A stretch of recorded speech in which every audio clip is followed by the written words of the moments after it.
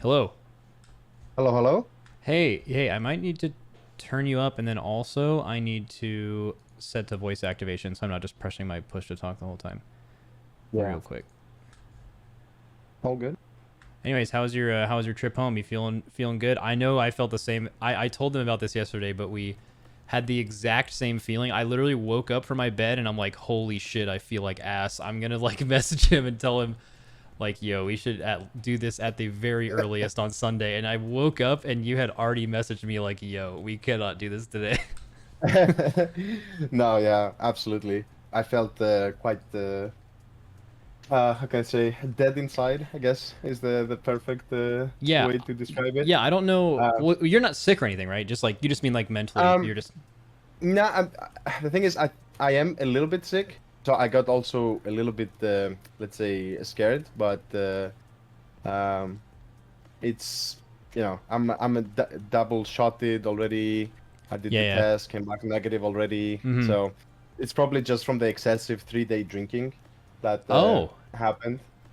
dude, for me, Um, it wasn't even that. Like yeah. for me, I like got on the plane, got home, and then I didn't stream that day. I just had to like still unpack a little bit, which kind of sucked. But like when I went to bed, it was I just like woke up. I got a full night's rest, and I was just like, oh my god, I feel like shit. Like just total shit. And I felt like total shit all of yesterday, and I only started feeling a little bit better today, just from, you know, I don't know, just I Yeah. guess mental No, fatigue. I already feel way better. I think it's also like during the race, you don't have time to feel tired. And then as soon as it's over, you're like, your body knows and it relaxes and it all comes down crashing all at once. Yeah, At least that's how it felt. Because while you're in it, I didn't feel anything, right? Like every day I was just, let's go, let's go. So definitely a huge swing once I got home. yeah. Okay, and then so the reason we're doing this is we were actually it was like the day after or like I think it was the day after progression. We were going to Top Golf as a guild, and you just called me real quick, and we ended up talking about WoW stuff for like 30 minutes, and it sounded like something that could have rambled on for like a really long time. So I'm like, you know what? I don't think either of us are going to be on the preach thing this time around. I think this would be like something really cool to just do on stream and have people be able to hear the thoughts from both of our guilds, because I think a lot of people don't know there's like a pretty strong mutual respect between our guilds, both when both of our guilds have won in the past, and obviously like but sometimes our fan bases don't make it very easy to figure that out, but generally speaking, we've always had like really good conversation. Unfortunately, this time it's not at BlizzCon, at whatever party we were at, talking for like a super long time. That's always pretty fun, and that has alcohol as well, so that's usually pretty good. True, true. No, All right. yeah, of course, and I'm generally quite the talker. Like I love talking about WoW, so I think also having let's say, the freedom to just ramble on without feeling like we're dragging on a show or whatever. I think it should be a good one. Yeah, I'm excited to yeah, hear, all the bosses like thoughts. yeah, It could branch out to other things, not just yeah. the I bosses. I So started. listen. I will hold you accountable to keep this conversation on track because Please don't I do am that. terrible at it. Okay, no. Okay, so here's what I did. I right before this thing, I like tried to just get a notepad down, because I am not a good person with organization. I'm like a big rambler, big like my mind just takes me in a direction. So we can try to keep it on track, and here's what I'll do is like whenever you're getting tired or whatever we end up stopping, I'll just like let people ask questions in chat of stuff that just in case we missed anything major, because I'm pretty sure we're gonna bounce to a lot of places. Like the only thing I have in mind is to talk about like the tier in general, and to talk about like domination shards probably before we start, just as like a basic Mhm. system, and then just like kind of go boss by boss and what we were considering doing, and then I don't really think we should do an overall comp talk before the raid, because I feel like talking through the bosses will make it make 100 times more sense why we brought Yeah, the classes we did. Like it doesn't make sense to talk about like every individual class and the difference between covenants, like, and then go through the boss, and then like we end up repeating ourselves on like why we did what we did. So I think like we could do. 100%. I think maybe just and just to kick it off, right? Like it's I think the only thing I will say in terms of comp before we get into it, because I don't think it will get brought up that much, is that probably you as well. We overestimated Shadow Priest a bit before the tier started. I know we Mm-hmm. were kind of scrambling last minute to get a third Shadow Priest. Like we didn't end up using a single one. I know Okay. you used one, but we were in panic mode. We're like, geez, like Shadow Priests are doing so much DPS, and we already had two prepared. And then last minute we had one of our players reroll because we couldn't find a good alternative. Um, but we never used pretty much any of them. It's crazy. Like So we were so off. I mean, we they didn't nerf them last minute, but yeah, I would love to I hear feel like what I was feel your like the process. nerf I feel like the nerf didn't change their position. Like I feel like the nerf didn't matter at all. Mhm. Like I feel like the nerf would not have brought them in for any other Yeah. class for any reason. Like it was an unnecessary nerf because Shadow Priest is in such weird spot that they're pretty much only good at one thing, and that thing is pure single. Like they're okay, I guess that's like not giving them enough credit. Like a lot of the Shadow Priests got upset when like their dots got buffed by 25%, and they're like, oh well, 25% of zero is still zero. But like if you look at their damage profile, like it is clearly like that actually helped them, I think.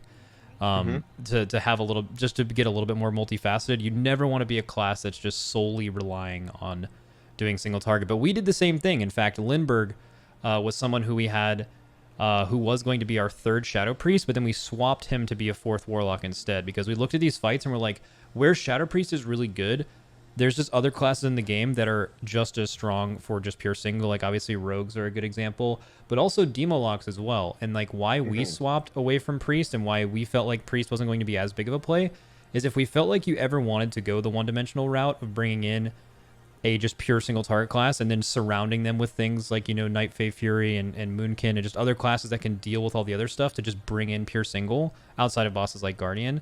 We felt Shadow Priest and Demo were like a combo because we felt that Demo was like the best PI in the game, single target. Yeah. If you were boosting them health with their CDs, and we had the Shadow Priest be that. So like our single target package, I guess you could say, was going to be 2 priests and 4 Demo. So that's why we didn't run 3 priests. Is we felt like if we were bringing in a Demo, you'd also bring in a Shadow Priest. It's another single target class and it's another PI for that Demo lock. So Yeah. that's kind of why we ended up moving away from Shadow, is because there wasn't enough like viability for Demo on a single target boss near the end, because the bosses that could have required that just ended up being super fucking easy, right? And then Sylvanas is like too specific. So I guess Yeah, it that's the was real hard. thing. Yeah, it was hard to tell on Sylvanas what will end up being good. It's always hard in when you've never tried Mythic to see what will be just a good, as you said, damage profile for each boss, the timings, the like who could have known that the arrows are going to be stacked in Mythic, like Oh my god, yeah. completely. Yeah, so a lot of things get flipped on their head, but I think apart from that, I think maybe we overestimated a little bit the Rogue, even though they ended up being pretty damn good at what they do. But we didn't end up using them as much as we prepared. So Shadow Priest and Rogues were mostly, if you looked at our benched people, it was mainly those two I mean, classes. it was the same for us. Yeah. We looked at Rogue and we knew Rogue was really good, but also like I feel like a lot of people got baited. Like when I was looking at a lot of like testing, you have to keep in mind that like Rogue is like pretty easy to play. Like people playing Assassination during the testing, and like Rogue and Melee always seem better on testing when you're seeing something the first time because they're gonna have a lot more uptime than like ranged will have movement, usually over move. So like I feel like for all the single target classes on testing, at least Rogue was a little overrepresented. But then also when you were looking at the last boss, we felt like Shadow Priest had a slightly better damage profile than Rogue did on specifically Sylvanas, and I feel like their damage was close enough to where like we would have preferred Shadow. But we still had the one Rogue. It was just Mhm. like we felt like if you were running a Rogue, it was going to be one. Like it was only going to be in an optimal scenario on Sylvanas specifically. It was going to be one, and I think it actually was optimal with the boss we had to fight in week 1. Our Rogue just didn't have unholy gems, but and our Shadow Priest did. That's why we chose the Priest over the Rogue, but. Mhm. Yeah, I think I feel like we didn't go like I think we thought Shadow Priest would see more raid play than Rogue because we felt like they both had the same things. It's just Yeah, like sure. Shadow Priest gave you more like flexibility, I guess. Yeah, the rogues, I think, and now we're doing what you said we shouldn't, but I think the rogues we always saw as a insane pick for Guardian. But guess Yeah. what? It was undertuned and just flopped, so it didn't really have an impact. Um, but and maybe on Fate Scribe, which we'll get into later on. But yeah, just a bit disappointed for the our players that we told them to play those classes, and then it must be rough, right? Like preparing for so long, and then in the end you just don't play pretty much at all, just because of how things turn out. Because it could have easily been the other way around as well, if Oh certain yeah. bosses were harder than others. I Yeah. think that I think that's something that's like kind of unique about World First Skills that maybe people don't realize too. Is it's totally possible for you to be like the person in your guild, and you could be a sick player too, because like anyone that's in our guilds is probably the best player in their previous guild, right, or one of, and they're used to always being in because it totally made sense for them to be in. Well, the people on the end of our bench would be the best player in a lot of other guilds, and those players sometimes, depending on the class they pick, end up sitting, if not most of, but the entire raid because they just don't end up Hmm. being used. And yeah, that definitely sucks. And then that also is another thing this raid where you could have a player that is playing a class should have been in and they don't loot an unholy bonus and they don't end up in, Oh, which is like we a had whole one of those for sure. Yeah. yeah, like I don't know if that's Uh, something we segue to immediately, but like that, that added a whole other ring of that. Like I think Ellie shamans usually end up in that role. And just one more thing before we go on, because I don't think we're going to talk about Ellie too much, is I feel like Ellie is going to be one of the best, and Hunter, unironically, is going to be one of the, well, Hunter's a little bit better than Ellie and Sylvanas, but like I feel like Ellie is one of the best classes for people to bring for progression now after the first reset. Because I feel like the hmm. only thing they really would have struggled on is just overall single target boss damage in P2 and P3 in week 1. I think it would have been good, but it wouldn't have been like probably what you needed. But they're going to be they're going to have damage for every domination chain set. They're going to Hmm. be unkillably tanky. Uh, they're going to be one of the very few classes that has like legit damage for every ad platform plus the boss burns. So like they won't be like, because what, and we'll talk about this on Sylvanas, but like what a lot of people don't realize what actually happened during those 3 days is, when you guys are first getting 50%, that's just like all CDs on ad platforms, just getting through the fight as cleanly as you can consistently just to see farther to the end, and then after that you optimize for what you need. But during Yeah. those few days, we were taking cooldowns off of the ad platforms, making them a lot harder. So classes that were super efficient with ad platform damage and then also boss damage were like paramount. Or Oh, classes I that, want to talk about this for so much actually, but yeah, yeah, yeah, yeah, it's a yeah, great topic. exactly. So yeah, no, fuck, we're probably getting ahead of ourselves. But the like Yeah. classes on that fight, like I think Ellie is just so good for progression. Hmm. Where like for world first, it probably wasn't the play, but like for guilds that are clearing it now after this last reset where there's no more DPS check, like Ellie is just going to be so good. I know you guys had one prepared, Yeah. I think too. Yeah, we had a couple of shamans. We had Mini, obviously, who ended up playing Enhance. Um, and we had Clicks as well, who was a druid slash shaman, who is both Ellie or Enhance. Uh, I mean, I did, without going into too much into that discussion, I did also have a shaman prepared. It was the first time I played it. It was more like a, who knows, right? Like, Maybe, maybe. yeah. You're gonna play But Ret I, for a bit. yeah, in the end, because we had other people play Shaman, like this, I played the Shaman just because I like playing a new class every expansion. I decided to make it Shaman just to get to Hmm. know the class. Um, but we ended up having these other two options, so I'm like, okay, I'd rather be a second Red because Red also looked kind of strong. Um, just in case, that looked more of a viable thing. Plus, I do want to say Ellie Shaman. Maybe it's because I'm turning into a boomer slowly. It takes way more attention to do your rotation properly. Like no meme, I don't know, without offending the elemental class out there, I think you can play that class so good, you can optimize it so much that there's not that many people that are playing it optimally. Especially with certain talents, like I don't know what's meta right now, like Ice Fury. I don't think that's a Just bad take. yeah, like the rotation, I was seeing it in myself. Of course, I don't have the experience like I do on Hunter, but it was so much harder to call out things, to have a good overview of the fight. So it's a hard class, in my opinion, to play really, really good. So what you said, I agree, and especially in the hands of a skilled and experienced shaman, I think LA is a very, very strong pick. Just it doesn't see that much play in World First Race because a lot of people don't play it, just historically. And B, I mean, there are alternatives, so it's not a mandatory role. It doesn't bring something absolutely unique. And also, another thing that I will say is a lot of people don't realize cheat deaths are good, immunities are good, Really but good. what is better than literally an Ankh, right? I Yep. mean, you just die and you just res. So it's And on almost as good Sylvanas, as every other pull, right? Because the boss is so long. yeah, You yeah, literally get a better than cheat death every other pull from a shaman. But I think you're totally right, and I actually noticed that while doing like some raid leading stuff in farm. Oh, sorry about the sound. That's been happening all day for some reason. okay, But I noticed that like when and you've had experience raid leading as well. That like basically how well you end up raid leading is just like how confident you are in your class when you can just like play it and just by nature you just know how to play it. I've noticed from all the classes I've played and just like heroic viewer raids for any class I pick up in a couple weeks, Ellie is the one where like if I'm especially Ice Fury, if I'm not focusing on it full time, I'm going to be playing like shit, like to my standards.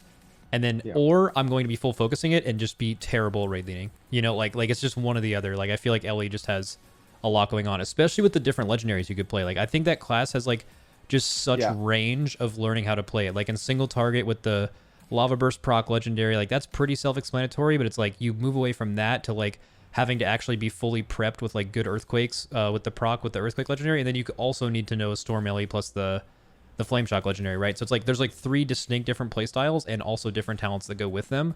That there's just like a lot to know how to do in the moment to play that class optimally yeah. in every scenario. I know, absolutely. I think maybe if more high-end players just focus on the shaman, because right now I don't know how many main shamans you have in your guild, but we generally didn't have main shamans, just overall, like or very very few. Compare that to like druid. Hey, everyone can pick up a druid. Like it's crazy. Um, so yeah, we'll see if the class still is good for a longer period. I think more people will pick it up as a solid choice. But historically, it's just been very underwhelming, and that's why it's just been in a second slot option, like as an alt. But yeah, I did want one last thing, and then we can move on to the bosses, put some Sure. structure back into this. Yeah.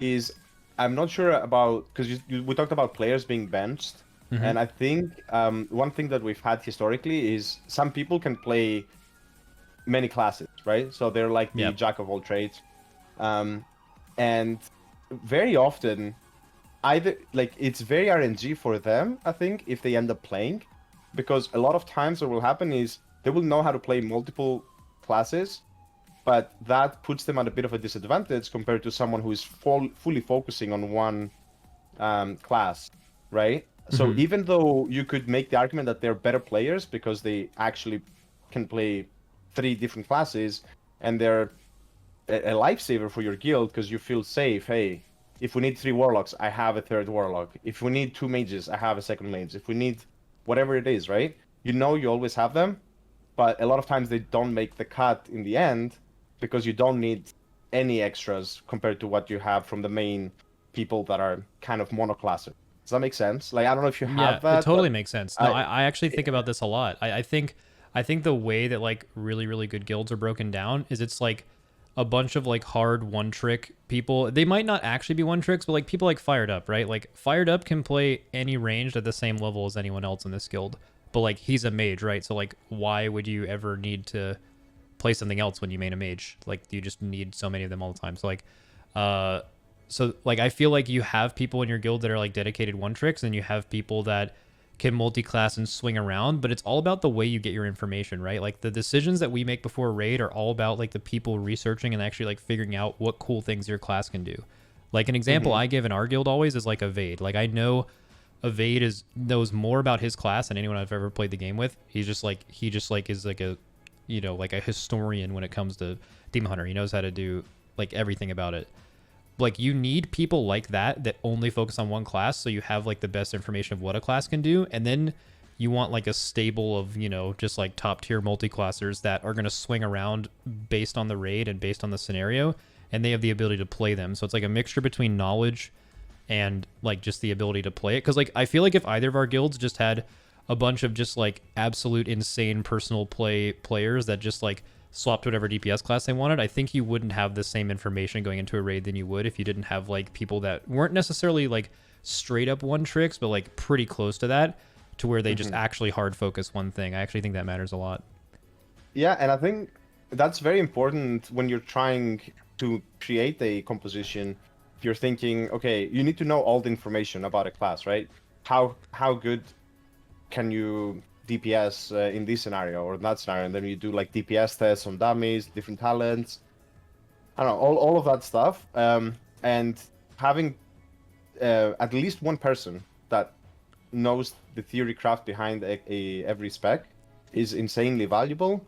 I know we did like simulations on raid bots, and then you need to use like a different API because the current API is kind of sucky, and like you need someone who actually knows that stuff, right? Like you can't just go blind and expect that the information you have is valid, unless you have those theory crafts. And I've said this as well in the past.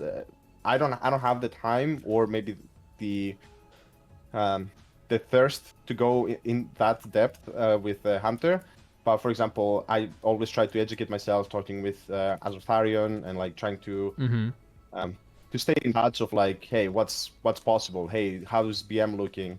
What about this talent, this legendary? Is there, there was a lot of talk about the Kyrian, and then I was the Kyrian Hunters, and then it's very hard to make decisions if you don't know these things, right? No, definitely. And so I think like just in your all's case too, like let's just say in a lot of, because like I think it's pretty normal for melee to multi-class because there's so many melee specs and so few melee spots in a guild that like it's pretty expected, similar to a tank kind of, where you're kind of expected to know how to play all of them. Maybe not all of them, but like most of them. But like your all's guild having someone like Revez, right? Like going into a raid, bar none, that like he's gonna know exactly what you're supposed to do on Warrior, case closed, right? It's crazy, yeah. Where if you're going now, another guild could have like top tier melee players, but if they're like swinging Warrior and you don't have a main Warrior, then you could have done something like gone into this tier as like Venthyr Fury or something. Like do you know what I mean? Like that's the difference between like someone like you could have someone multi-class as good or about as good as like anyone, but like unless you have that like dedicated guy that you have the confidence going in that you're gonna know everything about that class, like that just changes everything for your preparation. So and that's why also we went pretty hard on the Warriors. As I said, Swag was the player that I had as an example as well of someone who plays a lot of different classes. He plays on the MDI as well, so even if he hasn't played a class in a raid environment, he has at least played it a bit in a dungeon scenario. And we're like, hey, can you play Shadow Priest like as a third Shadow Priest, when we thought we needed one, because Monk we kind of didn't focus too much on it. And then he started playing that, and then though having Revez, as you said, knowing how good Warriors are and pushing it to the limit, I said the word, but he even though you would see Sylvanas and are like, hey, this boss has no execute, what the hell, why would you ever bring Warrior? We ended up bringing 3 Warriors, right? Like we saw the strength. Of course, Rally is huge, and you could easily fall into the trap of thinking like, Warriors, I mean, you bring one for the AP buff, but no execute, no need to bring more. So you really rely, as you said, right? Like you trust that someone is gonna show you what the class can do. I mean, very easy to miss, I would say, for a lot of other guilds. The strength of the Warrior on a boss like Sylvanas. Warrior was insane. I feel like we like hard committed to 2 the entire raid. I think I wonder, did Swag getting a weapon on his Warrior like in any way influence you guys into adding a third one? Because I always felt like to go in the enhance, and we'll talk about enhance through the talk of the bosses, but like if you're putting enhance in a group, I felt like 2 Havoc, 2 arms, and versus 3 arms, 1 Havoc was like a complete push. Like it was just basically down to gear, because like Havoc was actually shredding. So like I wondered if like the reason you guys ever had the third person go arms was because he got like because I know he looted like a KT weapon in Heroic Week 1, I believe. Yeah. No, yeah, definitely it swinged us. And I think at that point we were kind of thinking, hey, Shadow Priest, we're not gonna need the third one. Yeah. So at that point we were thinking more, hey, what about if we just, you know, have Reves and Swag and just have Pragu in the bench because he didn't get as much loot. Like Swag got decked out. Um, so that was our thought, I think, during the heroic splits because that was early heroic week. But then as the days went on, um, like as I said, like it wasn't some prophecy thing. Like we didn't know ahead of time a lot of things. Um, but yeah, the weapon made him more like the second warrior, you could say. Yeah. But it was a bit of luck for sure in that regard. But I think we would have had him focus on the warrior regardless, just because Shadow Priest was not. I mean, we had two others who had played it a long time, Dota and Sol, so we had that covered. Yeah, it was definitely. I will say this. I think we generally got decently lucky with the loot this time around. I don't have any complaints. Like Swag getting the weapon, that was lucky for sure. Pushed us into the right direction. Yeah. I think yeah, I never really worry too much about loot. Like I think our like fans get like really caught up in that. Like they'll like see you get like I remember seeing like you guys kill a boss one day and then us kill a boss and like we got like 3 cloaks or something and then like our chat was like, no way, this game's bullshit. And it's like I feel like as someone in the raid, you're used to the fact that loot itself is, especially with a second reset, is going to average out insane. Like it's just Yeah. gonna average out, you know. Like our eye levels, besides this raid where you know you guys just did a lot more splits than us in the first week. Like our eye levels have been identical for like 2.5 years. Like there's no like real, like Yeah. there's no real difference with like gear RNG. Like kind of just goes in different places. Like is it possible in one raid that like one guild gets, you know, like no heroic trinkets, no weapons, and the other guild just gets everything they want? Like in an anecdotal situation, like yeah, but like that, no one is ever going to go around and say like that's what caused them to do worse on a boss, you know? Like you just, it's just not something Yeah. we ever worry about. It, you can't control it, so like you just, you know, you don't even think about it. And this is something Scribe also said, like before we started, is like, hey, let's not do as many splits during Mythic, because honestly, 50 DPS, 100 DPS here and there, they're never the reason why you kill a boss, right? They find me a boss, right? I mean, maybe I guess I saw a Version's kill. I don't know if you saw it I yesterday. did not actually. Uh, I heard it was really I, close, but yeah. it was funny because I ended my stream and then I saw they were on the third platform, so I hosted their channel and it was actually the kill, but it was so close. They just had the Necrolord person alive, and Oh yeah, so shit. that one, Okay. that one was a really tight one, but generally speaking, a little bit like even 1% DPS is not gonna, which is huge, right? Like 1% across the whole raid is not gonna be the difference.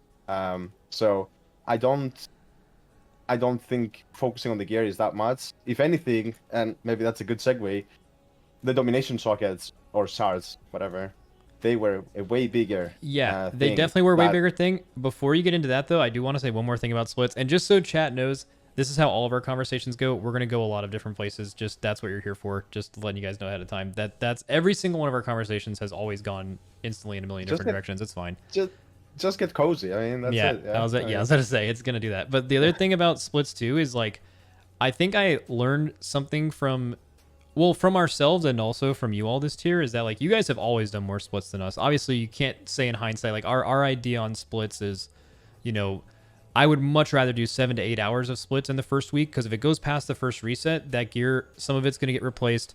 And more importantly, you're going to have the gear to kill the end boss in the second reset anyway.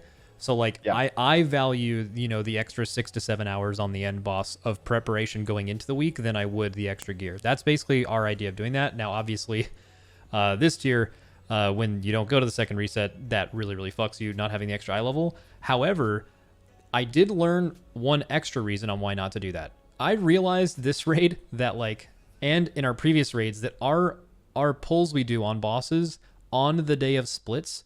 So you do 8 hours of splits, 10 hours of splits, and then you do a dinner break, and then you go back into the raid. Those pulls are dog shit.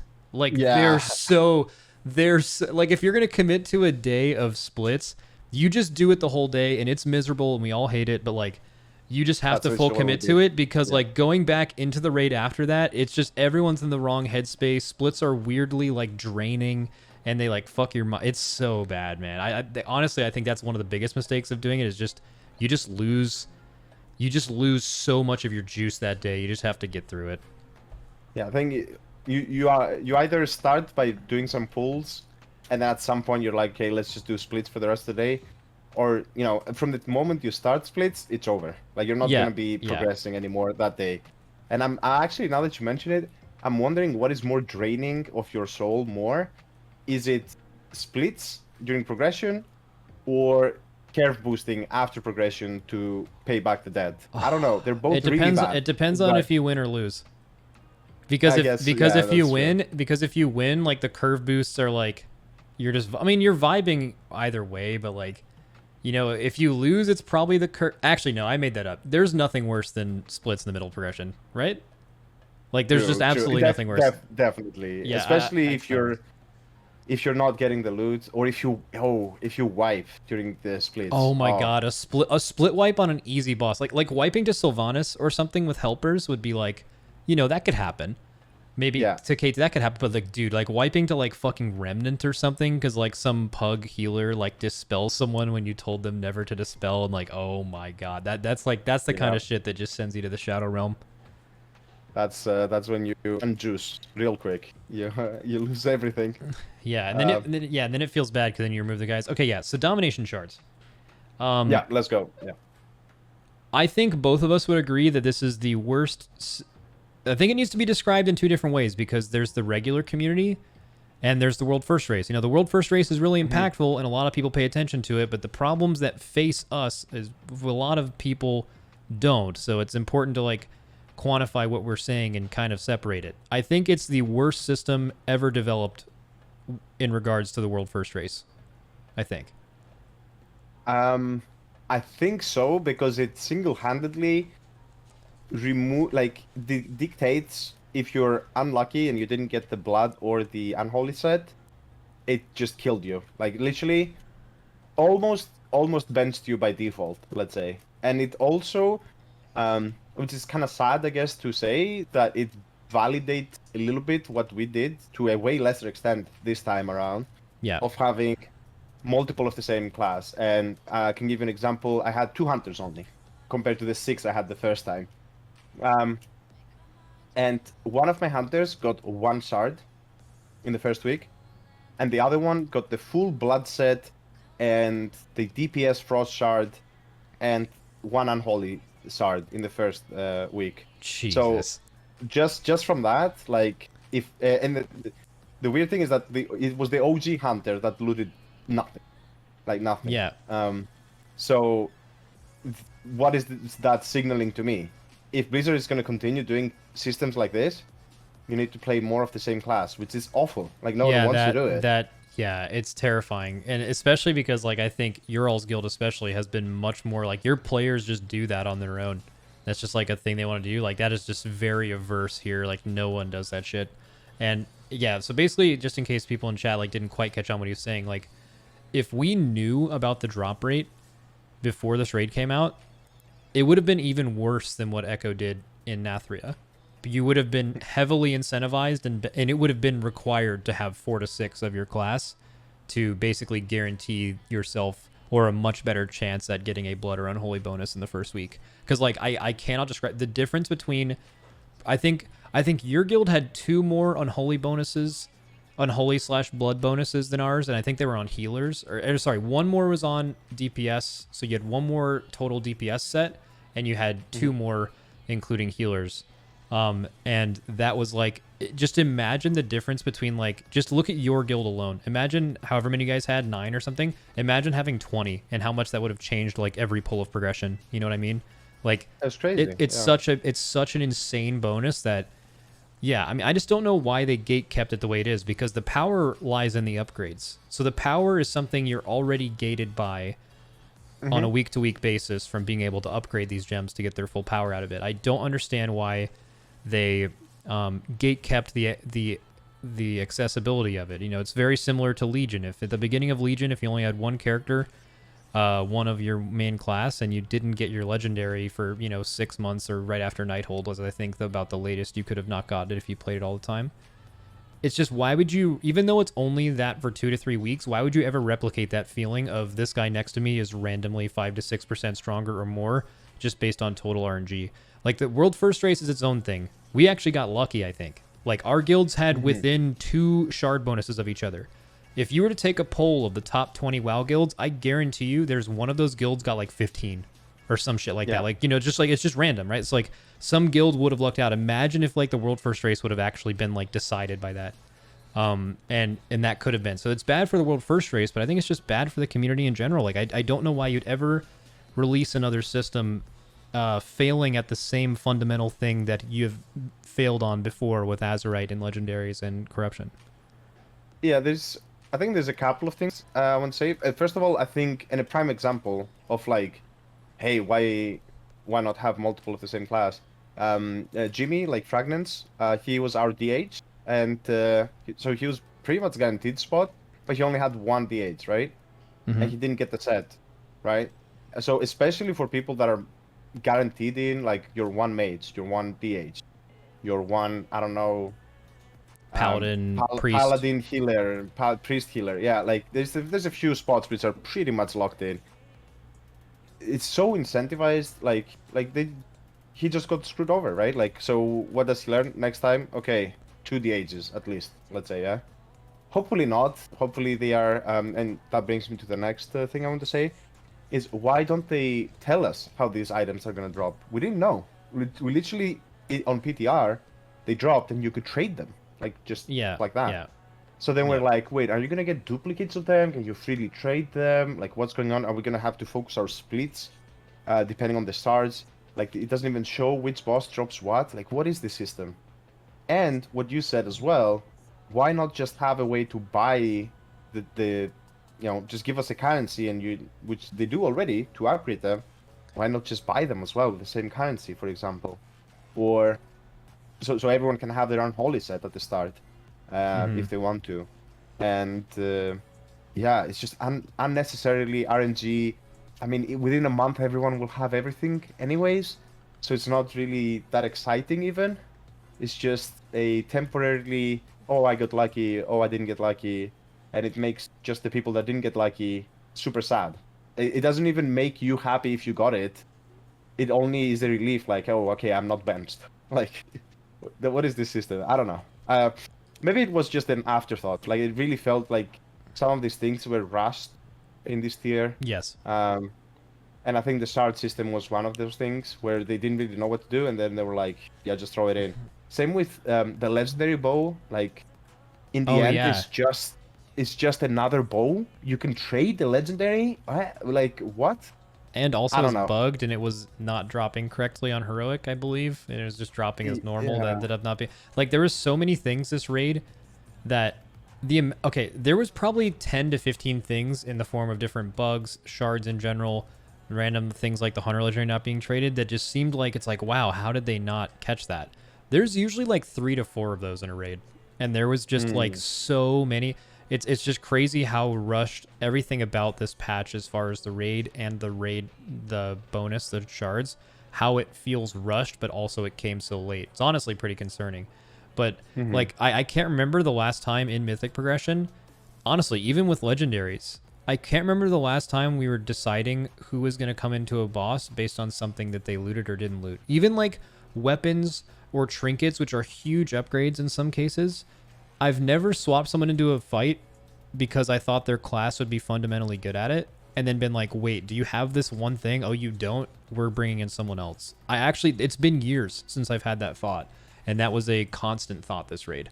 That alone was just annoying. Now, I don't think it matters too much for other guilds, because like, by the time they get to, like, the majority of the WoW guilds get to these bosses, they're going to have their bonuses. Yeah. I still think it's a weird system, just specifically with the Race to World First. For them having noticeably designed certain systems to not mess up the Race to World First, and they've vocally, this expansion said the way they do tuning in Heroic Week is much lighter than it has been previously, because they don't want to upset the preparation of our guilds, which is really good, by the way. Like, Yeah. It is soul crushing when you stack 4 of a class because they're insane, and then you gear them all week, and then just one day before the raid comes out, you just ruin the class, right? Like, so it's great that they do that, but like them vocally doing that and then also having other things directly hurt it. I just wish I could ask them if they could go back, if they would have changed anything, because they haven't changed it yet. So I assume the answer is no. But at this point, there's not a really reason to change it. Exactly. Yeah, at this point, the damage is done, and it's like everyone, like next week, I think everyone will have a set, right? Like if they played every week. Yeah. So at this point, it doesn't really matter. And I will say, there's been a lot of talk about, the Blizzard is catering to their world first raiders, like the 1%, et cetera, et cetera. And I think this is like a prime example where, this, as you said, doesn't really impact 99% of the players that much, because, you wait another week, okay, right? So it's pretty much the opposite. It feels like, and I don't know why, something that would not really hurt the rest of the player base, why not make it so that it also doesn't hurt us, right? Like, there's no harm in making the system that you can just buy whatever shards you want with the embers, and that's it. Like, who would complain about it? Yep. But yep. some people might see it as like, oh, Blizzard is catering to the 1% and making the system for them. Like, no, like, it doesn't. I've never understood those arguments. Like, saying the game caters to the 1% is ridiculous, because so many of these systems that are used in those arguments are things that we don't want. The only correct argument and anything resulting with that is saying that Blizzard is making bad changes for the game because it's minorly affecting like people in the world first race. And that is true. There's a bunch of systems. I think that's one of the main reasons Master Loot isn't in the game. They've actually even vocally said that. But like, you have to understand that they're not designing that for us. They're probably incorrectly making decisions and having that part of the game have too much maybe total impact in their decision making. But it's not something we want. It's not being designed for us, I assure you that. Yeah. Yeah.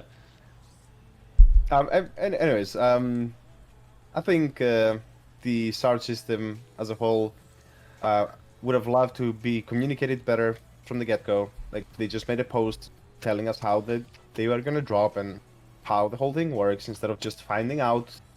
We were literally watching NA guilds clear normal or heroic on Tuesday, just to see what happens with these stars. Like, we literally didn't know until the raid was released how they're gonna drop. So better communication would have been perfect. I think Blizzard sometimes are thinking like, well, we'll leave some things for you to figure out when the patch hits. I think that's more a classic vibe that they're trying to bring back on. I don't know. I'm not really feeling that. I'd like to know all the information and not have to guess, because then we can't give feedback as well. If we had known this is how it's going to be, we would have told them like, hey, that doesn't sound great. That's such a good point, actually, because I feel like we have ability to, like, influence, I guess. Like, we can at least give our takes, but like, if you don't even know, what's the purpose of having a system you not sure how it works before it comes out, so you can get at least some people to be like, hey, you might want to think about this. They might have that internally, but if they just even make a post about how it's supposed to come out before the actual thing comes out, it would just be so much better. Like, why have PTR? Like, that's literally you as a video game company are so heavily benefited by the mass amount of players that'll actually play your PTR and do testing for free, something that another game or an indie game would love. That like, that would, like, they don't have that. They have to pay for all that. They do that themselves, and I feel like they should just be using that more. Like, we wouldn't even complain. We would much rather test on the actual PTR than like in live. Like, that's fine. Yeah. Okay.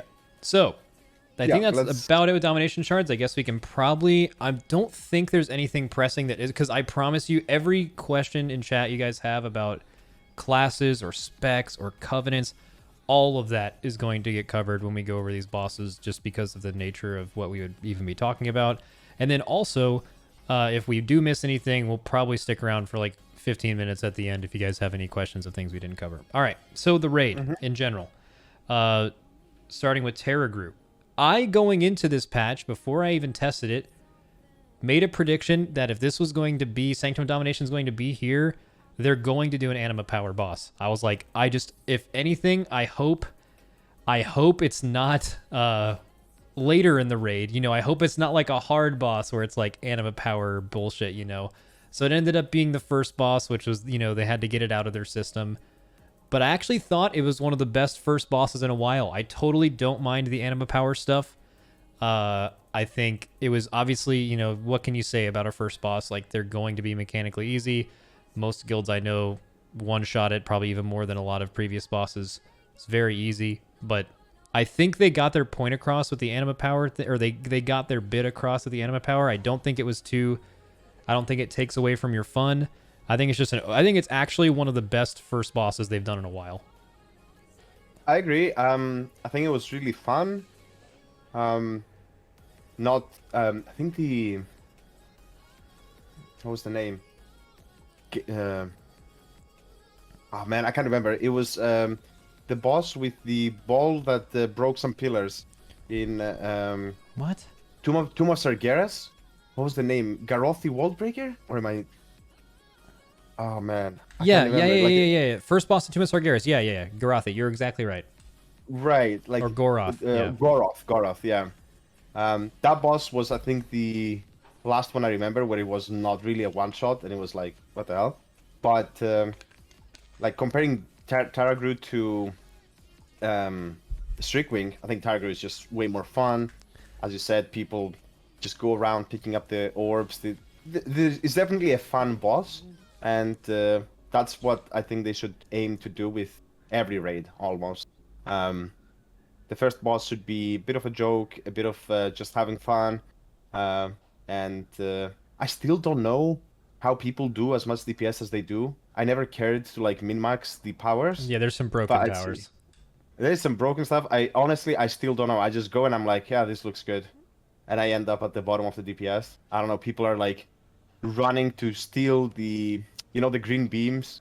Coming out of a player. They always fight over them, and then there's like the things on the ground to pick up, and I'm like, I don't know, man, just soak these things and the boss is dead. Like, I don't care. Yeah. Or people we had to, like, in all of our split runs, we had to just like type in all caps multiple times for no one to take lumbering form. Oh yeah, the knockback. Oh yeah, God. We had a split run where some guy just like, he was late to the safe spot too, and he came in with like a speed boost, and he just like barreled through the whole raid and just like killed everyone. And then we had someone troll us on purpose because he left the raid right after it, where he joined our raid. He got the power that makes you stun everyone around you for 10 seconds when you die. Yeah. And he went next to our group and then intentionally got hit by the Hungering Mist, stunned all of us, and wiped us, and then left. Oh yeah. So that was pretty good. Yeah. Yeah, those are the two good ones for sure. Yeah, and then Yeah. the bad thing I could see about it is this wouldn't really ever affect our guilds, well, hopefully. But like, there's definitely some guild out there that waits 20 minutes to pull Tarragrue because their players keep resetting their powers to go get like the best ones, which is like that is fucking rough. Like, the only way to change, I don't think they'd ever need to do anything to change it because, like, who really cares? But for the people who do, I feel for you. That's unfortunate. 100%. I think there's hopefully, yeah, as you said, it's not going to be a thing in our guilds. We'll just be like, just go, whatever. But the fact that you can reset them, I think that's a bad thing, honestly. Like, they shouldn't even have given that option. Like, you can kill the boss without anima powers, honestly. Like, you don't need any of them. Easily. Did you ever think of anything strat-wise? I don't know if you guys... Because I know your all's prep is like a little bit different than ours. Usually you guys don't spend as much time on like the first 3 bosses as you do the later ones, because you know that when you log on, you just have a kill video for them. Like, I'm sure you prepare, but you don't like prepare probably as much as you do on the others. Did you guys spend any time thinking about the best way to do Tarragrue, or did you guys just like, we're just going to kill it? Yeah, we actually saw that as a flaw in the past. Especially looking back in Castle as the Artificer was a prime example in Council. So this time around, we actually looked at most bosses quite, an appropriate amount, let's say. Yeah. So obviously... I think that showed too. Yeah. And on Tarragrue, we used Tarragrue more as like an example of our going through a boss and what are the certain things we want to check on every boss. And because it was the first boss in the raid, we just spent a little bit more time than needed. Just because we were also figuring out, like, hey, what do we want to see on each boss? Hey, when do we bloodlust? Potential deaths from people. All of those things. So yeah, we spent more time than needed on this boss. I think the main thing we were focusing on was soaking the circles, and we figured out the rotation of it. And then we're trying to think like, hey, what if we bring a third tank so that the third tank can always soak, Yeah, etc. yeah, yeah. etc. We thought about that as well. But We just looked at it as that it made the most sense to, if you could 2 or 3 tank it and just have the tanks do all of the magic damage increase and the dot remnants, and then you just had random raid members soak the physical one. So no one ever had to, like, there's no physical damage you take as a member of the raid. So that was just like, that was our only like real strat on the fight, other than just like externaling people who had the big dot while also other damage. yeah, apart from that, just put the markers on the ground, and just like, it was very simple, right? Like, we just said, hey, wherever we end up from the mist dance, just spread around that mark, and then whoever gets the chain, go either to the mark on the right or the left, and the tank will soak you. That's it. Oh, you had a tank get the immune to stun and fear? Yeah, that's smart. We had like, I think Yeah. for progression, we had like 3 people get it just in case something went wrong, because there was like, you were never gonna wipe to like damage, right? So we just had, I think it was like 3 people get that, 2 or 3 people get the enrage one, which was just kind of cool. Like the enrage one is like pretty nice if you can actually spread it out to like 2 players. But yeah, anyways, yeah, super easy boss. I think I don't even think it had any like sick loot or anything like that. It was like a couple domination socket pieces, but like, just pretty basic fight. I always find it interesting too, because early bosses are like, you're basically not completely, because I don't know how many characters you guys prepare for Sylvanas, because there's always a little bit of variance as to what you would bring. I don't think any guild is ever correct enough or even really has the information to possibly be confidently correct on saying, like, I know exactly what 20 players we're bringing to an end boss, right? It's always like 22 or 23. You need options based on the specific scenario. Like, I think we were off. I think our 23 was right for Sylvanas, but like, if we would have guessed on 20, we would have missed. Yeah, I think looking at this, because I'm also looking at the kill video to jog my memory. I see we had a Shadow Priest, for example, in that didn't end up obviously making the cut. Think the rest actually did, like everyone else. Oh, you brought Shadow Priest to the first guy? Okay, let me see. We brought one Shadow Priest, yeah. But I think everyone else actually was in the end comp. Obviously, that is a bit of a coincidence as well. Like, don't get me wrong. It's who did we have instead of the priest? I'm thinking, can't even remember right now. Yeah, one thing we were kind of set on is oh yeah, Noggy, yeah, like the Oh the yeah, DK. we'll get to talk about Unholy later. We had like we were like debating on Unholy for so long. Wait, I think we were right. Wait, no. We swapped. Oh my god, we were actually almost right. We swapped Lip for an extra Moonkin, and Trill swapped with Tank for the 4th Moonkin. So like, we only had 2 Moonkins in on Terragru, but I also think it's because they looted those spots out of their box. But like, we had everything else that we used. It was just, yeah, extra 2 Moonkins. Also, our 4th Moonkin was an alt. We had 5 Moonkins total.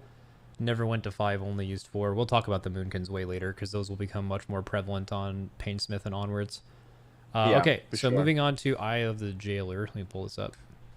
Yeah, it's actually pretty good watching the kill video at the same time.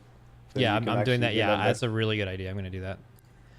So this one, in the first thing we did in testing was we came up with a strat to swap the groups in case you had to. So we were just like, we know what we're probably going to want to do with the damage value is just burn through it, right? Just heal through it. Use the healing CDs in the phase. Use 2 minutes in the phase because there's no real reason. And then you're just going to want your 3 minutes to come up for the lust burn, because, you know, the damage check in the last phase is before you really start being able to die is pretty easy. And we had so our strat was like two groups, and then you like have the entire group gate the tank, taunt the other one. Actually, let me see if I could draw it real quick and see if you guys can. Did you guys ever consider a swap strat in case they buff the dot? Yeah, absolutely. We kind of saw that you didn't swap, I think, and that's why we didn't do it. But we had, I mean, pretty basic. I think you must have the same idea where we have one group obviously swap, and they would wait for a new tick, so everyone got the same amount.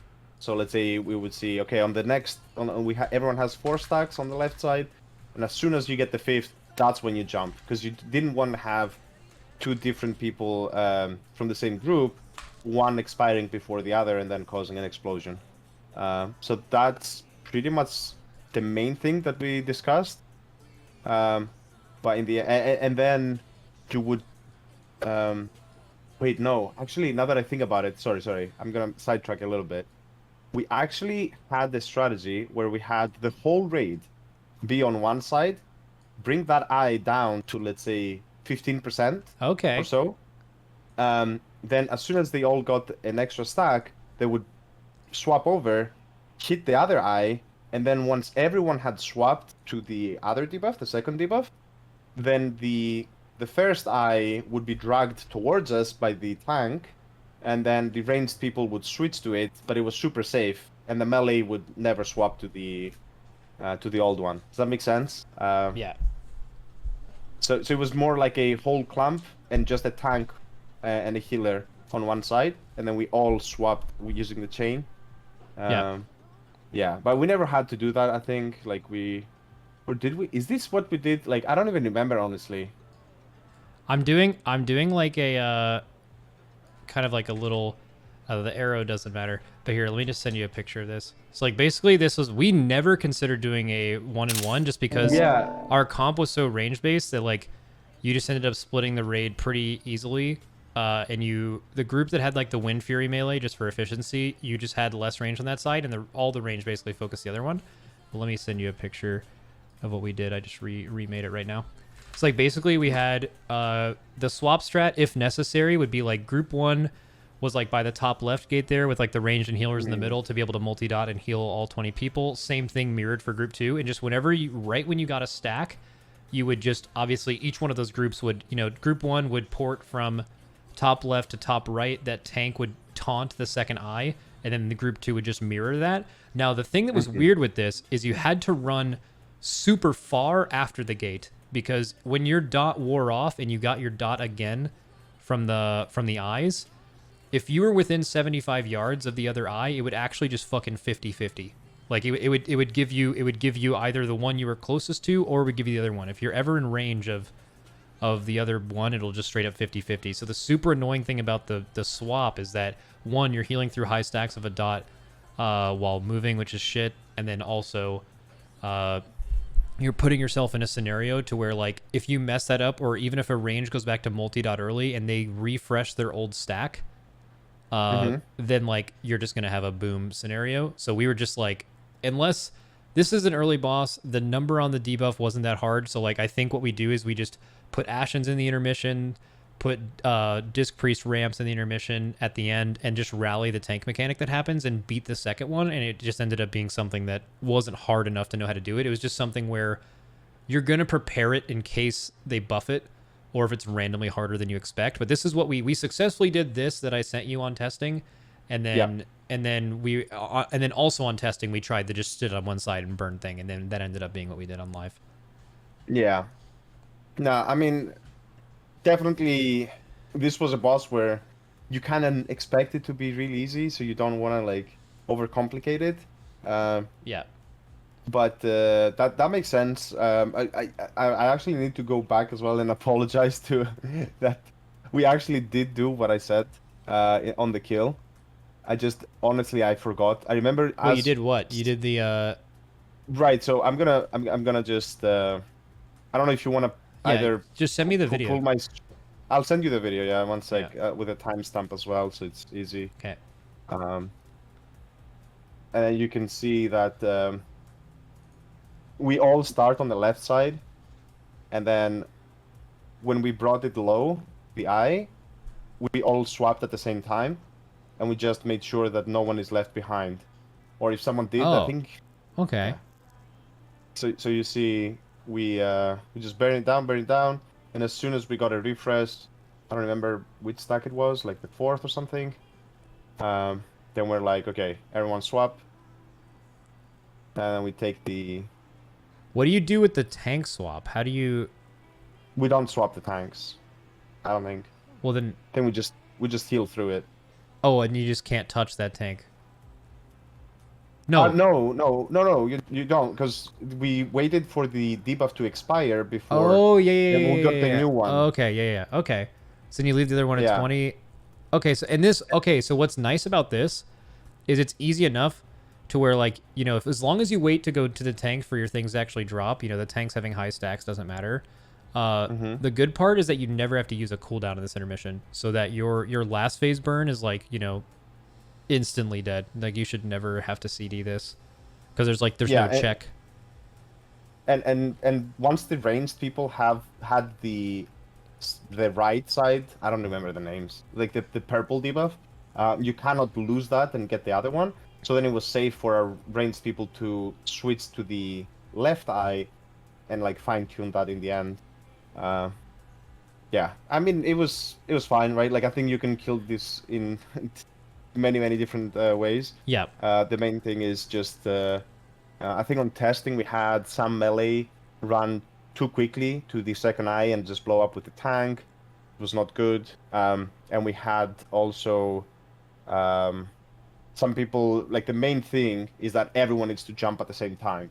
If someone had a different timing and they got one less stack or one more stack, then It they would be a drop boom. it early, Yeah, yeah. and then it would be a boom. So Yeah, that's pretty much everything regarding that is like the reason why we didn't do it. Like yeah, exactly. Like right where you linked at the beginning, that was like that's where if one you guys all have to go right as soon as you get a stack refresh, because if anyone goes late, you're just you're going to blow up.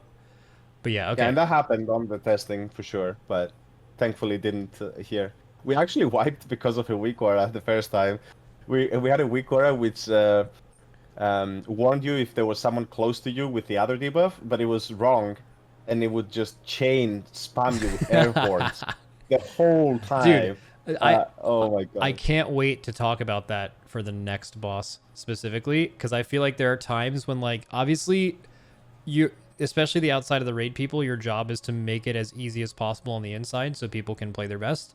And like doing a lot of times it's having little small reminder weak auras, but in some cases it's like easier to not have the assigned weak aura, and it's just like it's easier to just do it normally. And especially on like a less than 5 pull early boss, it's just like, dude, just I know we prepared it, but just like fuck the weak aura, like it doesn't matter.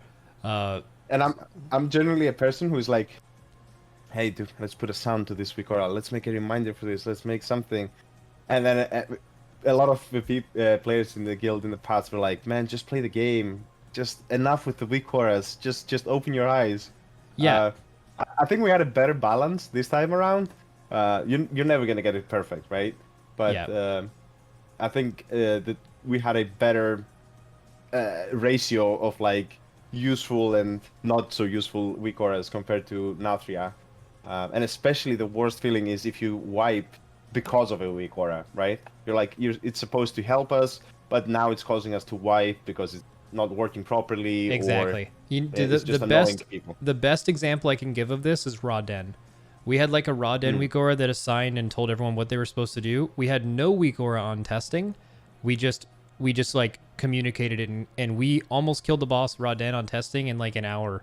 Like we were in the last phase in an hour. Now obviously it was buffed on live, but we had way more problems on live with the same mechanics there than we did on testing, and it's because we were trying to make a weak aura work where it's really hard to tell because that's such a good weak aura boss, but it's like just because it wasn't ready right away, like we would have just had better pulls had we communicated it. So like just that's always an interesting balance between like what needs a weak aura and what doesn't. Although one thing you guys are way better than us at is the small reminder weak auras.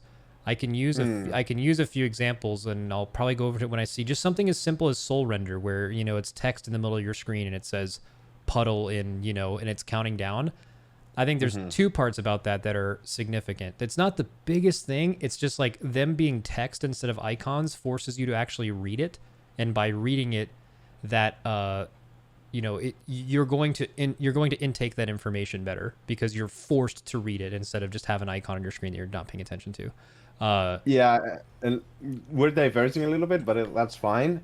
Um, Definitely what you're saying is true. I think a lot of times it's way easier to distinguish things if they are different, right? So you don't want to just have 10 icons. You want to have three icons, three bars, maybe a sound, maybe some text, maybe some visual on your character, some Mhm. like make things unique so that it's way easier for your brain to process what's going on instead of just seeing like, oh, I have three debuffs on me. Let me look at the icons, figure out what's what. Like, so we've tried actively to use all kinds of visual, audio, whatever it is that is different. Yeah, Um, and so yeah, yeah. it's exactly right. Yeah, that we that's I, th- I, probably th- I some. think, sorry to give you some credit as well. I think the first time where I saw it and I was like, man, really need to do more of this was Nuzoth when you did the little circle thing when you dropped the puddle. Yeah, Yeah, so when I saw that, I was like, man, that's so much better than an icon. Let's just do that from now on. And we've used that in so many bosses. Um, yeah. yeah, That's like we the call new. it. That's like the meta game in the Race World First that's evolved so much that was never here like 2 years ago.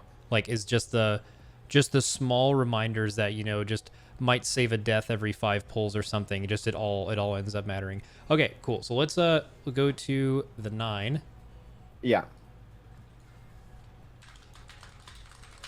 I think the 9 ended up pretty accurately what we discussed with Pritz, if you remember, um, saying how I don't remember. it was a really nice boss. It's just almost the shame that they put it so early in the Correct. Oh tier. yeah. Yeah, Yeah, 'cause it's got a lot. This would be like a harder version of this would have been a perfect like 6th, 5th, like something that would take 20 to 30 pulls on average or should. Like it would have been great for that. It's actually almost a shame that it was so easy. Although our strat for this kind of goes back to the weak aura thing. Is we had so for glacial fragments, our strat was there would be a marker put down every time a new set was going to come out.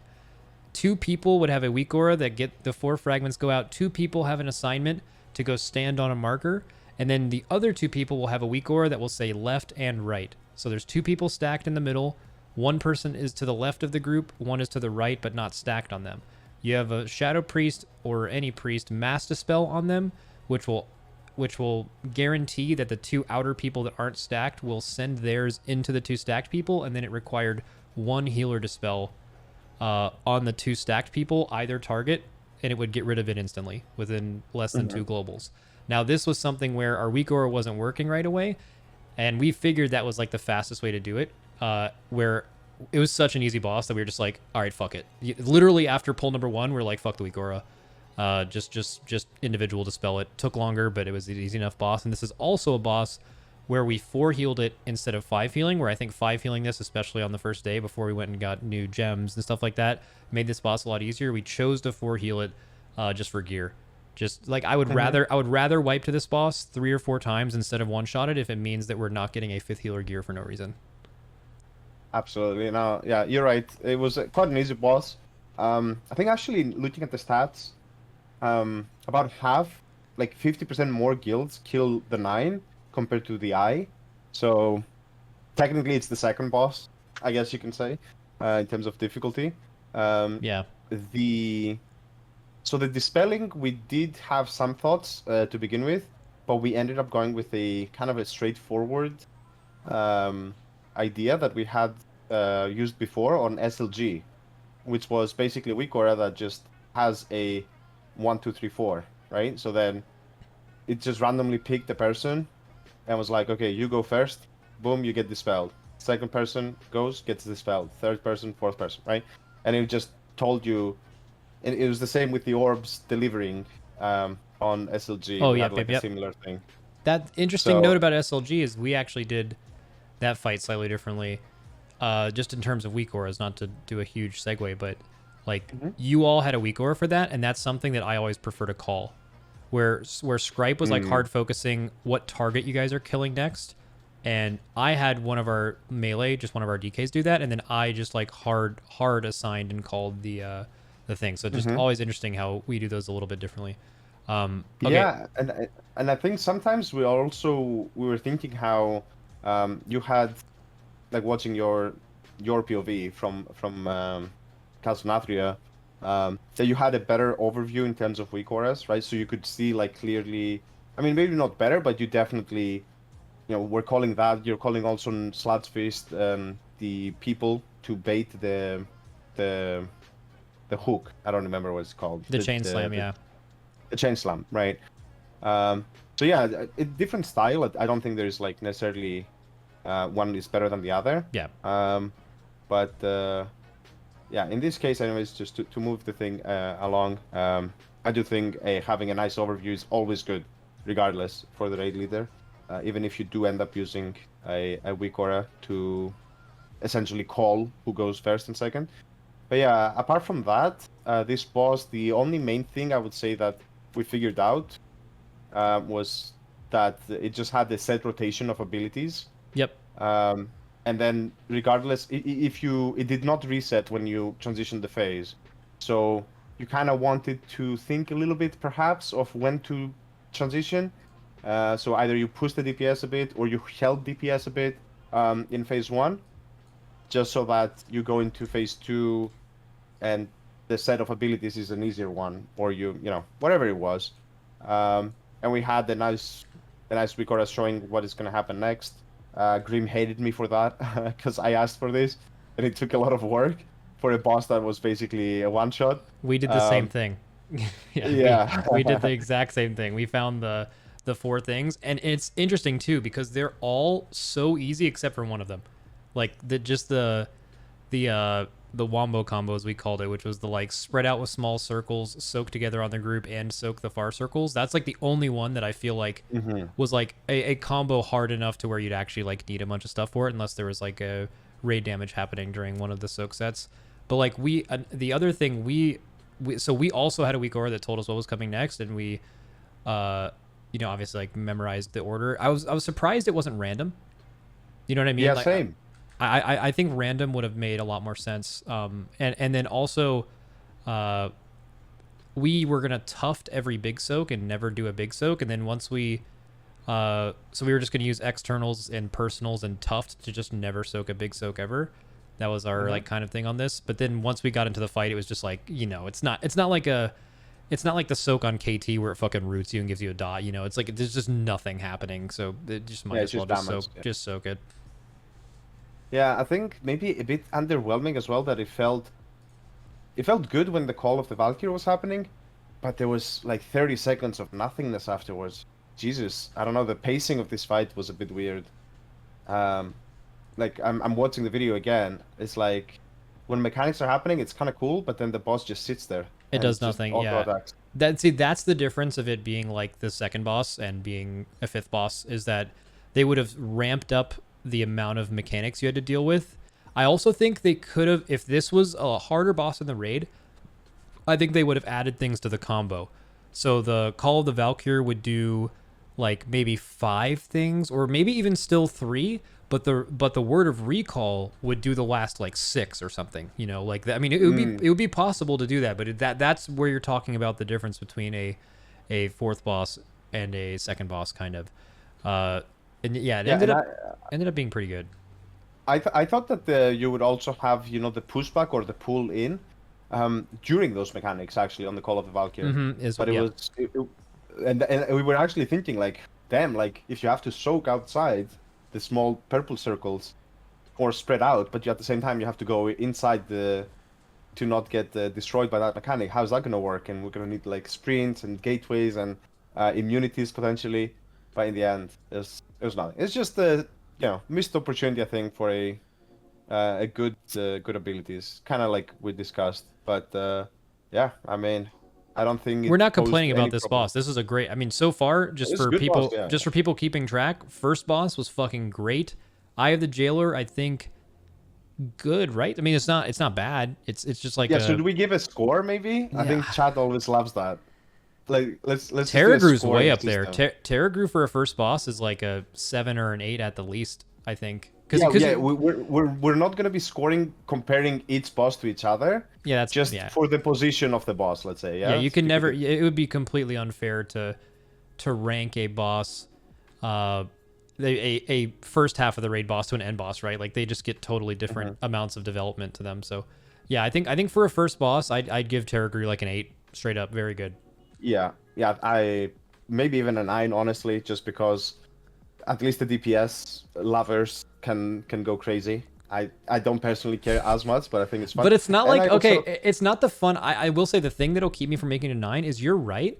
The DPS lovers can do more damage, but it's not in a fun way, you know? I think if the anima powers were like, you know, get like 100% extra haste instead of like you randomly do damage every 6 seconds or you just have 30% more main stat, I think that could have been the same effect as doing more damage, but it would have been a lot more fun to actually play.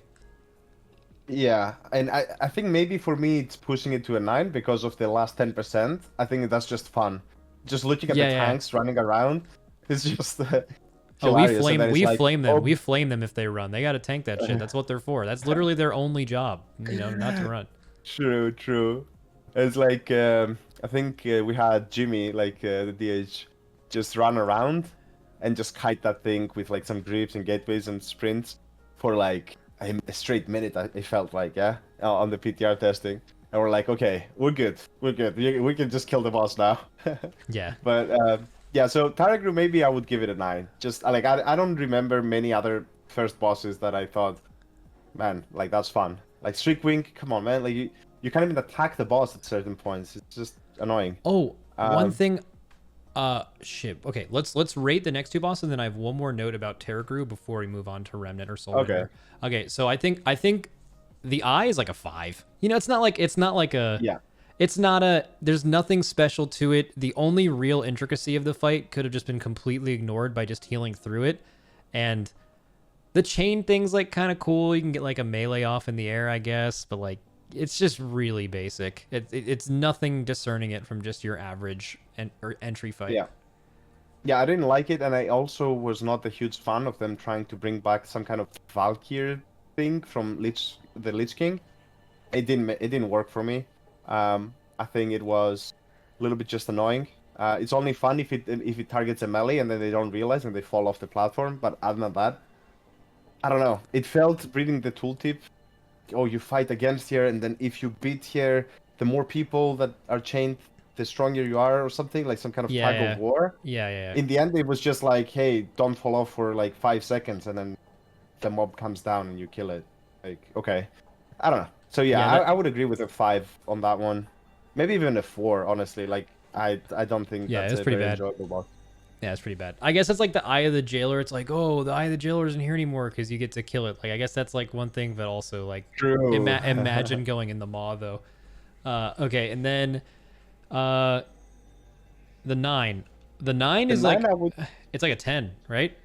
The only thing is it missed it missed on how good it could have been. So like the only way you'd give it a negative rating is if you'd been like, they could have made this part harder and put it later in the raid. But I feel like if they would have made it harder, it wouldn't have been a good third boss. So it's kind of a weird thing. Yeah, I mean, without sounding too much like a dad, making a dad joke, I think I would give the 9 a 9. Jesus. Just because, yeah, like, I know. Please, chat, okay? All right. Wow. But I do think, you know, it's a 9 is a really good score. I don't know, 10 a bit too strong. I think as we said, a bit missed potential. Even as the third boss, they could have done a little bit more in terms of the tuning or the timings or something to make this a bit more challenging. But yeah, I mean, I would go as far as a 9. I think there's one boss I would probably give the 10 coming up. I would have them much rather put post nerf Soul Render in the third spot and have made the 9 harder, like we were talking about, and making it the 4th or 5th boss, whichever one you went to first. I think that would have just been like, I think that they just should have done that. So yeah, I think I'd agree with that. It's a 9 or a 10. It's one of the best early bosses they've made in a long time. Case closed. For sure. Well thought out. Yeah. Yep. Okay, so one more thing I wanted to mention about Terragru is that maybe what a lot of people don't realize is like why our guilds are usually so caught up on what the meta is, and you guys are usually finding out like what these guilds are running that may be a surprise like as the raid is coming out. It's because we do a lot of testing on PTR. Get the whole group together, simulate raid conditions, and just see what, with the really good players on these classes, see what their damage is like in a realistic scenario. A lot of the time that's done on, like turnips and raid training dummies. It's kind of weird because you have to find it to where some training dummies have less armor because they're lower level. Some of them give you more crit because it's lower level. Like you have to try to get it pretty accurate. But one thing we did on Terragru was we figured it out and we did our Terragru strat on pull 1, and we actually used the rest of that testing as damage testing. So you removed all the anima powers. That's we smart. we removed all the anima powers, and we left anima powers on the classes we didn't care about. So we had about 12 to 14 people do the actual encounter, so we could get accurate damage numbers on like the 8 classes we wanted to test at a time, and the rest of them just carried it. And we used realistic fight scenario with some movement, but pure single target to get a more accurate, because like there wasn't any way, we were always just simulating when you're outside of that. There's no way for us to test inside of a raid. So like when we're doing turnips, we're doing it at 230i level. We're doing it at you can't account as much for scaling. You can't have the renown that you wanted to, at least initially. So like it was the only way to get something realistic for a while. And we actually used that and the soul render testing. We did the exact same thing where we learned the boss, knew what we needed to do to kill it, and then we just spent the rest of the testing just purely getting more information on DPS. That's very interesting. First of all, I think that's really smart on Targru. Like we just killed it after half an hour. So that's we could have done it. I think interestingly, the boss where we did do some testing DPS wise was Remnant, and I can't remember if it was Mythic or Heroic or something, but it was I'm pretty sure it was Heroic Remnant. I can't remember. And we're like, okay, listen, we kind of got the information we want. Just focus on DPS, because it's like a decent fight. It's kind of single target, a little bit of cleave, and some movement. And we had a few pulls where we were like, hey, just try to properly play the boss.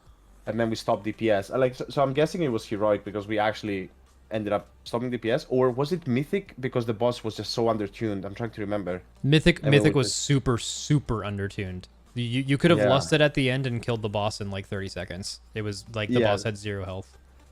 I think it was Mythic, yeah. So we tested for like half an hour, and then we're like, hey, just play normally, and we used that as a testing ground.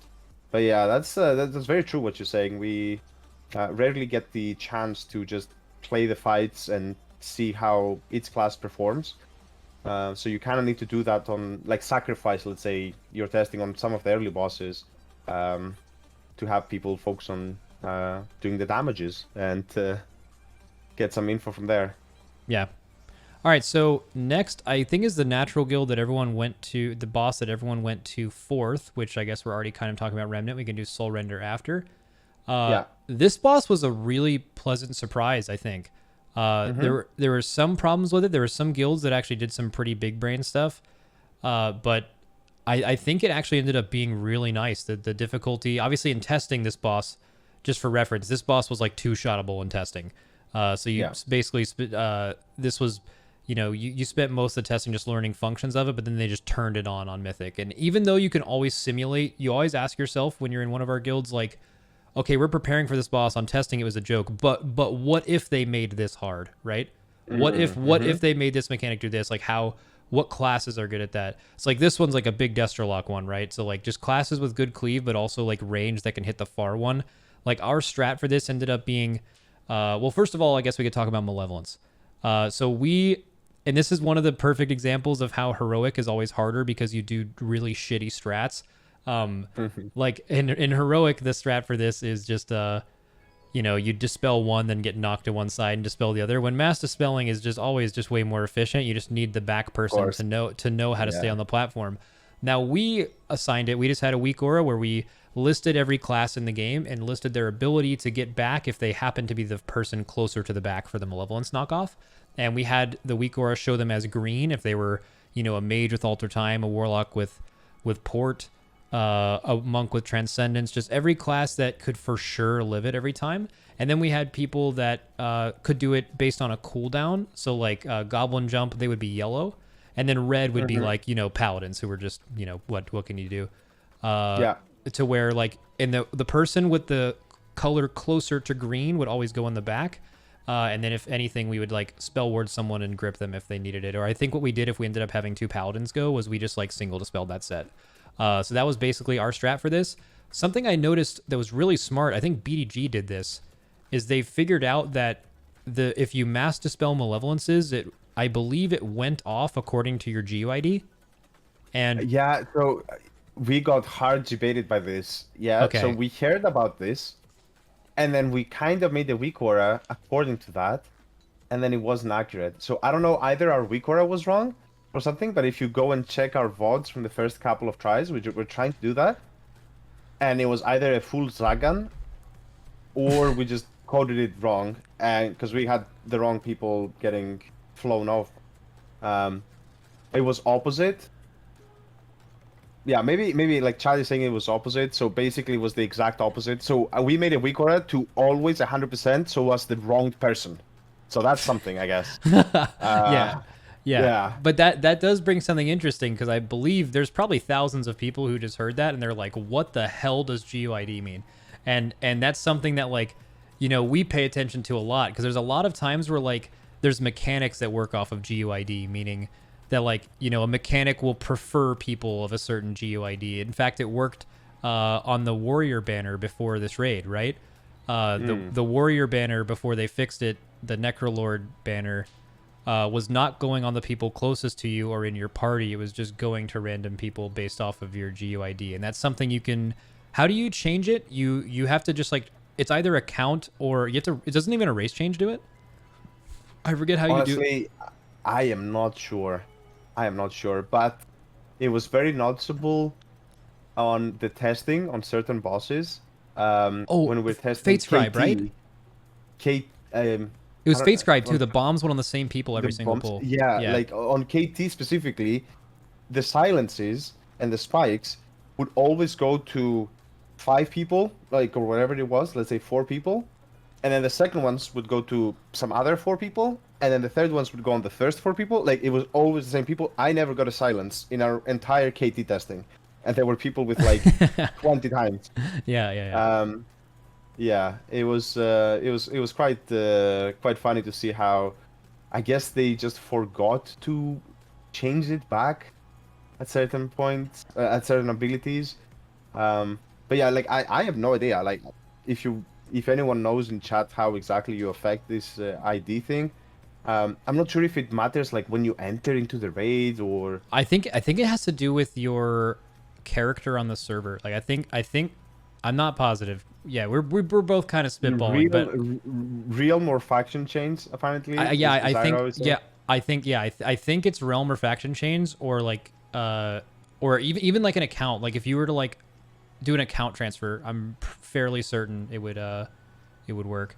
But yeah, but either way, the that's like a way that you could have done the malevolences on this fight. We actually, on testing, we did the triple at the end too, where we just had a bunch of extra cooldowns because the fight was so easy that if you mass dispel on top of the chest, it would also go off at the same time. So we just did the double stack mass dispel, but we also did it with the chest instead of doing the chest afterwards singularly. However, with the buff to malevolence damage and the amount of and the main thing, the shatter buff, because like shatter actually destroys you now. Yeah, shatter fucks. But shatter used to do nothing. So like you could save every cooldown for malevolence, and when that was the case, the triple mass dispel was definitely the move. But now with the malevolence damage buff and the shatter buff, you just needed enough cooldowns in other spots that it was just kind of too dangerous to do it. It's a massive hit doing 3 malevolences at once.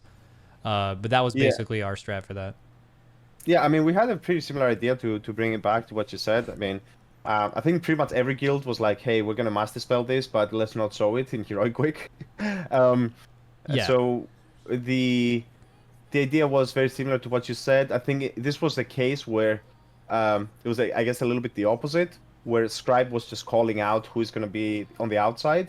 But we did have an idea of having a weak aura show the classes with the mobility things, like you said, etc., etc. I think we just didn't get to it because there was other priorities.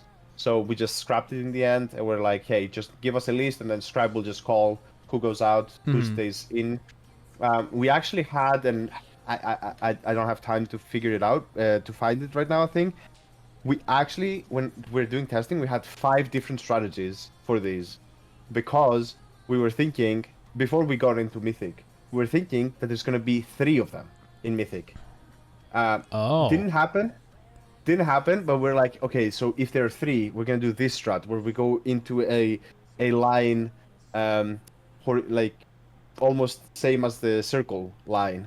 Or we're going to do a line towards the middle, and like the different ideas and stuff, and in the end it was just like we went into Mythic testing, we saw the boss, and we're like, all right, let's just do the dispel, the master spell. Like then that's something that people would find interesting, though, is that on all of these fights there's multiple other contingencies we have prepared in case, because it's pretty frequent, by the way, that we get into these fights on live, and the hardest mechanic on testing is not the hardest mechanic on live. So you need to have multiple strats in place to be able to deal with like what is actually going to be hard on the encounter.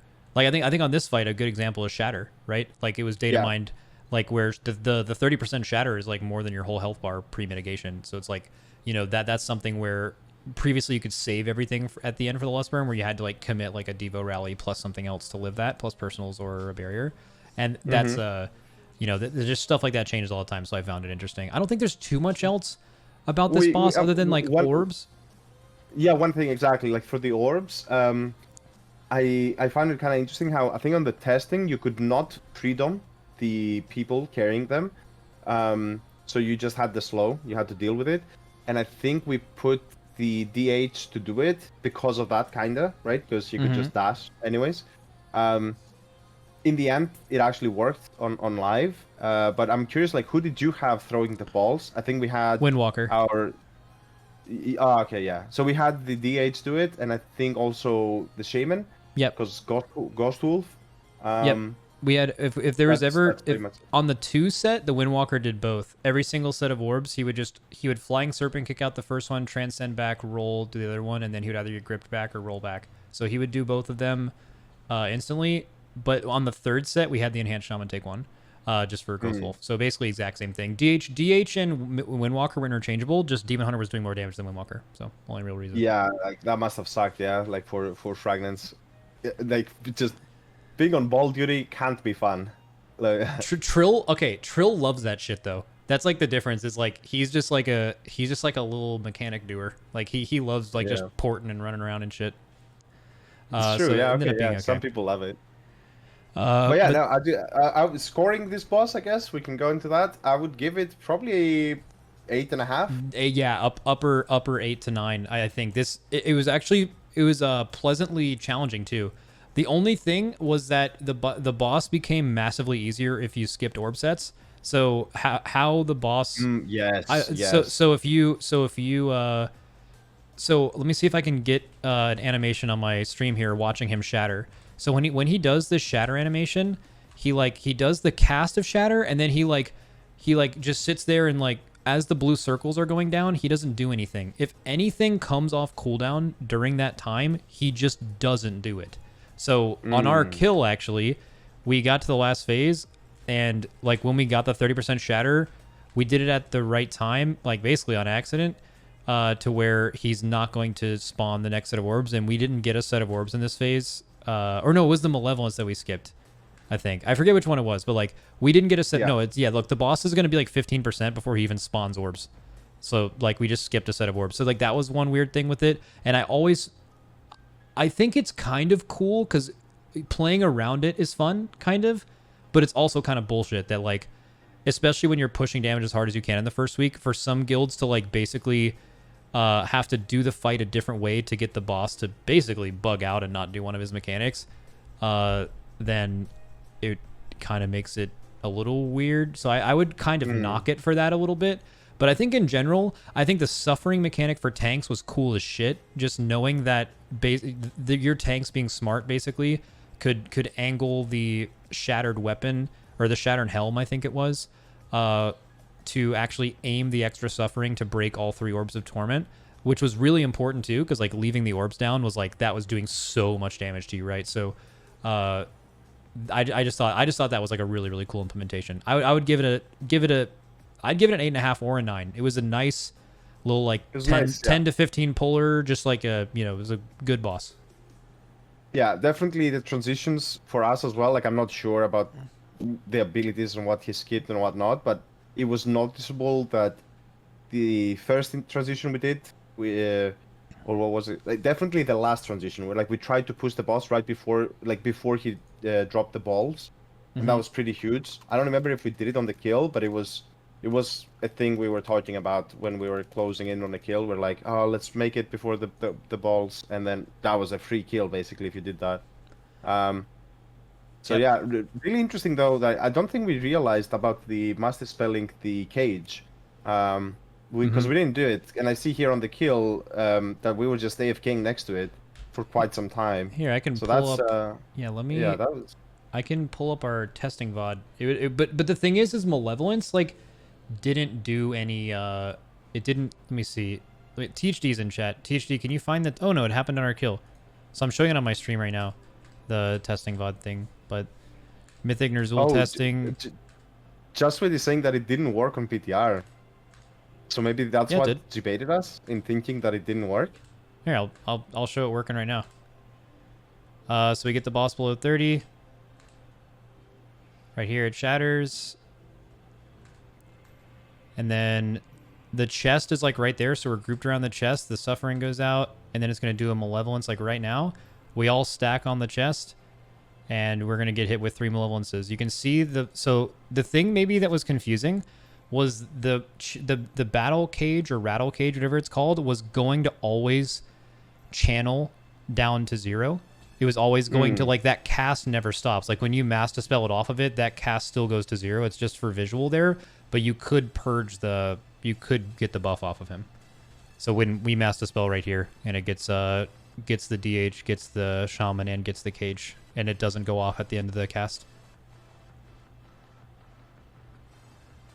Nice, yeah, I see. Yeah, I mean, even the little thing disappears above it, right? Like the little black thing. Yeah.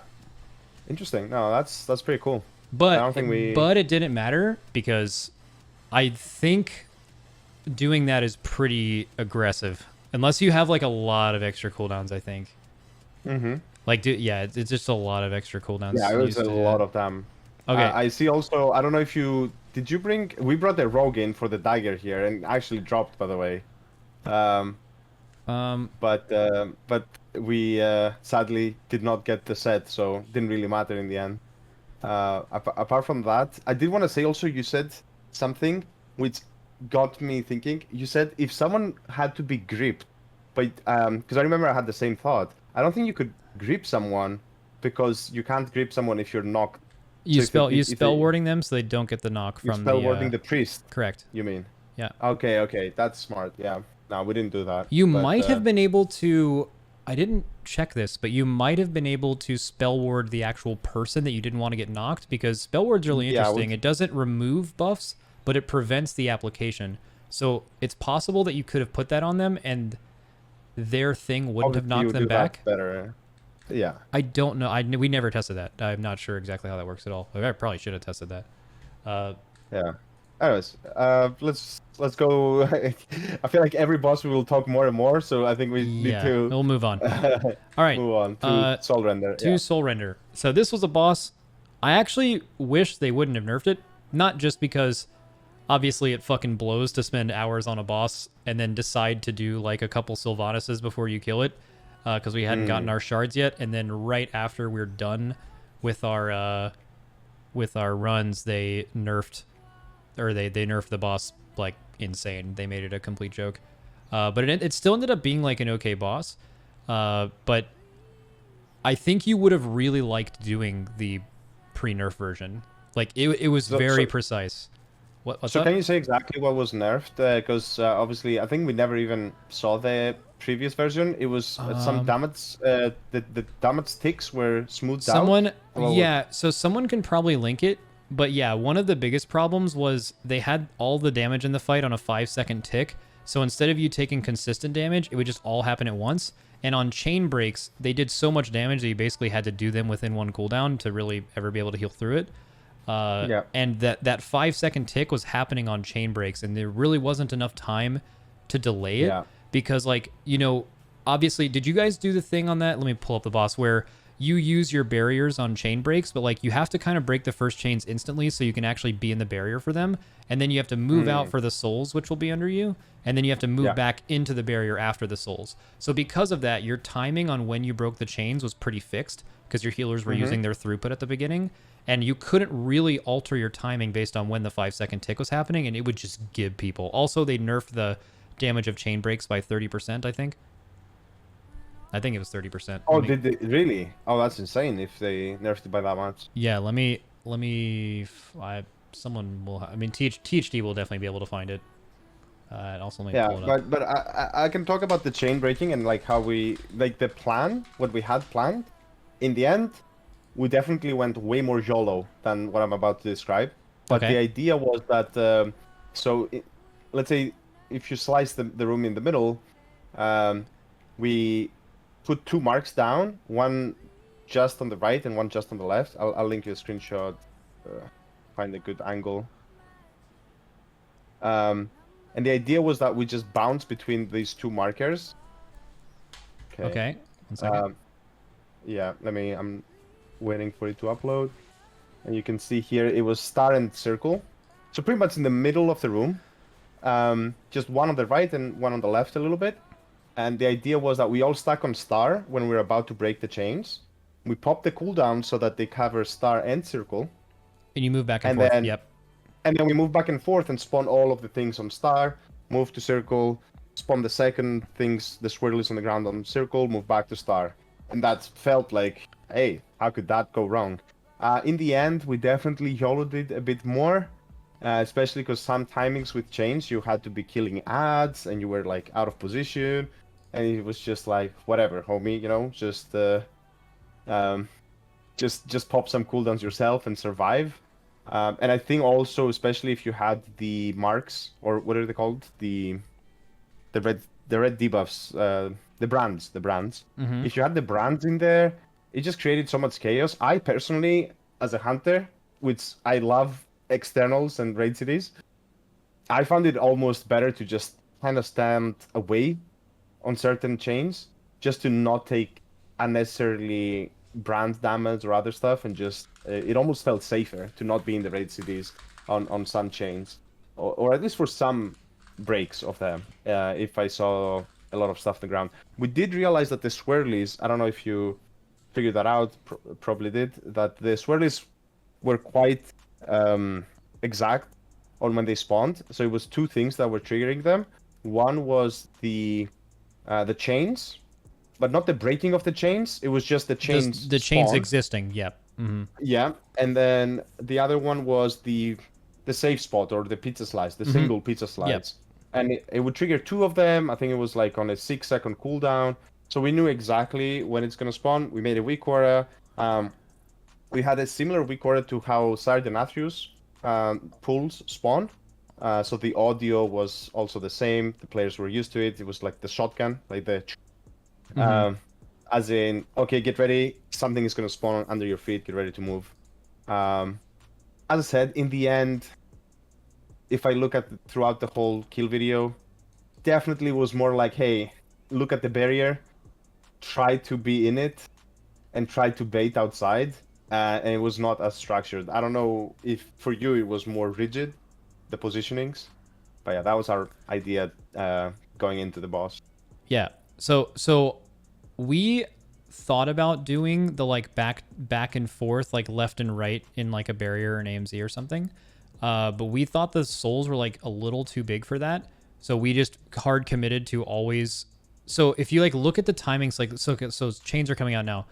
It takes like 4 full seconds for souls to spawn after the chains come out. So what we did was we just like used all of our barriers and things like pretty much instantly. And as soon as the chains were out, people were already there. And we just always broke 1 and 2 before the first souls came out. So everyone could just be in the barrier. We would have a wind rush or a roar. And then right after we broke the first 2, we'd roar back out. And then we would run back in to the barrier and break the third one. That's what what we did every time. And I did find the nerf. The nerf was the chain break was a like 24% nerf on just the overall damage from the chain break, which was like the main thing. That was like, it was just so much damage. Also an excellent example of how, I don't know how you guys felt about Disc before the raid, but we thought Spirit Shell was the absolute biggest bait and you would never play it. It's just like so much worse than Yeah. Evangelism. And I know that like a lot of the hype in the community was like talking about how to maximize Spirit Shell with Kyrian and stuff, and I just never understood that. And this fight was a perfect example of that, because before they nerfed it, the only way really we thought to like do those chains the way we wanted to with the amount of cooldowns you needed to beat the Enrage to not overheal it was to have Spirit Shell for the first 1 to 2 hit. And even then, in like a perfect scenario for it, outside of the obvious raid damage only happens every 3 minutes on KT, why not have one Spirit Shell situation? Like it was just, and then we tried Spirit Shell for a few pulls, and then we went back to Evangelism, and our raid was just infinitely more topped than it was without it. So I found that interesting, because I thought that was the only real potential application for Spirit Shell. Yeah, But- I'm not 100% familiar with the healing. I generally try to stay away from all of that talk because Chris is mainly taking care of that. And then if anything, Scribe knows. But I do know that I definitely think we had at least one of the priests play Evangelism. And I heard as well that generally speaking, the extra, like the second priest, might have been best off to be like a third paladin potentially. Yeah. Just because, Spirit Cell didn't seem as good. And overall, I mean, the good thing about the priest was the damage, but not Yeah. so much the Damage including the PI. healing. PI was really good. So That's right. damage including the PI was same as a paladin. Yeah, So correct. it was crazy. That's that, and we can kind of. I don't even know if we need to even really go into this later. I've never been so hard set on a healing comp in my life. Like I feel like going through testing and seeing how basically every damage event in this raid, there was no like Will of the Emperor gas mechanic where it's just rot damage the whole fight. Every bit of damage in this raid happened all at once, and it was perfect for disc ramps, and it was perfect for Ashen. So you could basically assign your whole healer comp to, this is the first boss where that really became a thing, where, just having burst healing was so much better than like Shaman's healing profile. Even though Shamans are really good healers, it was just so evident to us that there was no way you were doing this raid without just quadruple damage healers. It was just, Yeah. it was too valuable.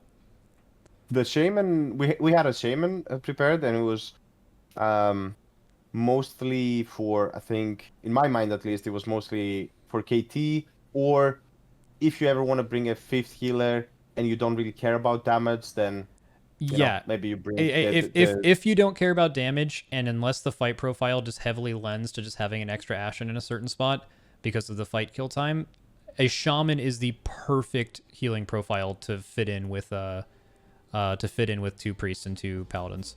It's just like it fills in all of the holes. I mean, shaman's just a really good. I've said that to people who are progressing the raid now.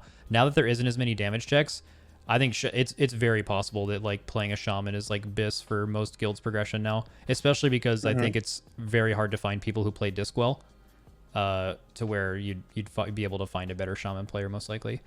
But yeah, on what did you do with brands on this fight? brands, it was pretty much if you have the brand, you go in. You don't even fuck around. Yeah, you're just going in. The one thing we did have was if you had the brand and the other brand was hitting you, or if you didn't have a brand and you were getting hit by any brand at all, you got some kind of warning sound. But just to avoid people, you want to have something annoying so people don't feel like, hey, we'll just sit through it all the time. But apart from that, we just sent them. Like, we were like, hey, you need to be ready. And we were even saying, hey, get ready, new brands, get in instantly. And we're yelling to people that were standing outside for like 5 seconds. We're like, any damage you're gonna do. Yeah, it's so much not worth it. So how did it end up working stacking? Because I think it didn't work the same stacking on testing than it did on live, but I don't quite remember exactly how it worked. It was like on testing, the damage amp from them didn't stack, but the damage it did to them did.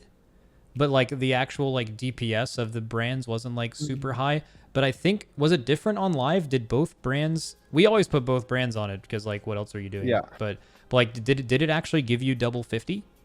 I think it always gave you double 50, but I might be wrong. Like I'm not, 100% Yeah, we on I this. could be wrong too. I think I just know that our impression after it was like there's nothing for the second brand to be doing, but on PTR we were under the impression that like only one of them actually gave them the damage buff and the other one was just the damage. Mm-hmm. No, I mean, generally speaking, we ever since what was the boss? No, Yolotha, the one with the eyes, the tentacles everywhere. Um, okay, I Carapace? just described like half the bosses. No, no. What, The boss Dressagath? that Drestagath. There you go. Yeah, yeah. Uh, ever since we did that boss, we realized, okay, we cannot mess around. If there is a damage increase, like in a big one, like 50%, you need to focus on that. Yeah, like you cannot Mhm. waste any bit of that, which we did back then. So yeah, we were really focused on just go in, be ready, pump the Mhm. damage if you want to, but as soon as you get the brand, you better blink in or whatever. And you don't care. Like you don't care if you're gonna hit people. If there's ads up, you go in. So, Yeah. and two more things. What? So, sorry. Yeah, go ahead. With the ads, what we did initially was just all 4 ads get CC'd instantly. We had Blood DK's grip anyone close to the actual big ad away just to prevent knocking them out of CC because they right before the raid came out they buffed the shit out of the damage that ad does if its cast gets off with the buff from the ad. So we like kind of hard focused on that. I'm wondering if you guys had any strat where like you actually grip them into the CC immune early before they obviously will get any of their cast offs just for increased cleave. And then I have another note on cleave after that. Yeah, so that's an interesting thing. In the PTR, we had 2 ways of dealing with the ads. One was, hey, if the big ad spawns away from them and we can get all the smallies together quickly, let's AoE them first, because then even if the big ad reaches the Garros, who cares? There's no ads to buff. Okay. But in the end, it just felt like that's just inconsistent because sometimes it's just enough, close enough that the brands were getting confused. One would go to the big ad, one would go to AoE. It was just not working out. So we said, see. okay. We're gonna just always focus on the big ad first, no matter what. Kill that and then kill the ads. And then slowly, as we got more comfortable pulling the boss on live, we started breaking the CC a bit early to let the ads kind of get closer and like possibly even grip them in. Yeah, like it depended how comfortable we were. Did you guys and run times- 2 blood DKs or 1? We ran 2 blood decays. We already Okay. prepped 2 blood decays mainly for this boss, Fate Scribe. That's the 2. Mm-hmm. And we instantly used 2. I mean, you can obviously do it with less, but why? Like there's no reason not to bring 2 No, of them. definitely. Yeah, and that's something too where like we noticed on this boss that our damage was like a little bit off. Like the first time we hit Enrage, although it was pre-nerf, so we were overhealing it, we hit Enrage at like 20%. Whenever we found out like what the actual Enrage was. You guys didn't know the Enrage from testing, did you? We actually didn't stay alive the whole time until this was the other boss we did damage testing on, so the one thing we never did do was just live the whole fight and not touch any ads. Or not like kill the boss and just see how long the Enrage was. We actually learned the Enrage at the actual time instead of getting it before. Yeah, no, I think we knew the enrage timer. I'm pretty sure we hit it, but I'm not sure if the enrage was as it was on live. I think the enrage was not that you get all of the pizza slices coming in. Yeah. It was more like just the mechanics just keep happening. You're like boom, boom, boom, boom, boom, and you're like, what's going on? Okay. What? I can't remember. Yeah, I'm pretty. I'm very. I'm like, not sure. I'm confused. I know we didn't. We usually do that, but instead of like testing the Enrage after we had already like killed the boss on testing, like wiped low on purpose, we just decided to use the rest of it. We just had like a couple people deal with the ads here, and we just had other people just do full single target the whole fight just to get more damage test value. But when we actually ended up killing it was when we were just letting classes do what they do best. And this kind of comes to our Windwalker pick for the raid instead of Brewmaster. Yeah. We had Windwalker on this fight literally solo the ads. Not a single person used something other than what they would normally do for boss damage or just really efficient cleave, and we just let the Windwalker solo it. Which was, Necro Windwalker had CDs for every ads. Also, I'm not positive, but I'm pretty sure Necro was double dipping. So how the Necrolord ability works for Monk is the damage you do like during your CD, it like replicates that damage, but I'm pretty sure it was getting both values. I think it was replicating the damage amp, and then it was also doing the damage with the damage amp. I'm pretty sure, because I think he did like 10k more than the next person on our kill, but he also was the only person AoEing. But that's like kind of my view on Windwalker. Was Windwalker single target was a noticeable thing you knew was going to be low going into the raid. But my philosophy on classes like that is that if your class ever, and we can talk about this a little bit too with Night Fae Hunter, I know we briefly talked about it the other day, is that when your class does something so much better than every other class in the game, which Windwalker does on consistent cleave, it always has value if the raid fights look like there's going to be anything like that, which actually ended up being the case. This fight was like the first example of that, but Kel'Thuzad done conventionally would have had a lot of that. Fate Scribe, if you actually needed to kill the ads and didn't want to use them for funnel, which we'll talk about on that boss, you needed a lot of that. On Sylvanas, they're one of the best classes at having, they have a clones plus Bone Dust Brew for every ad platform plus boss burns. It's just in the last phase where they kind of fall behind. They were a really efficient P2 class, and they were good enough at their cleave in P1 for us learning P1 to fully solo a set of chains. So every time we got domination chains, Trill soloed one of the 4 waves. So that was like something where you could have used their strengths to them. So usually when I look at classes like that, even if their single target is low, if they ever do something somewhat common better than any class in the game, it's always something that you can't dismiss. So that was the reason we decided to do that. Not to mention the thing we'll talk about a little bit later with Demo, which is we were running Blood DK to Vamp Blood Legendary, the Demo cooldowns every minute. And we thought Demo was going to be more prevalent later in the raid, but we did like even single target with 2 to 3 Demo locks. A Blood DK is actually doing more single target with the Vamp Blood Legendary, giving it to Demo, than the difference between Windwalker X, whatever you would have brought in their place, and whatever tank you would have brought in their place.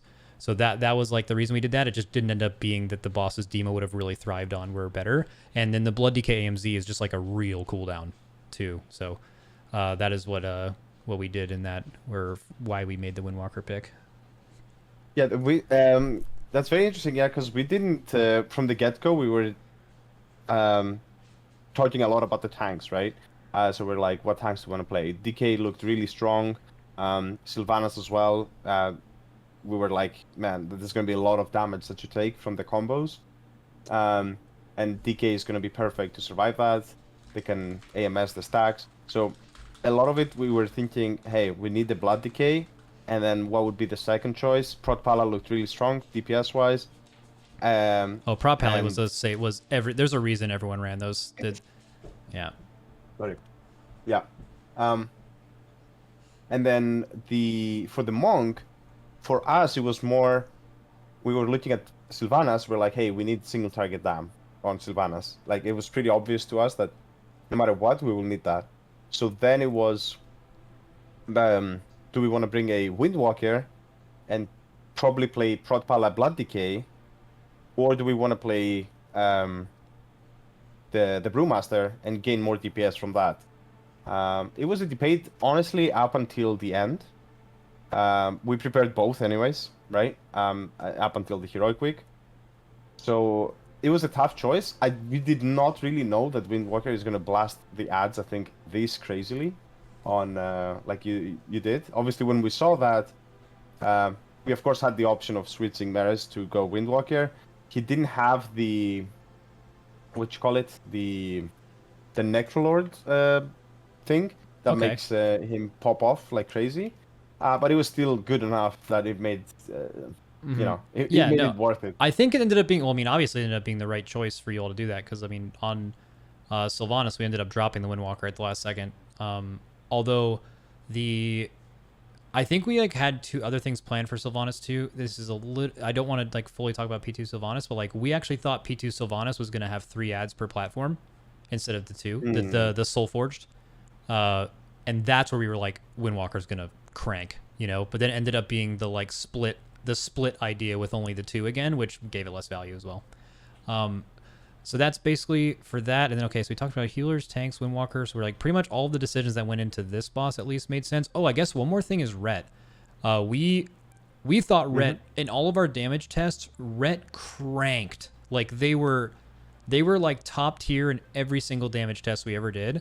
And Lip's obviously one of our best players, so like he does frequently multi-class, but like Ret has always been his main. So anytime Ret is playable, that's usually the move. However, he didn't get an unholy bonus, so that's number one. That was probably the main reason he wasn't in on Sylvanas. But also, it's just one of those things where I don't know. Well, I guess the Kyrian Legendary nerf hurt them right in Heroic Week. They nerfed the Kyrian Legendary, but it was like by 50% or something. Mm-hmm. So that like I'm not sure about the Windwalker, but yeah, I mean, I trust what you're saying. I'm trying to find something as well. Sorry, it was really funny from our testing from Sol Render. I almost have it. Okay. You'll probably laugh quite a bit looking Okay. at this.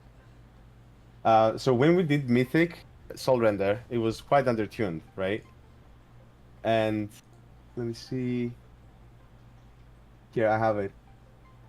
Okay, so you'll have to watch my stream because it's like a private video. Sure. But basically, we're trying to just look at the enrage, as you were saying, right? Okay. And we stop DPS on the boss and all that good stuff.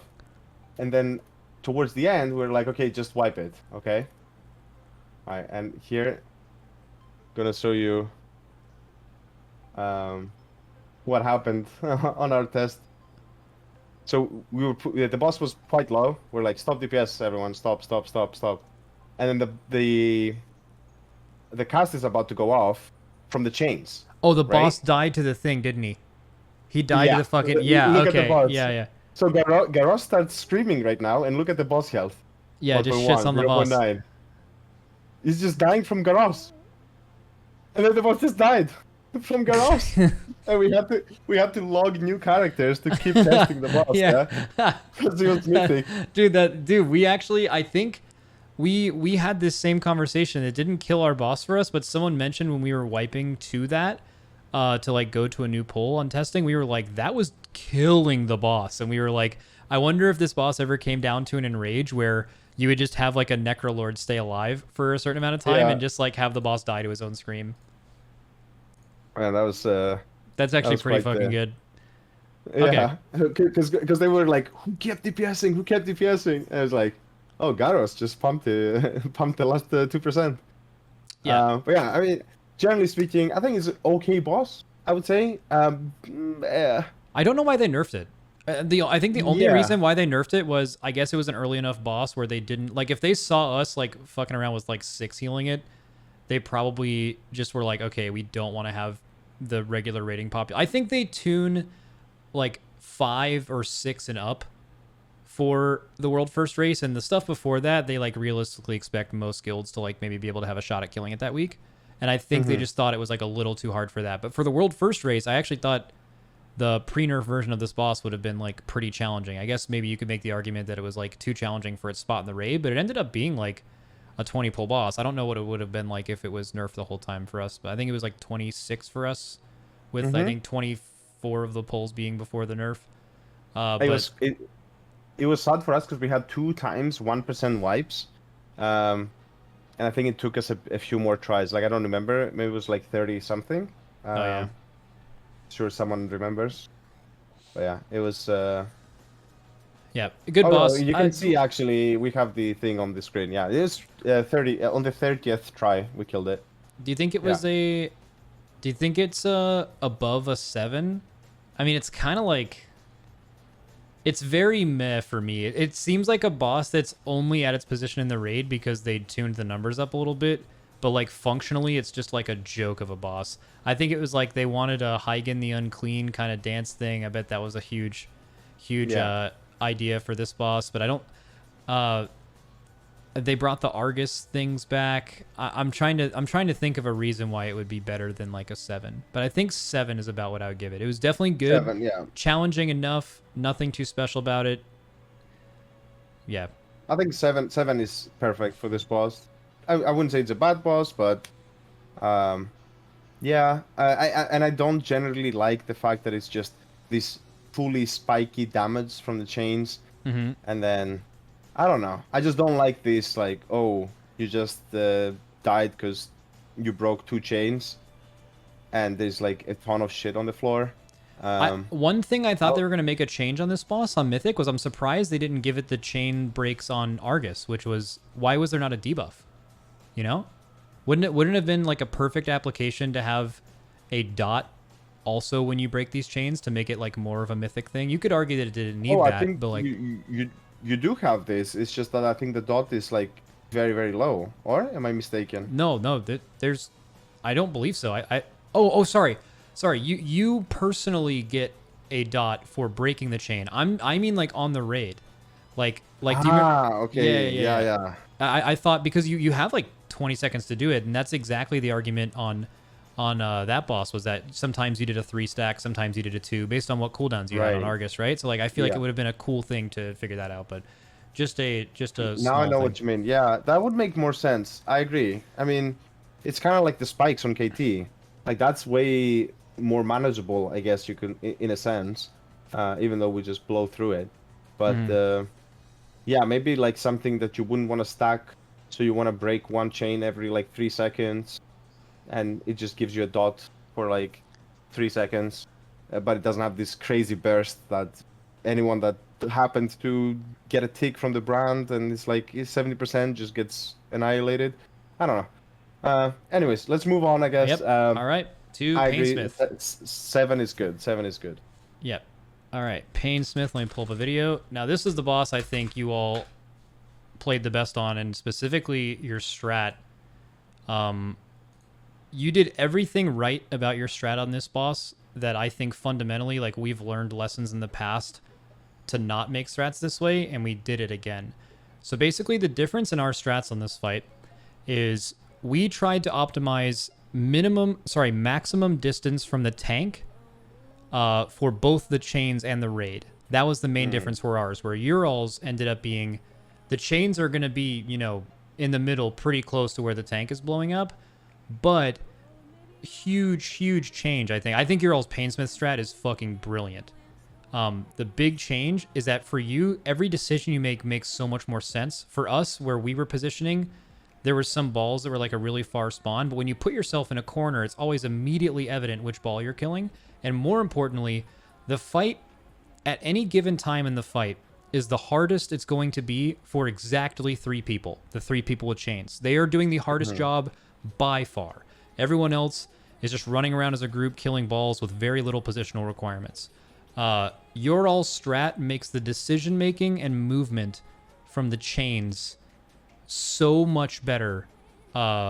It makes their lives so much easier, and that's something we massively failed on. Is we were giving them more room from the tank hammer, but we were making them have to play the game and make the fight harder for them, which ended up being just a massive mistake. So yeah, I think you're all. Did you all approach the strat and have that idea in mind? Like, let's make this as easy and repeatable for the chains target as they could be.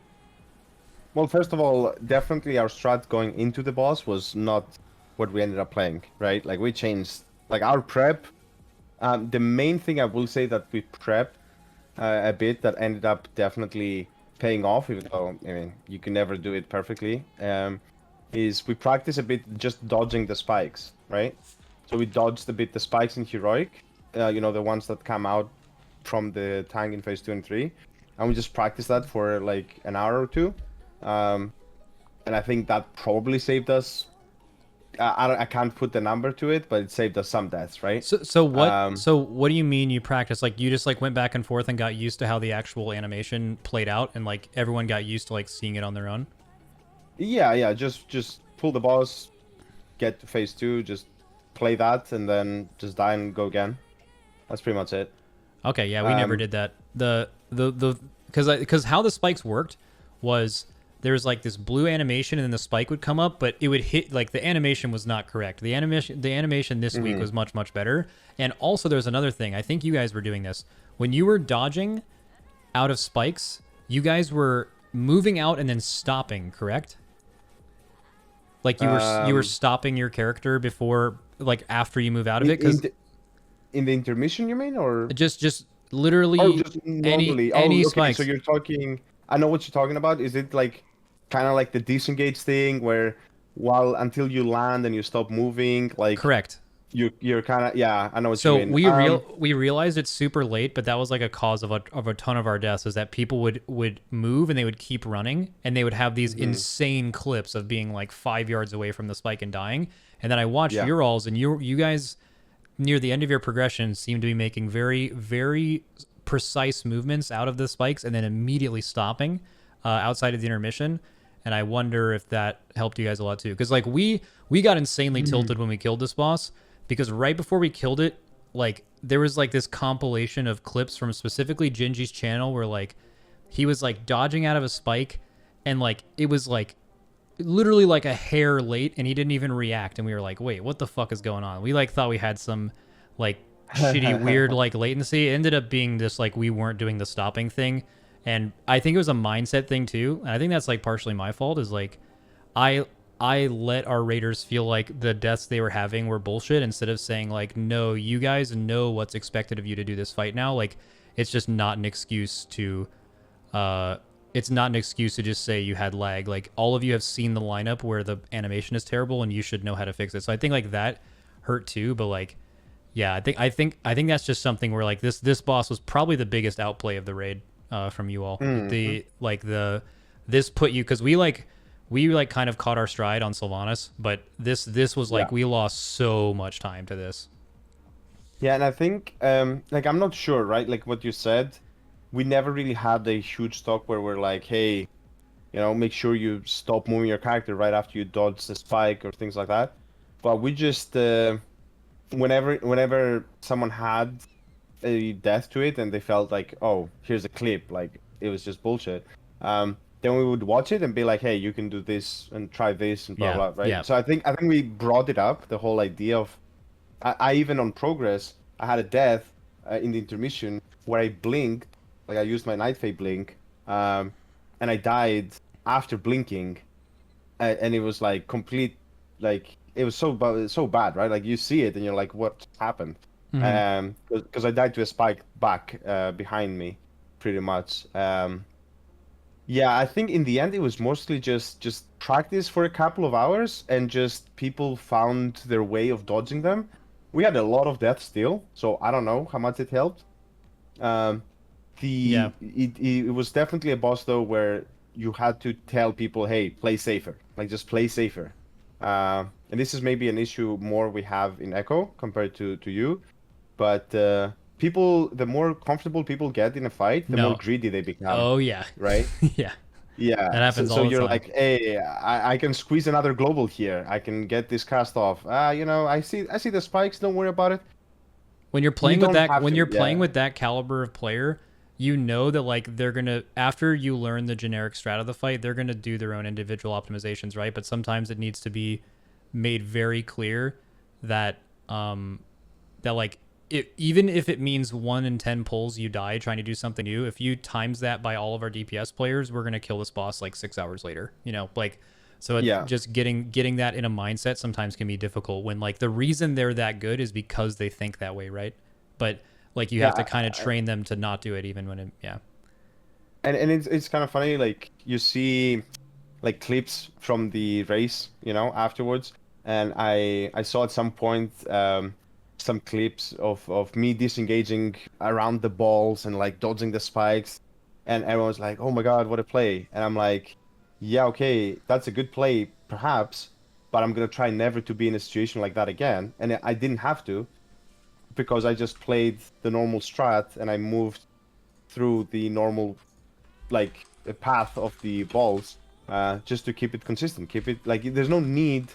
A lot of times, instead of going for a cool play, you can just skip it and remove that 5% chance of you messing it up, and that's fine. Yeah, like you want Lucas cool, but Axe coming. yeah, that's We also, that. I don't, did you guys ever have an issue? Do you guys have anyone with like bad ping? Like Jeeth and Mini, do they have, what ping do they play on? Yeah, yeah. So that was an issue for us a bit.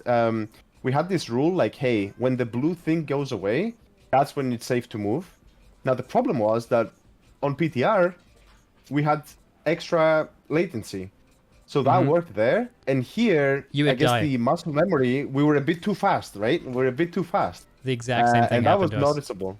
Yeah, we were like, Yeah. okay, so if this timing is like this, can we make it easier by just moving? Because the animation was wrong. Like, can we just move into the old spikes? And then you could, but it was like 1 in 10 times you would try it, you would die. So like it wasn't consistent enough to do it. But we actually had issues with latency. Like we sat almost all of our EU players on this fight because they were just having a disproportionate amount more deaths to spikes, and especially like the Swedish players were having like just like the clips were just insane of what they were dying to compared to other things. But they're only playing with like 120 ping, so I don't know if it was a huge difference because we did have some of them still in on the kill, but I think having a little bit extra latency depending on the person definitely mattered a little bit. It just made it like you just had basically less margin for error. And I also don't know if I would ever care to try to prove this or see it, but I believe when they made the animation change this week when we re-cleared it, I believe there is more like I don't believe the window is the same. I believe the Yeah, they did. I did see a blue post about it, right? Like Yeah. they changed something. They changed the animation of it, and the animation is clearly different. It just basically looks how it should for how it does damage to you. But I believe they also added some lag tolerance to it as well, just to make it a little easier. Because we had like 0 deaths to chains, and like I think we took like 6 pulls to re-kill it. But yeah, I think whether you, so what was the strat you guys came out with on PTR? Did you guys have the chains in a corner and the raid in the middle? Yeah, so we had so the idea was that you bring a boss to one of the corners, but not actually in the corner, just in the direction of the corner, right?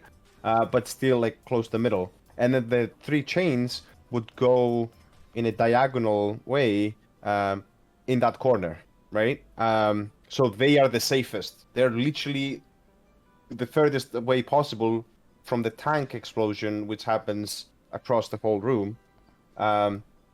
So yeah, it would be basically in a diagonal line. Let's say bottom left would be the tank exploding with a weapon, and then you go far, far, far, and then it would be the range DPS, and then the tank, and then the boss, and then the 3 chains in the far top right corner. Yeah, exactly. So that strat is very similar to what we were coming up with because we realized like who is in danger of dying to this fight, right? It's like it's for sure the people with the chain dot from the tank hammer. That is going to be your most common death. Yeah. Now, when you actually did the fight, you realized that your most common death was actually just going to be, just people having to learn different timings and being in different spots and like just making it easier and repeatable for the chains. And just because of how hard it was mechanically, it was just by far the best thing to do on the fight in general. The timings on the PTR were completely different compared to Mythic, I'm pretty sure. And they're completely different on Heroic last week. True. Like, what the fuck was that? That was like, I swear what they did was they had like the timing from testing was what they wanted to do on Heroic. But then what they did after that was they like were testing at Blizzard and they were like, well, what if we did it like a little faster? What if we like sped it up for Mythic? Like, let's just try it out. And then they just accidentally left that on for Heroic. Like Heroic Painsmith week 1, I'm positive of this. Hard. That was the hardest mid-tier Heroic boss they've ever made in a Heroic split week clear. Like that boss was like the timings were just so tight. And then they obviously nerfed it immediately afterwards. It's hard to tell if that was a reactionary nerf or if they actually like messed up the timings because Mythic ended up even being slower. Can you imagine how hard this fight would have been if they made the Mythic timings happen based on the Heroic you saw the previous week? It would have been you would have had to have 2 chain explosions with chains out. You would, that would have been insane, like insane. So that was fucking wild. The boss looked so easy on the PTR as well. Like we had thought of the strategy, the timings. We're like, okay, it all looked pretty easy, and all you had to do is just make room for the chains to walk through the middle. Like our initial idea was to kill the middle ball, always, and keep it consistent that way. Same. Yep. And yeah, like just super easy. In Mythic testing, I don't remember how far we brought the boss, but I'm pretty sure we. Oh yeah, wait, I remember. I think. So what we did was there was this. I don't know if you had this, but you could. We had a DH tank, right? Like Robin was playing a DH, Mm-hmm. and if you flew outside of the platform when the hammer hit you, it would not do anything Correct. on heroic. And on then heroic. and then when you did on- that on Mythic, it would one shot you all. Yeah. So in Mythic, it would one shot everyone, like literally pop spikes in the whole room, but only in phase 1. And in phase 2, it didn't.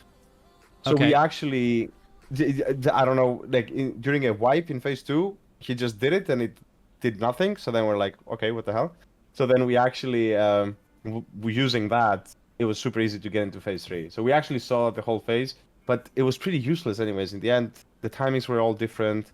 Nothing really mattered. So the I two guess. the two bugs that existed on testing were if you had any of your chain people on the outer two edges of the room, they would just die to their own chains. Oh yeah, that was like horrible. That was an annoying bug. And then also a bunch of people were getting hit by in the intermission, the flames were like either invisible or they were going off in extra areas. So what we did was we got into P2. We did not make it into P3. We like got to the second intermission.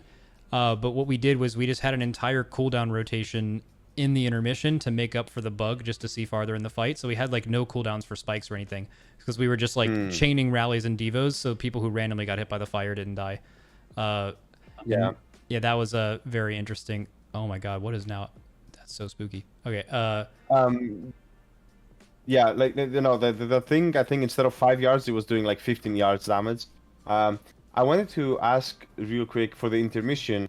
Did you all figure out exactly how the gaps were happening? Because there was a lot of thought in that we put from the PTR. We were trying to see the patterns, right? Like, where is the gap? Where's the gap? And in Heroic, the gaps were pretty set, if I remember correctly. Yep. And then in Mythic, after looking at all our tries, I had figured out that it was the same always, but with a variance of 1.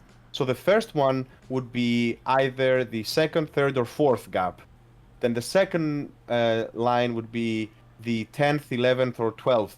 So it was always like, imagine like the middle point, so 2, 11, but it could be 1, 3 for the first one, or 10, 12 for the second one. Do you understand what I mean? And then it was always... And then I think it swapped. Couldn't it choose between left or right after the middle one? So the one that they want you to gate, right? The one that has the middle thing where you stack up. Is it always in the same direction after that? I remember it's like left in the first intermission.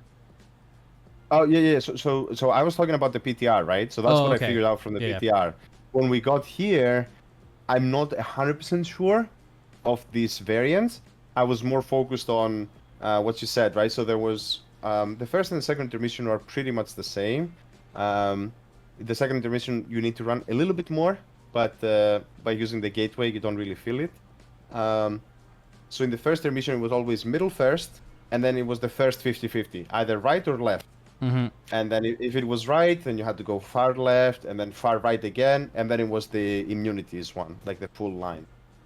If it was left first, then it was far right, then far left, and then the immunities. So you always had to do like 2 long, like from far left to far right or far right to far left. I had to do 2 of those, and then it was as we called it, the block, as in it's blocking your whole way. And then it was middle afterwards. And then was again a 50-50, either right or left, and then it was middle, and then the last one was also a 50-50, right or left. I don't know even if our players really understood that. I kind of just I just it out called together with Grim. Yeah, I just called it And out. I just called it out. Yeah, like some players might have caught on for sure, but it was mainly me just looking. I feel like they just needed to focus on being alive. Like that phase was another one where, like you were talking before, where you have to like get them to play safer. Like if any of them were trying to like shoot the gap with like fire coming out, or specifically trying to cut it close between a ball and a spike instead of just going behind the ball. That like caused a lot of deaths too. Like people just trying to go too fast basically. So like we had moments where depending on how far we ran, I basically either called when fire was spawning to either pixel stack if we had enough time and it didn't hurt us by waiting, and then also on ones where we had to go far to completely ignore stacking and just keep running. And that ended up being pretty consistent. But we didn't have anything like that from testing because on testing it was just so easy. And there also wasn't there wasn't in testing, there wasn't a set of spikes that didn't have a hole in it. So so that was new. Did you guys think that was like a bug initially? Because like I feel like we looked at that and we're like, that doesn't seem right. Yeah, that definitely looked not intended to begin with. Yeah. Especially for a middle boss, kind of, right? Like a sixth boss, Yeah, you're like... exactly. Like, imagine... Like, clearly they wanted you to gate it. But, like, imagine a guild dealing with that on their own, like, without, like, you know... Like, certain classes just have totally different ways of dealing with it. Like, imagine how different covenants help you there. Like, it's just... I was so happy I was not the Kyrian. Yeah, let me tell you. That was beautiful. Yeah, exactly. But yeah, like I just don't know how they expect multiple classes to deal with that. Like the goblin jump is like super weird, and like that was like we only spent like an hour on it. We didn't do like a full on Jaina like NASA strat multiple days situation, but we did. Did you all see when we swapped our strat to never kill balls? So I saw that you were trying to do some side gateway thing where you jump on the side and then click the gateway and your body never hits the ball. So we definitely saw that. I didn't. We didn't end up doing it at all. The only thing was at some point we heard like, hey, you can gate through the spikes. So I don't know if it works even on the balls. Yeah, can you gate through balls? It's weird. You can, if you send your entire... Okay, the last time we tried it, and this was before the last hotfix they did, you can send your entire raid through a set of balls, just straight through it, and like one person will die. Couldn't tell you why. It's possible. It's possible they took like the side of the gateway, and everyone else took the middle of it. But yeah, you can just do it. It's weird. I don't know. That's so weird. It's very weird. Yeah, it's very weird. But like our basic strat was like use Venthirs and Night Phase on balls sets 1 and 3, and then just always gate the middle set every time. And then we changed it later to if we ever got the like really far ball set, we would swap that. But the reason why it was never worth it was because it obviously just made the individual responsibility of everyone much higher, but it also you didn't need damage, right? Like I mean, there wasn't a real damage check on the fight at all, so you didn't have to like take the damage. But that was our initial PTR strat though. Our initial PTR strat when there was much less ball sets was we were just never going to kill a ball. We were going to just always. We never had that idea, honestly. Yeah, that's pretty interesting that you had the idea from PTR. We went definitely more, I guess, normal strat, like our initial idea, and just because it really didn't look that hard on PTR. On live, again, we didn't try to do anything, say, fancy with like gatewaying the balls, especially on the side. Like when I saw you guys doing the gateways on the side, I was like, these guys are ballsy, yeah. Like I do not trust my whole raid to click that gateway while jumping off without a single person dying. Yeah, it was a little risky. The what do I want to say? Yeah, in general, with our strat, it didn't really matter. Like the thing I liked the most about our strat is the difference from depending on where the balls spawn did not really have a big impact in our how the fight plays for anyone. Because you guys are in a corner, so like where your ball spawns is a direct line that you don't have to run through chains to get. Whereas with ours, 3 out of the 4 spawns were insanely good, but the one that was bad was like fucking miserable. So it just ruined so many pulls to just getting a bad ball set. And we ended up being good enough at it to where we killed it and didn't have to like change strat with it. But like it definitely hindered early progression that if we just RNG like 1 out of 4 just got the bad one like 2 times in a row, it would like basically wipe us. So that was probably the biggest problem with our strat. But no, I think your all strat on this, especially not even the fact that it wasn't made in PTR. I don't really think that matters. I think the more important thing is that you guys made this swap in progression, and I really think for guilds progressing on it too, like why it's so much better is it just the people who the fight is just 10 out of 10 hard for is just anytime you have the chains and you're not like a warlock. It's just hard. And it makes it repeatable, easy, and not much to think about with yours, where ours required a lot of improvisation, and that's just something you never want the three people who are already doing the hardest thing to have to do. Yeah, I think. One quick thing, by the way, I don't know, you didn't play a hunter in this fight, or did you? Oh no. We quick soul render note. We had our hunters in on soul render to see if one of them got a bow, because neither of them did, and then we rest in peace both of them. The hunter we actually killed Sylvanas with was someone who wasn't even going to be here for this raid. Because he couldn't be here after Monday, like the day. Like Padra, the hunter we used, wasn't in for all of progression because he was not expected to be here this raid. But he was the only hunter that looted it on holy bonus and had any gear whatsoever. So when we ended up deciding to run a hunter on Sylvanas, we brought in a player that we weren't even planning to bring because our other two hunters got such bad gear. I mean, I gotta say for my brothers Dosu and FT, man, my heart was a little bit in pain watching them in M+ jail. Yeah, like I think, I don't know how many M pluses did they do. I hope you didn't force them to keep. Well, and the best part is they had to do it on Moonkin and Hunter because they were our two hunters, but they were also our 4th and 6th Moonkin. So they had to have like 2 characters prepared as well. So yeah, it was pretty shit. And plus, while the rest of the guild is progressing, is not a fun thing. Yeah, let me tell you. And just shout out, I think, to both of our guilds, the people that, just because of the luck of the draw, either through your loot or because of your class that you prepared in one raid, something you thought would have been really good and you would have used, ended up not being good for something out of your control, or maybe because you just made a bad guess. And there's probably people every tier in both of our guilds that don't end up killing a boss or kill very few, and they have to make the same sacrifice as everyone else. So it's always a rough thing. For sure. And a lot of it, then you see people helping out, or like we had some people watching our stream and like helping us out with ideas, or watching you guys and being like, hey, okay, I see you guys do this, maybe you should try doing this differently.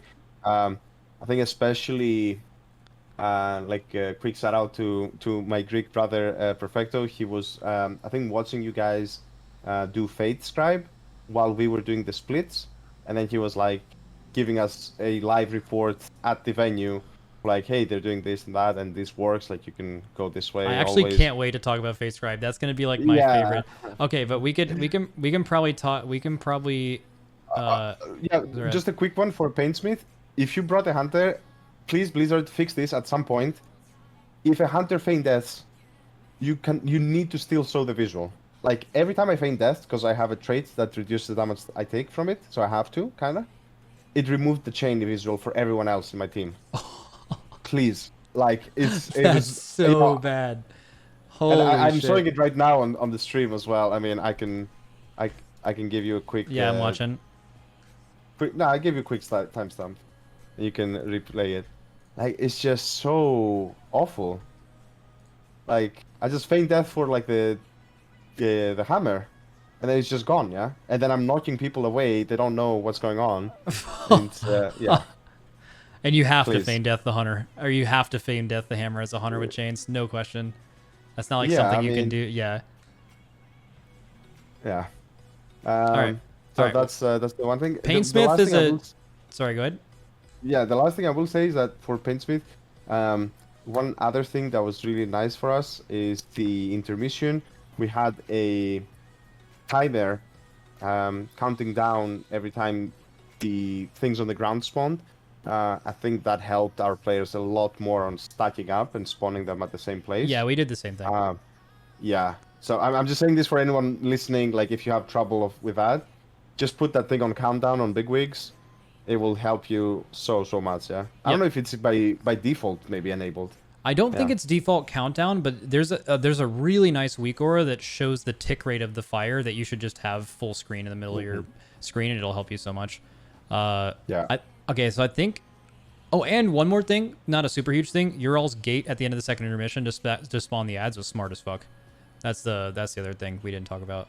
The Yeah, like so did this work from the beginning, the gatewaying through the spikes? So we don't know because we were using like night phase and Venthirs and goblin jumps to get Same. around and bops to get around the thing for a lot of progression. But then once we started having to save bops for the last phase for the tank, we were already doing the other gate. But I assume so because when they made that bug fix, they made like a blue post. They said like, oh well, this wasn't working properly before and now it is.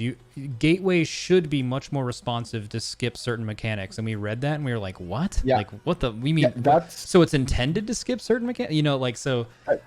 that's Yeah. when we first tried it. Because up until that point, we were like, oh, there's no way. Like we didn't think it would work. So but we never tried gatewaying. I think before. Yeah. So Then that just goes to I'm show not you how sure. fucking random it was that there was just no hole in that spike set. That's just like both of our guilds look at that and we weren't like, oh, Blizzard wants us to be creative. Like we're just sitting here like, what the fuck? Like this is no way this is intended, and it ended up being intended, and they intended for you to gate it, and that's why there's a Yeah. hole. There's a hole in the middle in that gate every time. In the middle is because of that. Okay, yeah. Yeah. But I mean, it's like it doesn't even really matter. I will say this though to give definitely some credit. Like I said, our initial strat was to have our chains in the corner, and then I don't remember at what point, but we definitely, I think we did look at what you were doing with the placement of your chains, and we copied partially that, and I think then we changed it to more like a straight line to keep it more simple. I don't remember what we did exactly, but switching the chains from the corner instantly to the middle, I think we Yeah. And then you like we saw actually you your optimized it. placement a You bit, yeah. optimized it much further than what we were doing anyway, and all good because we woke up on Kel'Thuzad and just literally hard fucking yoinked everything you're doing on that fight. So all good. Okay. So Right. Painsmith, do you think it's a 10? It's like about think- as good as a mid raid boss is gonna be. It's just there were like the fucking like animation on spikes was fucking dog shit. And that's like such a major thing. But I feel like it was like the perfect amount of difficulty. The tuning was good. I Maybe a 9.5. Like I don't think I would bring him down to a 9 just because of I think Yeah. it's just so innovative, yeah. Like I want Blizzard to keep making bosses like this, so I Correct. need to praise it. Yes, there were a few problems, but every boss has them. So yeah, it was good. yeah. I mean, I really 9.5 is good because it- it wasn't a 10, right? Like what do you think? Like Star Auger's a 10. You know what I mean? Like think about like the mid raid. Like what are the best mid raid bosses of all time? Like where does this stack up to the Gore Fiends, to the to the Star Augers, like that level of fight? Like where would it rank among them is the better question if we're ranking it based on its position in the raid. was there like I'm trying now. Now you put me.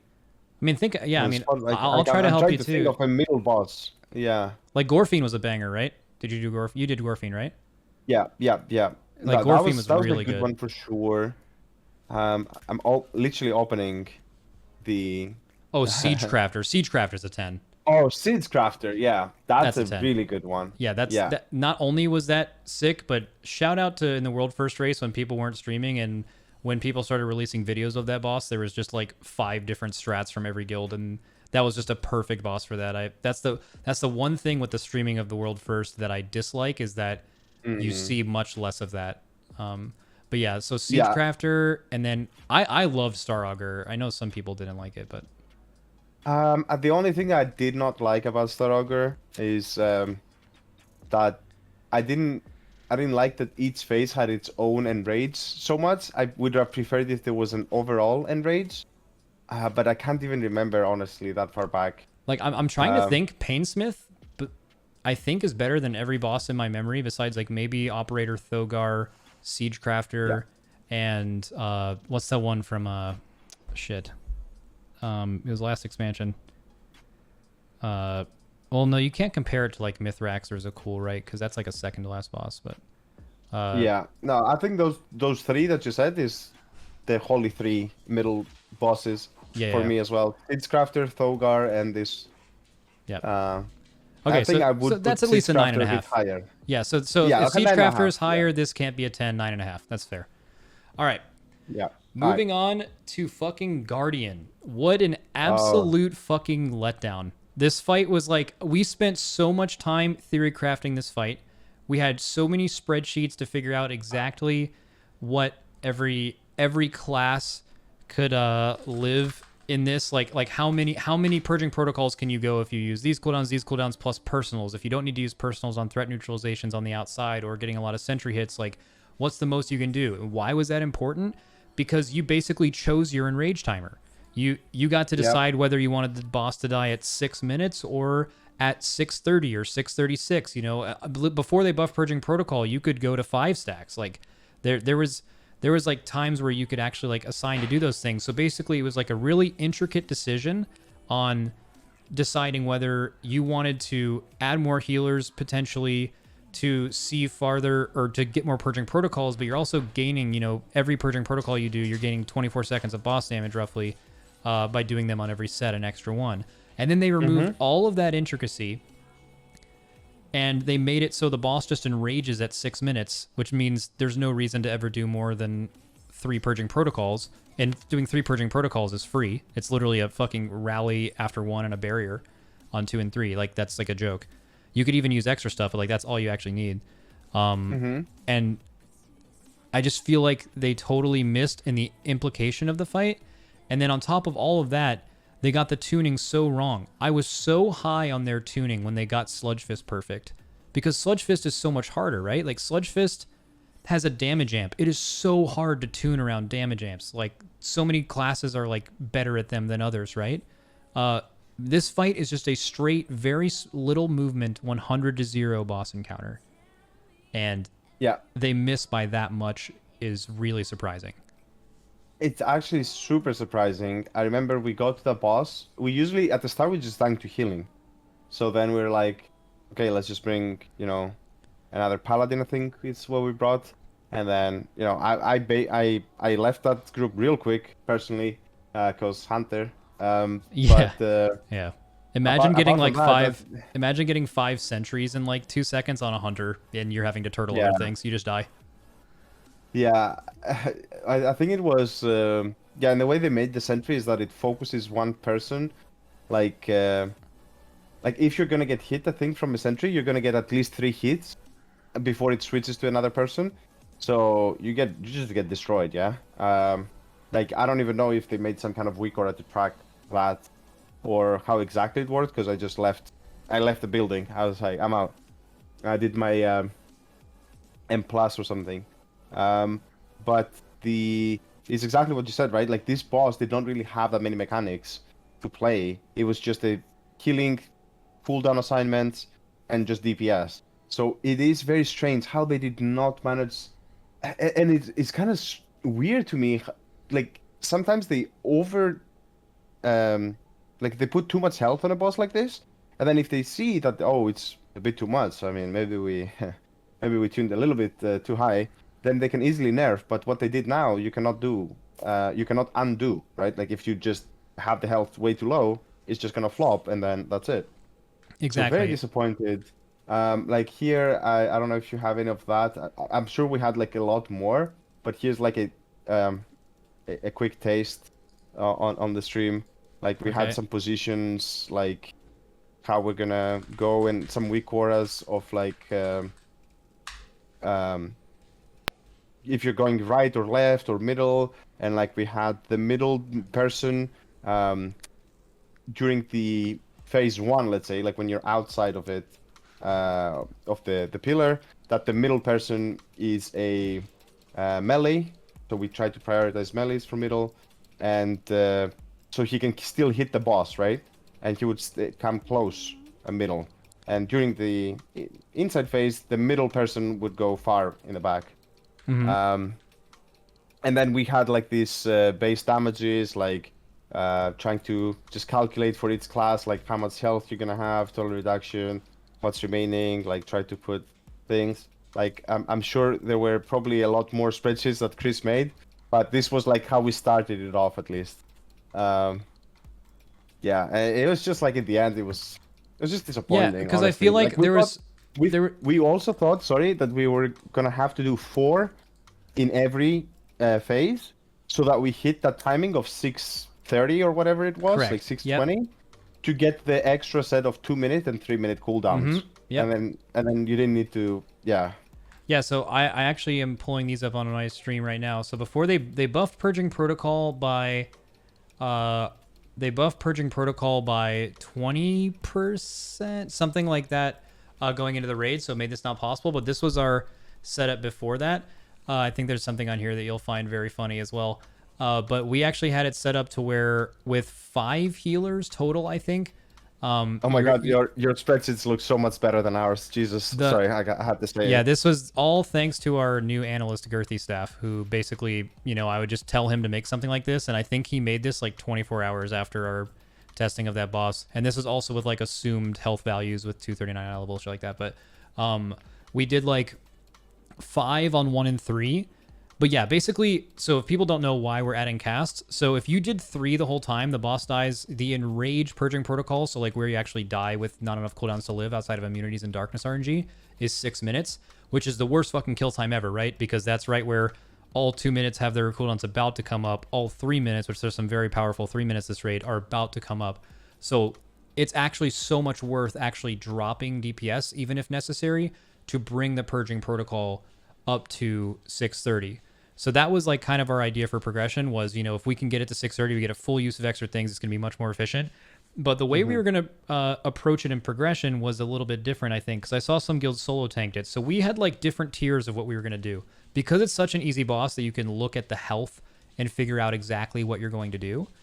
Also before I go on, look at how a hunter survives the 4th cast of Purging Protocol 2. Okay. I always found that pretty good. What is it? Third So cast, nothing, and battle res. Interesting. That's a good. I'm gonna hold on. I'm gonna be using this in the future. Okay. I like this. Oh my god. Fucking battle res. Literally every other class is fine hunter battle res. But yeah, because you needed to use turtle to live 5 on the previous one. Yeah, but our idea was, okay, we're going to start by doing 3 because 3 is a joke. We'll see to the end of the fight. We'll see how much damage we need. We'll check our current gear. If we need to, here's what we do to go on 4 on everyone. And then 5 became completely impossible after they buffed Purging Protocol. And then, so we were like, okay, then we'll do 4. And then if we need to, we'll 1 tank. 1 tank for us was the very last optimization. It was obviously possible. It was just needlessly like more difficult. And if you just didn't need the damage, you wouldn't do it. So that was like our 3 tiers. We were going to go in 3 purgings, then add a healer, do 4, and then we were going to remove a tank and still do 4. But we ended up... actually, we were not planning on immuning every raid soak, by the way. We were actually going to only immune... Same. We were only going to immune the one of the 2 every time, and then we were going to raid soak the other one with 19 people. Yeah, Yeah, no, we also did not plan the full immuning. We kind of came up with that in Heroic Week.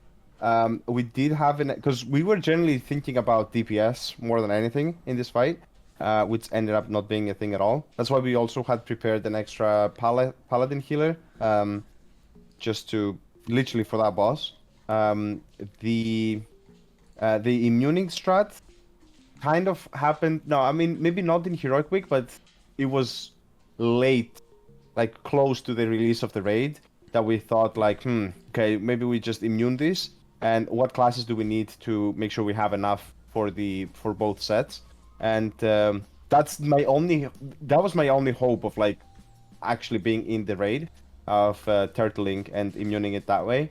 But yeah, in the end, I think we just got 2 rogues in, and we just did it. It was super simple. I'm a bit disappointed as well with that ability. I thought it was going to happen more than once. Me too. Because yeah, so for people who weren't aware, it used to have the vulnerability used to be so long that it was only obviously going to ever happen once a phase, like once in between every battery. But then when they made the vulnerability only like it was like 6 or 8 seconds or something like that, that made me think like, oh, there might be like 2 of these per in between every battery. It's exactly the same. So that's what we were preparing for as well until we saw Heroic, and we were like, okay, they're just going to do this. Yeah, that was also something we prepared for. This was also, I linked you like a screenshot of our comp, not necessarily the immunities, the stuff that we prepared before the raid, but this was what we had demo locks for. This was like a 2 Shadow Priests, 2 Disc Priests, PI 4 Demo Locks, bring a Blood DK to vamp them every cooldown, and rally their CDs. They lined up a lot with the purging protocols with what we were doing. So that was like our idea for like full single target, which actually had us excluding Rogue. We could have brought in Rogue instead of Ret if we felt like it was a like hard burn. And the reason we had 2 Darknesses was, and we did this on our testing where, you know, when we were practicing living 4 and 5, is that Darkness at the end of the fight gave you potential to like keep going, right? So yeah. So that's if you, literally copy pasting it kind of from Star Ogre, like that Correct. you mentioned earlier, right? Yep. Yeah. So like you're just running the DHs to where you just double Darkness on the one that should kill you without immunities, and you just roll the dice and hopefully get a kill that way. Very unfortunate that that they ended up changing it. But I'm trying to think of like other things we did for that. So this was another weak aura bait fight. We like had a weak aura set up to where us as a raid, if we're right next to a battery, where do all 3 people go with threat neutralization, right? Because there needs to be like, you need to be in a triangle around the battery, kind of like what you were showing earlier with diagrams. And we had one person, our weak aura was to tell one person to go far and the other 2 person to go left and right. Like instead of actually just hard assigning and putting markers down every time, just, you know, just one person goes far. That's the only one that really matters. And we had that person in the weak aura prefer classes that are faster. So like mages, things like that. And then the other 2 people would be closer, like melee and stuff like that. But then we did it for 2 pulls and we're like, dude, just fucking YOLO it. That's the kind of stuff that we're just going to YOLO every time. And also I hated this, the battery. Wouldn't you think that this fight would have been so much cooler if the batteries didn't have a cap on how much energy they had and the boss didn't have a cap? So you could have actually charged different batteries so you could have different cooldown lineups at different points in the fight instead of having it be static. That's exactly what I remember. Man, it's so sad actually, the amount of thought that we put on this boss, and then you just go there and kill it within an hour or 2. It's so sad. But we had this thought of like, hey, so let's look at the timings, and we wanted to avoid having some bad timer. And we were trying on the PTR already. Hey, what if one person just puts 5 energy here? How does that affect the timers? And like put 1 ball on a second battery instead of the first one, and see how that affects the fight. And we're trying to like play around with that. In the end, I mean, it didn't really matter. But even if the fight was hard, I still don't know if it would have been good to do that. I don't know. Oh, to do the different charging of batteries? No. Yeah. I don't think it would have ever been worth it because everything in this fight rolls on like a 1.5-minute timer basically, and that makes it really easy for cooldowns. So ever making that less on 1 doesn't really help you at all. We thought of the same thing. It was like yes, you could do some shit like that, but like what's the point? You know, you have something up for every. It's also shout out one of the best darkness uses is like everyone's stacked up in this battery here. But yeah, that they definitely missed on this fight. It made me realize that unfortunately, I think their tuning of Sludgefist had to have been a complete accident, or they just had way more time to prepare for that raid, because it seems like they used this boss as just Sylvanas tuning test, because I'm sure you guys saw they buffed Sylvanas' health after we killed this boss. They buffed like by 7 million or something, right? Correct. Yeah. So they basically looked at our single target, what our guilds had, and then they tuned Sylvanas off of that, which, like, admittedly, they tuned Sylvanas like really, really well, right? So that was good, yeah. But unfortunately, it looks like they had to like basically sacrifice a boss to be able to do it, which is, you know, not ideal. Maybe it was to bring it back all the way in our conversation. Maybe it was the Sards, literally. Like maybe the Sard system just threw their tuning out the window. Makes a lot of sense. It's a huge variable. It's such a huge thing, yeah. Like you can gain what is it, like 500 DPS or 1,000? Like I don't know, it depends, I guess. But maybe that was actually a big factor. How they, because it's so simple, right? Like how can you not get this right with the tuning when there is like it's almost like a full, what do you call it in English? Like a sandbox experience. Like yeah, it's very no cookie cutter. It's the same. Like there's no variables. It's very little movement, pure single target, almost no downtime. It's just, you know, it's about as easy as a boss could be possibly to tune. And the funny thing is they made it easier to tune. Like I said, if they allowed you to do a variable amount of purging protocols without putting in a hardened rage, it would have been kind of hard to tune, right? Because because you could have had guilds last longer than you expect, I guess.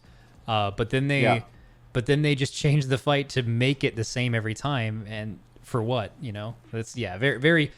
I honestly I was really looking forward to this fight, and it ended up being a massive letdown, which is going to be the theme of the next like 45 minutes for the bosses we talk about. Basically. I will say this though, I think this boss will also be such a joke to farm, because you will just not do the obliterates basically, I guess, or the Purging Protocol. Sorry, like you will just do 2, maybe, I guess. I mean, this boss is gonna die before the 3rd battery, I'm pretty sure. Yeah, or pretty close to that. Yeah. So okay, let's go to the scoring on this one. Well, I was benched as well, so fuck you. I'm giving it a 3, I think. Yeah, it's well below a 5. I guess there's, I might give it like a 4 just because I like the fact that they're putting in these sludge fisty patchwork single target fights in these raids. I think that is an addition that should be in every single mythic raid that they release. There's no problem in making something fundamentally simple as long as the difficulty that comes out of it is just pure throughput. I think that's just only good for the game. But they totally missed on this. It's not that at all. I don't know if it's the same person deciding this at Blizzard, but the design I think was fine, right? They also changed a lot of the damage values of this boss. Like constantly, it was like new patch notes for bosses. Oh, the obliterate and the purging protocol and this damage change, and like everything. They were doing more of that than normal, right? Like up until the raid came out, it was like an everyday thing. Like there was just like a change to these bosses. They were just honestly, they just scrambled, right? They were just scrambling to get this done in time. That's the. I feel like it's as simple to boil it down as that than anything else. And yeah, my point was, it's really a good boss. It just literally killed everything interesting about it for us, because the boss had 10% less health than it should, or something like that. Yeah. So I don't know. I 3 for me. I'll stand with that, and I'll join you. It's purely due to the tuning. Yeah. All right. So all right.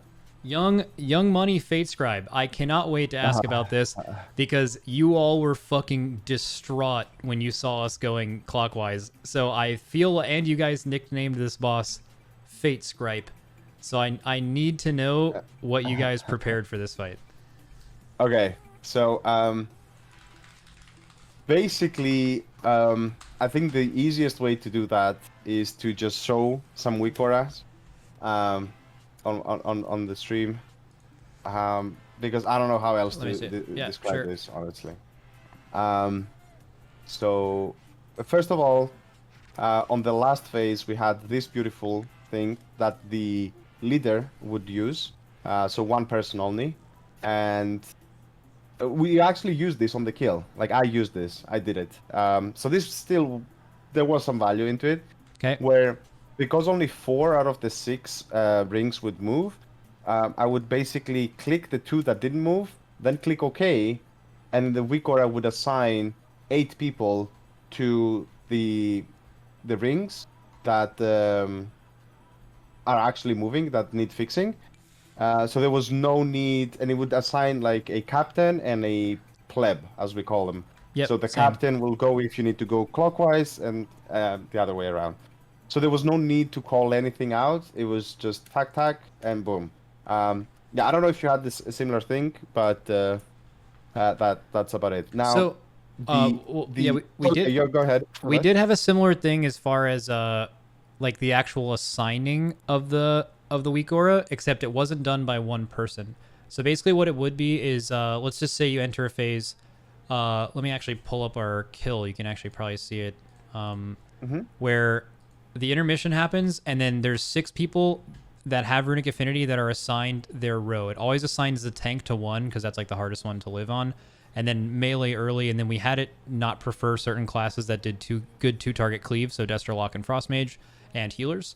And then, so basically what it was we had a macro that everyone had in the raid, and you just bound it to your extra action button. And what that would do is it would pull from a priority list someone else with the debuff to come help you, and it would send an alert to their screen to go help that ring.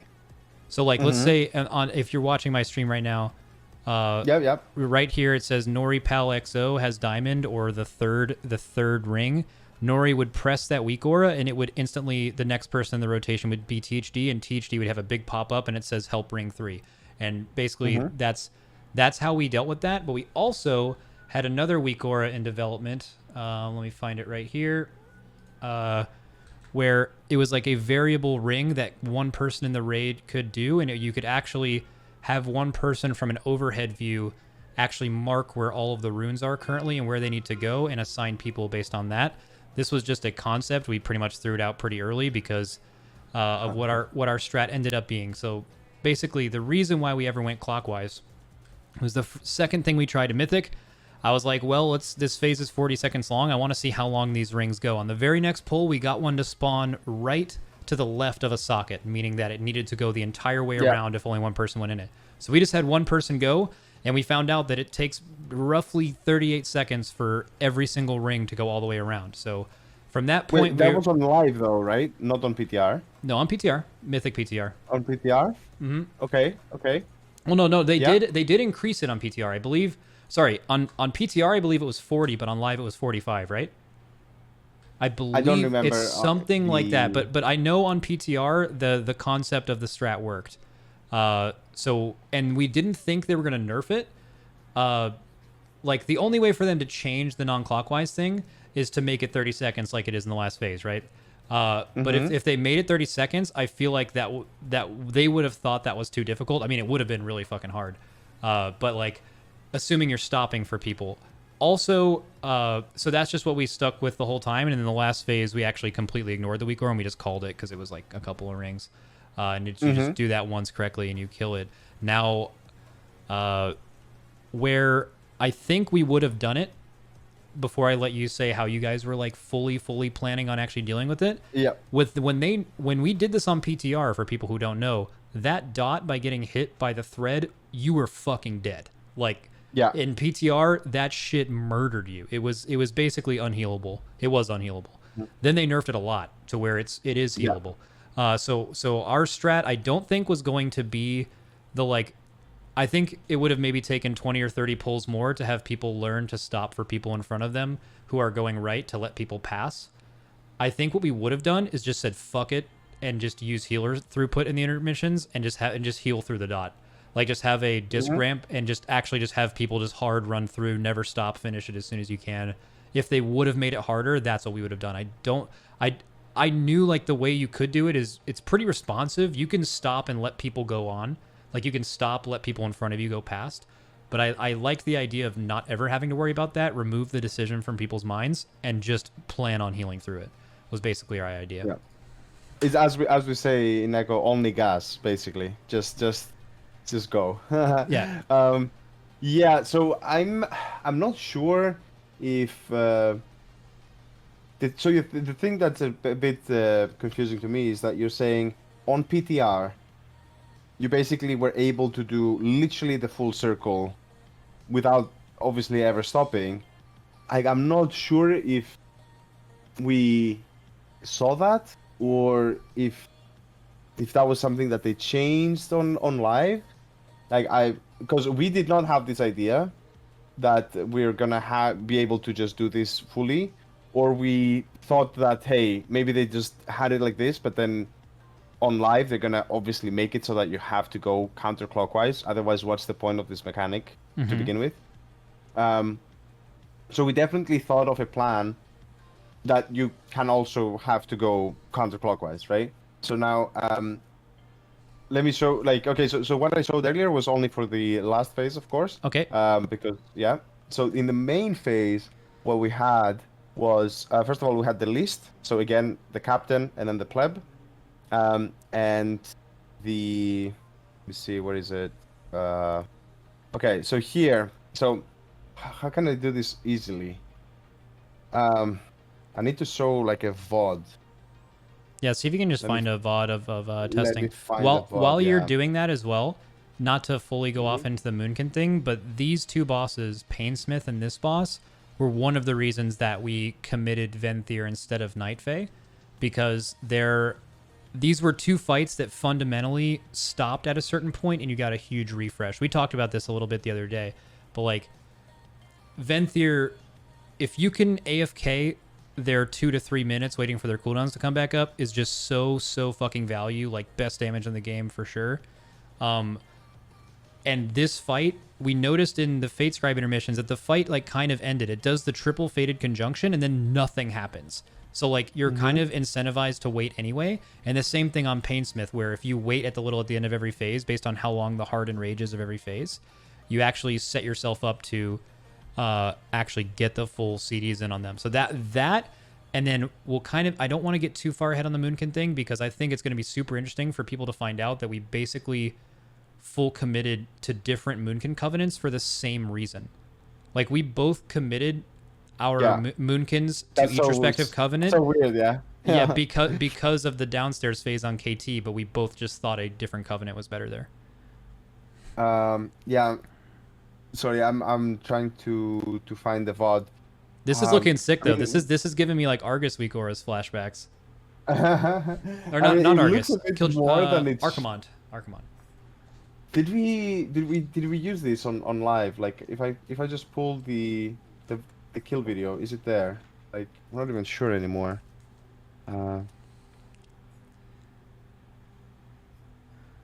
just gonna quickly check.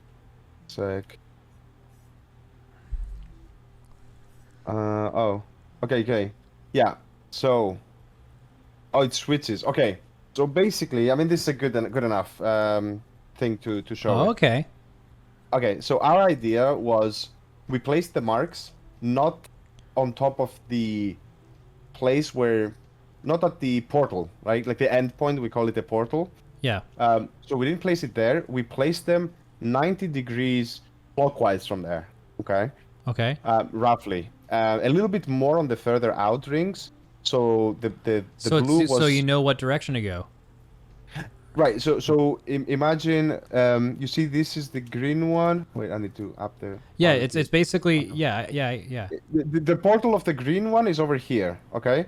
So then the idea was we all start from the same point, the skull, and then you use the weak auras to like you get assigned somewhere, and I'll get to it in a sec. And then the idea was you just go to your mark, right? So green. You go here. If the rune is on your right, then you go counterclockwise.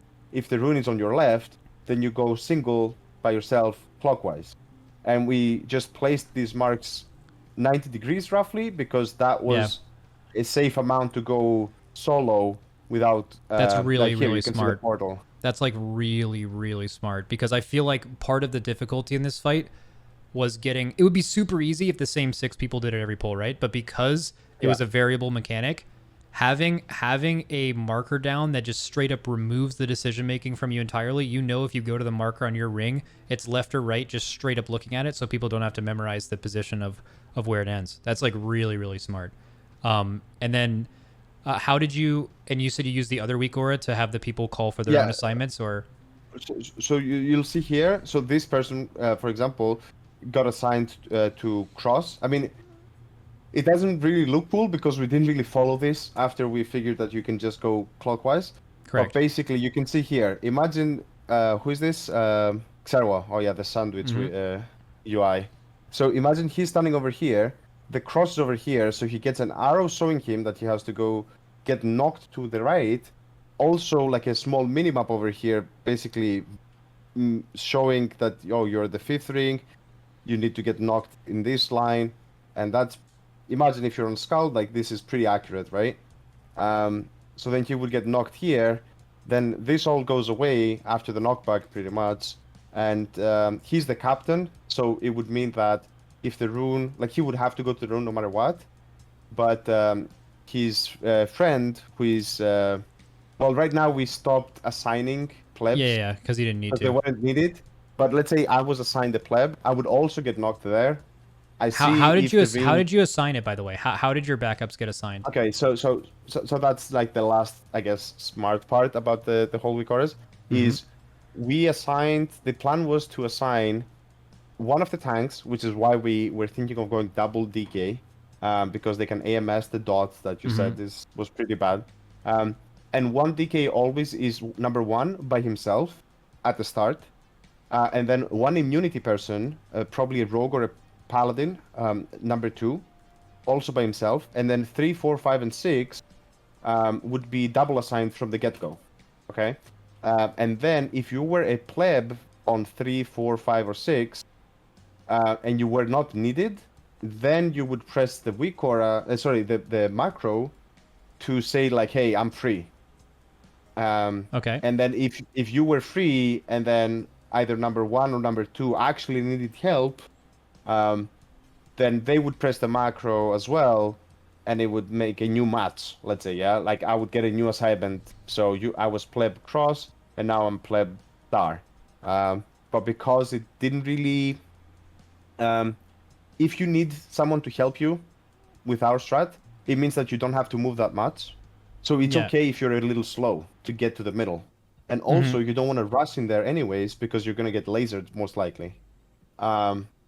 So that's why we thought, hey, let's insta-assign on the far ones, and then if they're not needed, and the people in the middle need help, then they can do the macro clicking and reassign and get there like 10, 15 seconds later. It doesn't matter. You're still going to make it. The other thing was that with the whole like rules of like what do you do, the idea was that the first two rings you don't even look at them, right? Like they just do their own thing. That's why it's a blood decay and then immunity. So even if they get the dot, they just cloak it and that's it. But the number 6 would have to step away for number 5, 4, and 3. And number 5 would have to stop if number 4 or 3 wanted to go through. Number 4 would have to stop for number 3. And no one really had to care about 1 and 2, although we were like, well, you know, if you're going to make it anyways, then maybe let them go through as well. Or communicate at least, or just be like, hey, I'm hitting you. Number 2, I'm hitting you. Like, yeah, that's why for people in the chat are following on. That's why it's important you had a tank. That's why it's important you had an immunity person in 1 and 2, because that doing this fight conventionally, those were going to be the people who had the most times where someone could have potentially run over them if they didn't stop, or if you were just going to like full gas, like you said, they were going to get hit the hardest. Like immunities were basically required. Also, did you assign one thing we did as well was we noticed that the orbs came in. Play your video a little bit. Just let it run. So the orbs kind of come in and they converge in the middle spot. We also just to make this fight easier, we assigned two immunities that weren't assigned at all to just soak these first two with freedom or an immunity. To just actually soak these like first two things of balls coming in, just to like clean up space for the people running. I think the idea was that the blood decay would do most of that, but I'm not sure. I don't like. That would be pretty hard. Yeah, because you wouldn't, unless you had like you could freedom the blood decay. That would be the thing, because like I'm pretty sure just like eating the damage. Like the idea was also, by the way, that there would be like, this is a perfect example of like we didn't know how these ads will work as well. Like they didn't work this way. They were kickable in I was about to say, I was gonna ask. I'm pretty sure they were kickable on testing, and also were you guys line of sighting the kick as well? Line of sighting when on the testing? No, not on testing, because on testing you could kick it on live. Like, were you guys line of sighting the despair cast? I think we saw that you were doing it, and we're like, oh, let's do that as well. In the end, I'm not even sure if people outranged or actually. It would have been the melee. The ranged easily just outrange it. It would have been the melee. Absolutely. Yeah. I was the range. Like I was outranging. I'm talking about the melee specifically. I think at some point some of them were like, oh, screw this, because they just outranged it. But I'm not sure. I would have to ask my melees. Nogi is saying I just pressed W, so I don't know. Yeah. What does that mean? Does that mean he ran? Yeah, I think some of them at least ran away. Because maybe they were not tanked precisely, like it was not easy to line of sight. Sometimes you got hit and you're like, screw it. Like just, I don't know. Yeah, I don't even think it mattered too, because after you killed one of them, like getting a despair dot didn't even matter. Like especially with the Yeah. one that ended up in the last phase, we would just like eat the stack and just we're lusting anyway and healing through it, right? So Hmm. okay, so you guys had that set up for that, and then for the last phase, did you just do? Did you all use your weak aura for the last phase still? Yeah. So as I said, it's a bit different in the last phase. So the intermission was a lot of insta signing. In the last phase, we had the thing where I clicked the two that were not moving. I don't know if I Okay. can. Maybe it's showing Does my it show? POV. Yeah, Like yeah. maybe. Clicking the two that Yeah. are not moving is really smart. We did not think of that. That we like every time we got to this phase, I think in testing, it wasn't. Oh, here we go. Yeah, it's gonna pop. How Hold up. many things were in the last phase in testing? I don't even remember. I don't think it was four though. Was four was it what it ended up being? I think so. Yeah, I think it was 4. Yep. Let me Look, see. So there they're it gonna. is. It pops, and then it's easier to see like which ones are not moving, like 1 and 5. So click 1 and 5. Okay, and then instantly it pops like the assignments. Mhm. Um, it tells me I'm the pleb on 2 with Narcoles. I think we also had like, I don't know if we had stopped using text to speech things at that point because apparently it lagged us out. But maybe we also had something saying like circle, pleb circle or something. Yeah. Oh, yeah, so this is so just imagine scroll back to your intermission week aura by the way. The just a full screen cap of it.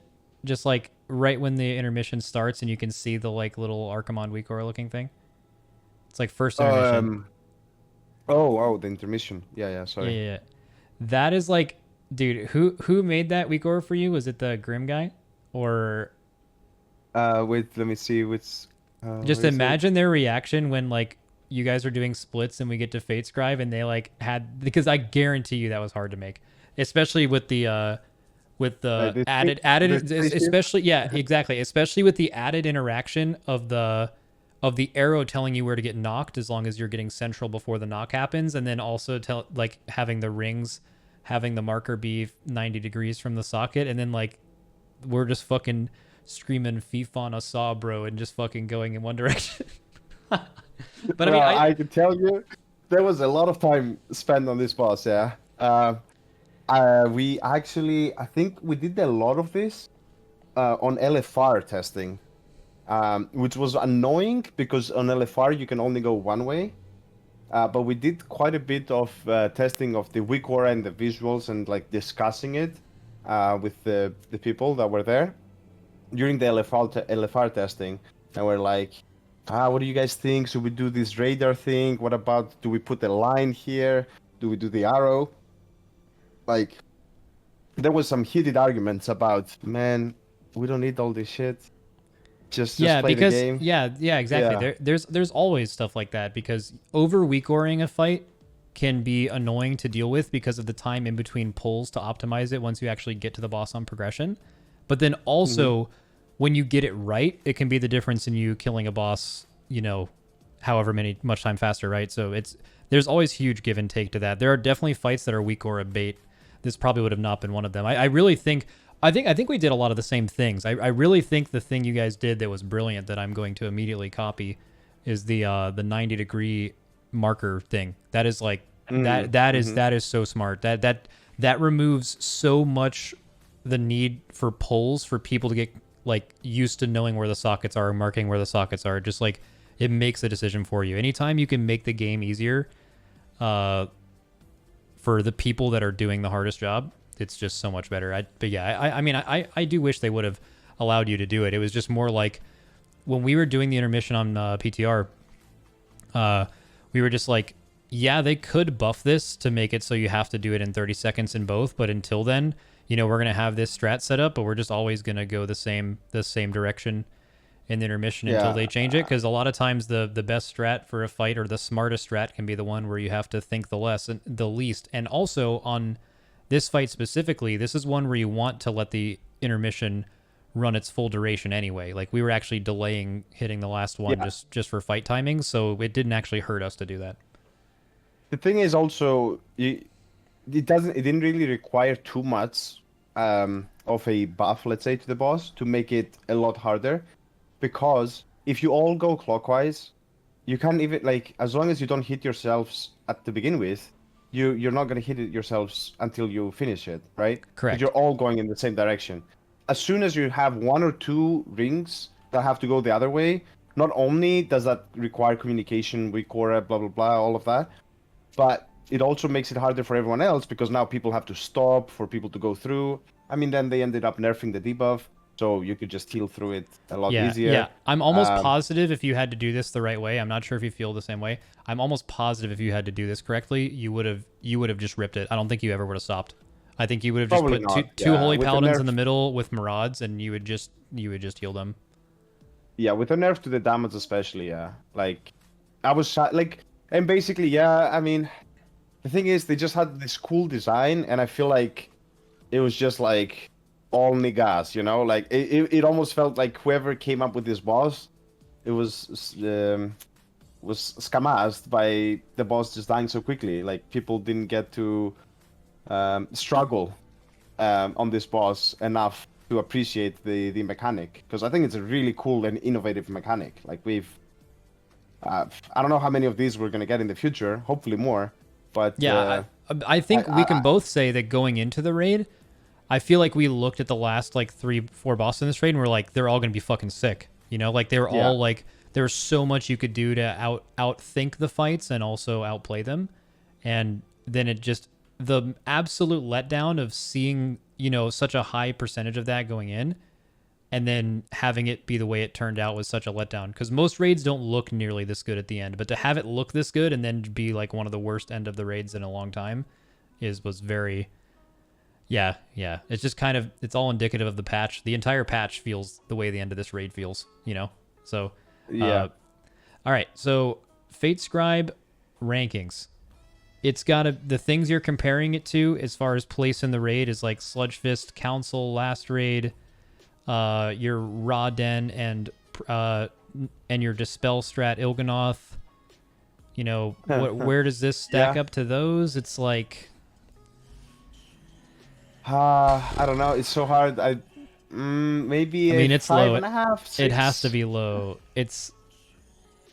I mean, it probably has to be above a 5 just off of concept alone, I think. Yeah, that's the thing. The concept, I think, is brilliant. Like, I think this is a really fun mini game that just I don't know. They should have made it more punishing, I feel like. Yeah, and it would have been not just YOLO-able.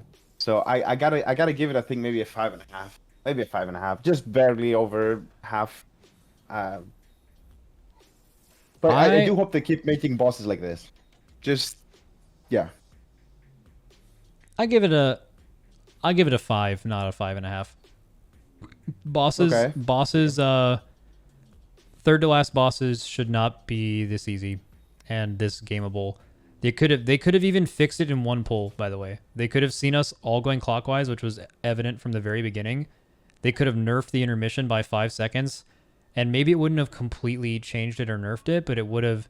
Oh, he is in the cut right now. Look at him. Yeah, dude. What is going? You don't know. Listen, you don't know Lorgok though, yeah. Once he goes bear form, he doesn't die, yeah. It's over. Oh my god. Okay. The fact that you can do this, yeah, is just, in my opinion, sad though. He should have died there. Yeah. Yeah, I mean, I'm surprised they didn't leave it the way it was on testing, because on testing that dot was like, dude, this fight would have, even with a weak aura, this fight would have been hard if it did the same thread damage as it did on PTR, and you had to go both ways. That would have been a fucking, at least even with a weak aura, at least a 60 puller probably. 100%, yeah. Yeah. Okay, so 5.5. All right, on to Kel'Thuzad.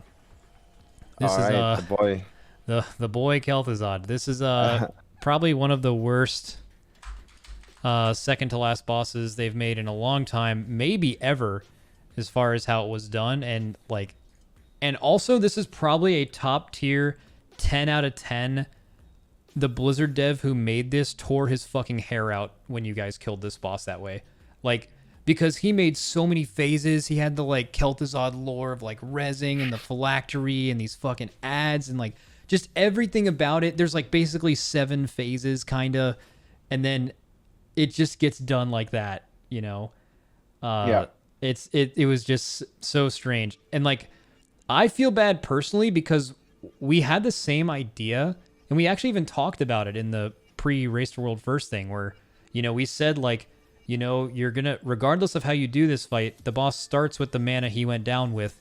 So on PTR, like if you got him to certain mana, he would come out with that mana. You're gonna always want to end at the same mana because you don't want to Stone Legion Generals yourself, right? You want to learn the same fight over and over. There's no reason, unless you have to. There's no reason, like a hard and rage or something. There's no reason you should have to, learn different versions of the first phase. You just want to make it consistent. The one thing we never did or tried was we never tried always pushing when he went to 0 and then going to 100. We actually had different mana totals in mind. We thought pushing him at not 40. 40 was dog shit. 40 was a guaranteed double spike every phase. But 20 and 60, if that was possible, were the two ones where it would have like the 3 minute later spike lineup without doing any hold DPS on PTR. And then we were just going to repeat that. But we never tried just pushing right after the Blizzard. And we did know about the 5% thing. We tested a lot, the like under 5%. I mean, we were doing it the previous day, but just to like wait for cooldowns to come up and seeing how long you could do with that. And it ended up being, you guys just totally had the right thing for this, and we did not. Although we did have the, I'm sure you guys had before the things we did similarly, which is, never soak the raid soaks, always just have a tank do it, or we were using Tufts in PTR for that. We just had it assigned to never do those. We had 4 Destro locks assigned on this to basically never worry about the tank ads, and everyone else just hit boss to push boss damage. This ended up not mattering because you could sack them initially. And then more importantly, the only real difficult part of this fight, I think, for most guilds is going to be getting the kicks in the intermission, just making sure that's consistent. That's probably takes a couple pulls depending on how good your guild is. But then like the downstairs phase is the interesting thing. This is where both of our guilds made a decision on what Moonkin spec to play. They went Night Fae for going down instant convoke with 3 minutes for the phylactery phase, and we went Venthyr because we believed that Venthyr was the highest damage within the phylactery window of any class in the game. But Night Fae does their damage instantly with a channel, where Venthyr, there's like more going on in the phase and like perceived movement. Even though Venthyr movement is like a bit better than initially expected because they can like do things on the move, but obviously you definitely want to plant to like get the most, especially near the end of your ramp, to get the most out of that. But we basically just had 2 different ideas for that, which was interesting. But also, I don't know if we want to go full Venthyr Moonkin, Night Fae Moonkin right now. We can probably do that later. Yeah. No, probably best to do better later. Yeah. Yeah. Yeah. What was it? What was it? So you guys had the same idea with stacking up the Devoted, right? Like, I feel like, so we could maybe even show our VODs, which would be really funny, but our VODs from testing on this boss are fucking hilarious because the Devoted would spawn with all of the, right? All of the stacks. Yeah. So when you killed the Devoted on Mythic testing, they would be gaining their speed stacks and like the other things like that while they were dead. So when the boss cast his res ability, these things would just be like Usain Bolt, just like as fast as you could possibly be running across the room and killing you. And I think that probably was a big sign to both of our guilds that it's like, dude, regardless of these fucking silence puddles or anything else, there is no other strat on this fight than making sure those ads are directly stacked on top of each other the entire time. Yeah, and if you look at our testing, that looked like kind of like this, yeah, where we just waited and waited and waited, and we literally waited like a minute to get a combat res, I think, to go to the next phase. Yeah, because the boss literally does nothing. Yeah, like nothing. Yeah, and look at all. At least yeah. And so this was the last pull. Like that's why we just kept going, and waiting for so long. But yeah, like we basically almost killed the boss on the mythic testing because of this. Like we literally waited for all CDs, and we brought the boss down to like. They at least changed it to where like 30%. Oh yeah, we didn't get that far. They actually changed it now to where if he's under 5 for I think it's 20 seconds or 20 so. seconds he starts casting the beginning of his chain again. But this was how it was before is you could actually AFK forever. We only tested up to 45 seconds and then wiped and just assumed it was forever. Which Mm-hmm. it ended up being forever. Or it was forever at the time apparently. But let me see if I can find I want to find a VOD of these devoted chasing us with full stacks because that just has to be so fucking good. But yeah, I feel like What's strange, basically, what I want to point out is that you're saying about the developer, and yeah, we didn't go around like talking about this, but we thought about the strat from the heroic testing, kind of, and then we went on mythic testing, and then we had this pool where we basically did the same strat. So I'm very confused. They must have been watching us, right? Like they always watch our testings. I don't know. I mean, maybe they missed it. I guess the Like, only thing they took from it is they made the sub 5% thing go off after 20 seconds because that's a I theme. guess, That's a yeah. theme this raid. Almost every supposedly Yeah, supposed to be Painsmith. hard boss had that. Yeah. Painsmith didn't spawn traps when you got him under a certain percent. Fate Scribe would no longer cast mechanics but just chain cast the raid damage spell when he brought him under like I think it was like 3% up or 3.5% up. So like that's something. I mean, do you think they did that because of Stone Legion generals? Probably, and I think it makes sense, right? Like you don't want to have shitty transitions, but I think a better way to handle that would be that you know on Painsmith how he doesn't spawn mines, okay? If you bring him within 2% of the transition, um, but I think a better way of handling that is just make the mines go away if you actually transition. And that's the same how we do with the balls, right? Like if you transition, then two balls randomly break and you can go through. So I think it's better if they do that instead of just having the boss do nothing, because that's always going to be abusable unless you have a Titan rage. And this boss had no Titan rage. Like, why wouldn't you wait? Like, what? There must always be a downside to you waiting. Otherwise, it's not good. So either they need to become a lot more strict with their enrage timers, which I think they've been very relaxed about recently, or they need to just pay way more attention to how these things will impact waiting for CDs. It literally made certain classes way better than because of this, because you could just wait for 3 minutes. Hey, okay, suddenly our idea initially was let's bring priests, shadow priests in this fight, night phase shadow priests, right? And then they would give the druids the whatever it's called, the little fairies, to reduce their celestial alignment so that they have both that and convoke every downstairs phase. But then that wasn't needed because we could delay it. So goodbye, Yeah. shadow priests. Yeah, exactly. You know? And Shadow Priest also, if you had to do the downstairs conventionally, meaning that for whatever reason you wanted all of your cooldowns upstairs, we looked, and this was actually one of the small bits of damage testings that we did. And I'm gonna show something on live in a second after this, after I show the funny devoted chasing us. But Oh yeah, let's see. Yeah. yeah, we were looking at, okay, how many people do you have to send down to not use any cooldowns? And how many people do you send down if you are going to use cooldowns? So you end up sending less people with CDs with the waiting strat. But we were like, what's the least amount of people we can get away with upstairs to send down enough people to use no CDs and just kill it slowly to like actually be able to blast the boss in every phase. Was the other thing too, because we already had like a 2 of all of our cooldowns. So like the difference between doing just one set of spikes every 3 minutes and one every minute and a half is actually like basically no different. You have the same throughput cooldowns, and you still have one of each of Rally Barrier, Devo, stuff like that. You just wouldn't like chain those, so you had the end of the dot on it as well. For the dot as well. Yeah. Exactly, yeah.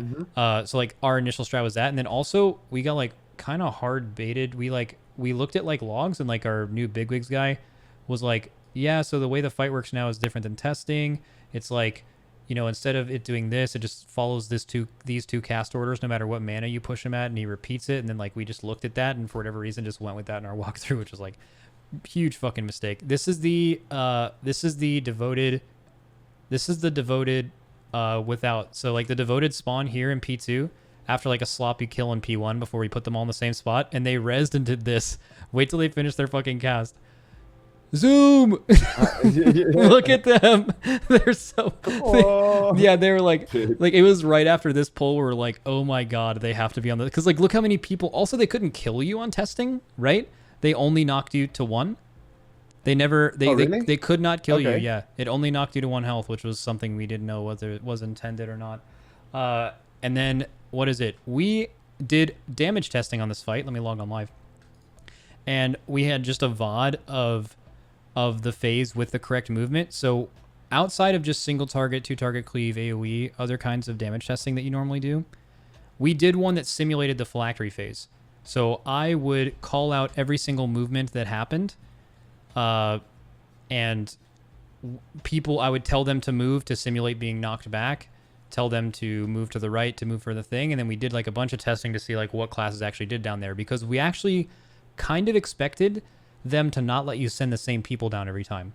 Yeah. There was also something data mined that suggested that, actually. Yeah. Yeah, exactly. The thing that was data mined, it never actually changed the spell. The spell never changed from a 20-second debuff, but it was data mined to look like, oh, well, they might do that kind of thing. So that's where we were doing a ton of damage testing to actually see that. Also, we worked with a guy who made a special add-on for us, the X Practice. Did you guys use X Practice for anything? Yeah. Well, let me show Mhm. you ours. So we do, is it /XP? So we did this, which was confidential, that he made for us, which was just a way to practice the remnant thing. You can get an entire group of people into this thing, and you can basically start it, set the swirls, what percent you want. You can have it start, you can have them do it correctly. So I think for memory, it's like beam into knockback. Okay, that shouldn't have rooted me, but you know what it is. You can simulate giving yourself roars. After this, he does another beam. He does another beam. And then you can basically get in here. And before the raid even came out, we had a fully workable simulation of the intermission phase for everyone to test on their own.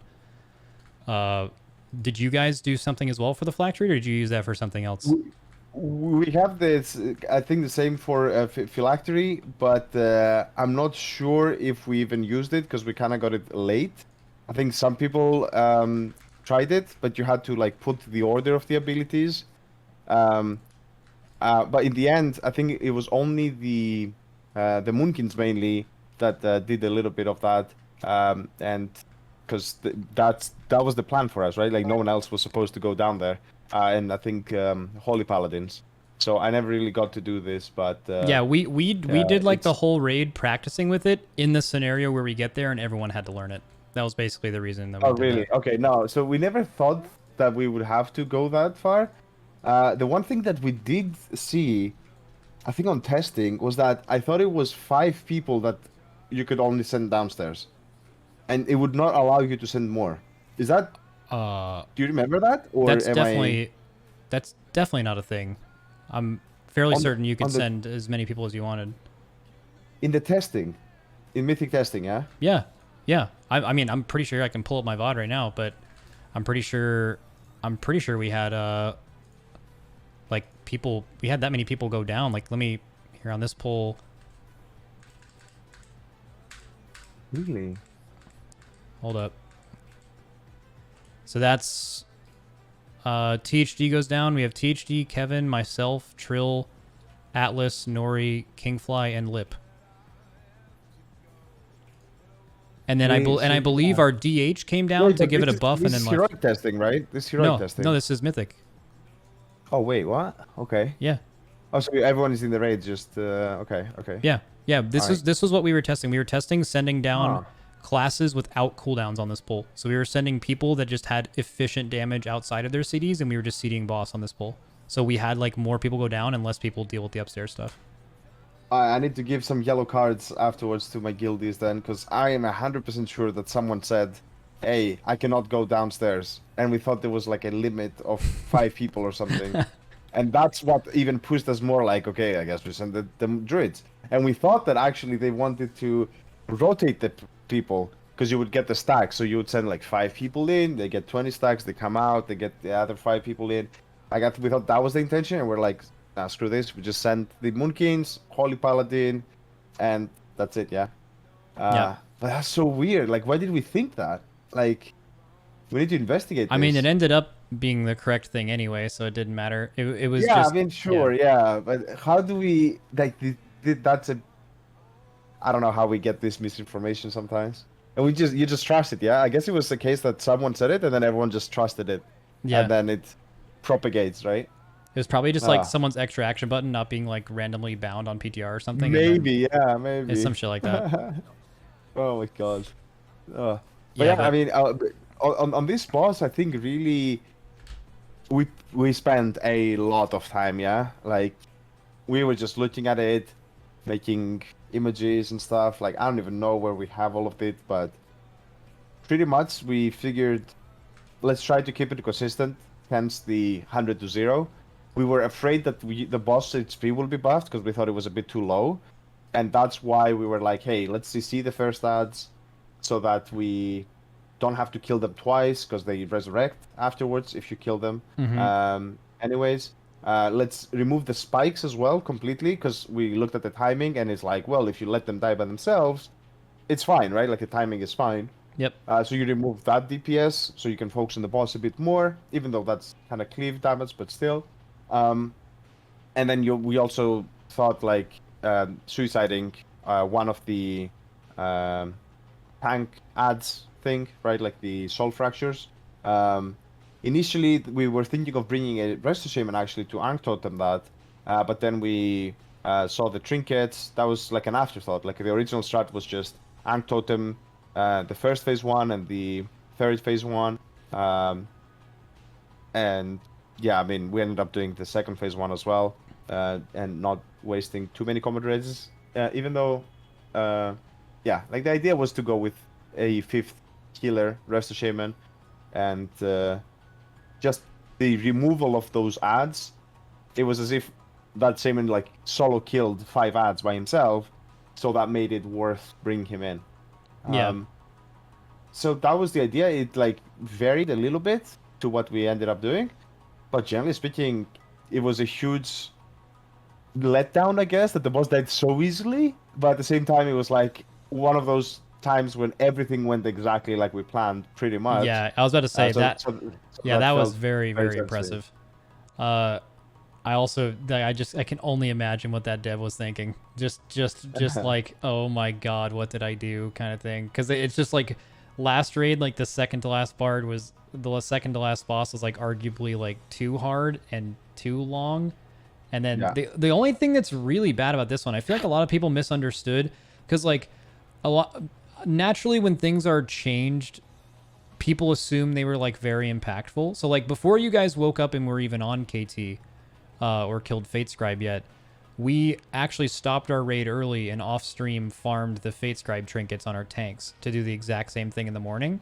And okay. yeah, and then we were going to do that and just sack. We were just going to sack every single ad after the first one because we just had extra ones. And then you guys do that, and then they nerf it. But I feel like so many people were like, "Oh, they're nerfing KT, like they're nerfing the strat. Like I can't believe you can sack ads." And it's like that was so minimal. Like there's Yeah. such a small DPS check that you could just hard single target the second ads, and it's just easy. Like there's no difficulty to it whatsoever. So I think people had like the wrong idea of what was actually hard on the fight. The tank sacking really didn't do anything at all. It would have been the difference in maybe like 2 to 3 extra pulls or something like that. Yeah, it's for sure the fact that you can stop DPS and wait, hmm basically extending the phase by like 30 seconds. That's a huge one that if they wanted to really make the boss more, crazy, or put like a really tight enrage timer, which would force you to not do a full rotation. Mm. And like if the boss had like a 9 minute enrage, then you have to just go only gas in phase one. Yeah. Um, those are like way bigger nerfs to the overall strategy. Like this, I mean, Now, I don't know if kills like you killed it. I didn't see your re-kill, but I'm guessing it was pretty much oh yeah, we the one same shot it. thing, yeah. Yeah. Yeah, Yeah, so it it doesn't changes really changes matter. nothing. It's just what we did is we have a ton of paladins, right? So like you beam first set, beam third set. We just hodged the second set and killed them. It's like Yeah. same difference.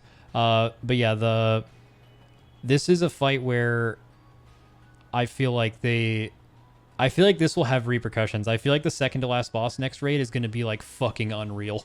Like I feel like it's gonna be like an EN level snapback where like they overcompensate for what went wrong, I assume. It's gonna be harder than the last boss, basically. Yeah, exactly. There's one more thing that I forgot to mention on this fight, but it must have not been that important. Oh yeah, I was kind of worried there was going to be like a ton of like mass AoE problems with these devoted. Like there was just going to be like a million of them spawning, cuz remember initially in the last phase he spawned the devoted again, but then they changed it to just be the intermission ads. Dude, if he would have cast that shit in the last phase, there would have been so many ads. Like, yeah. There was so much spotting, and that's why we also we thought that Warlock is gonna be quite insane, because the idea was, hey, let's just let the Warlock's Rain of Fire this to forever, and just pump the boss and do ridiculous DPS. Yeah, so that's why we definitely were thinking, hey, 2, maybe 3 Warlocks even for this boss. Also, they can kill the ads on the side like really good. They have good survivability. Like Warlocks just seemed amazing. I just really we really thought that the boss would gain like 30% HP or something. Yeah, like we thought. Yeah, that's especially with what you guys did in testing. Like we had the concept of it in testing, but didn't actually do it. But the fact that you guys waited that long and showed that to them, because I didn't know what your all's testing was. Like I know for a fact they watched both of our testings, and I know that like there were things we've done on bosses where like I'm positive they watch our pre-raid walkthroughs too on live.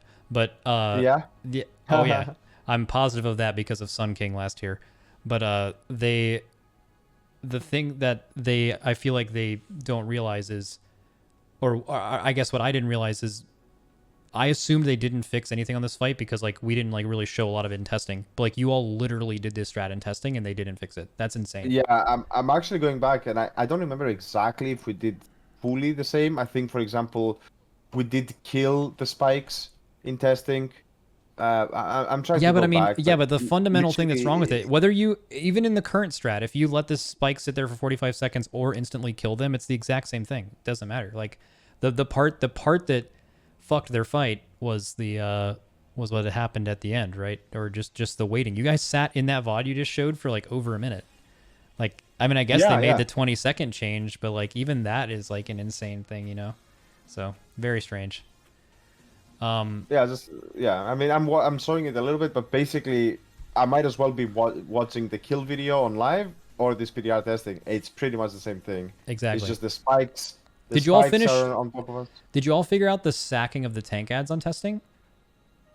Yeah. As I said, like the idea was that we go with the. I don't know if we did it in the testing, but we definitely had the idea going into. Did you guys live. Did you guys ever line of sight the tank ad cast? No.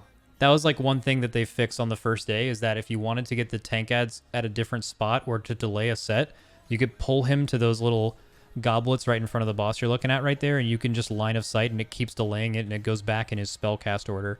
So he just like keeps delaying the tank ad. But they fixed that like pretty much instantly. They fixed that, but then they saw us sacrificing the tank ads on the first day and then didn't fix that. So apparently they were okay with that until they weren't.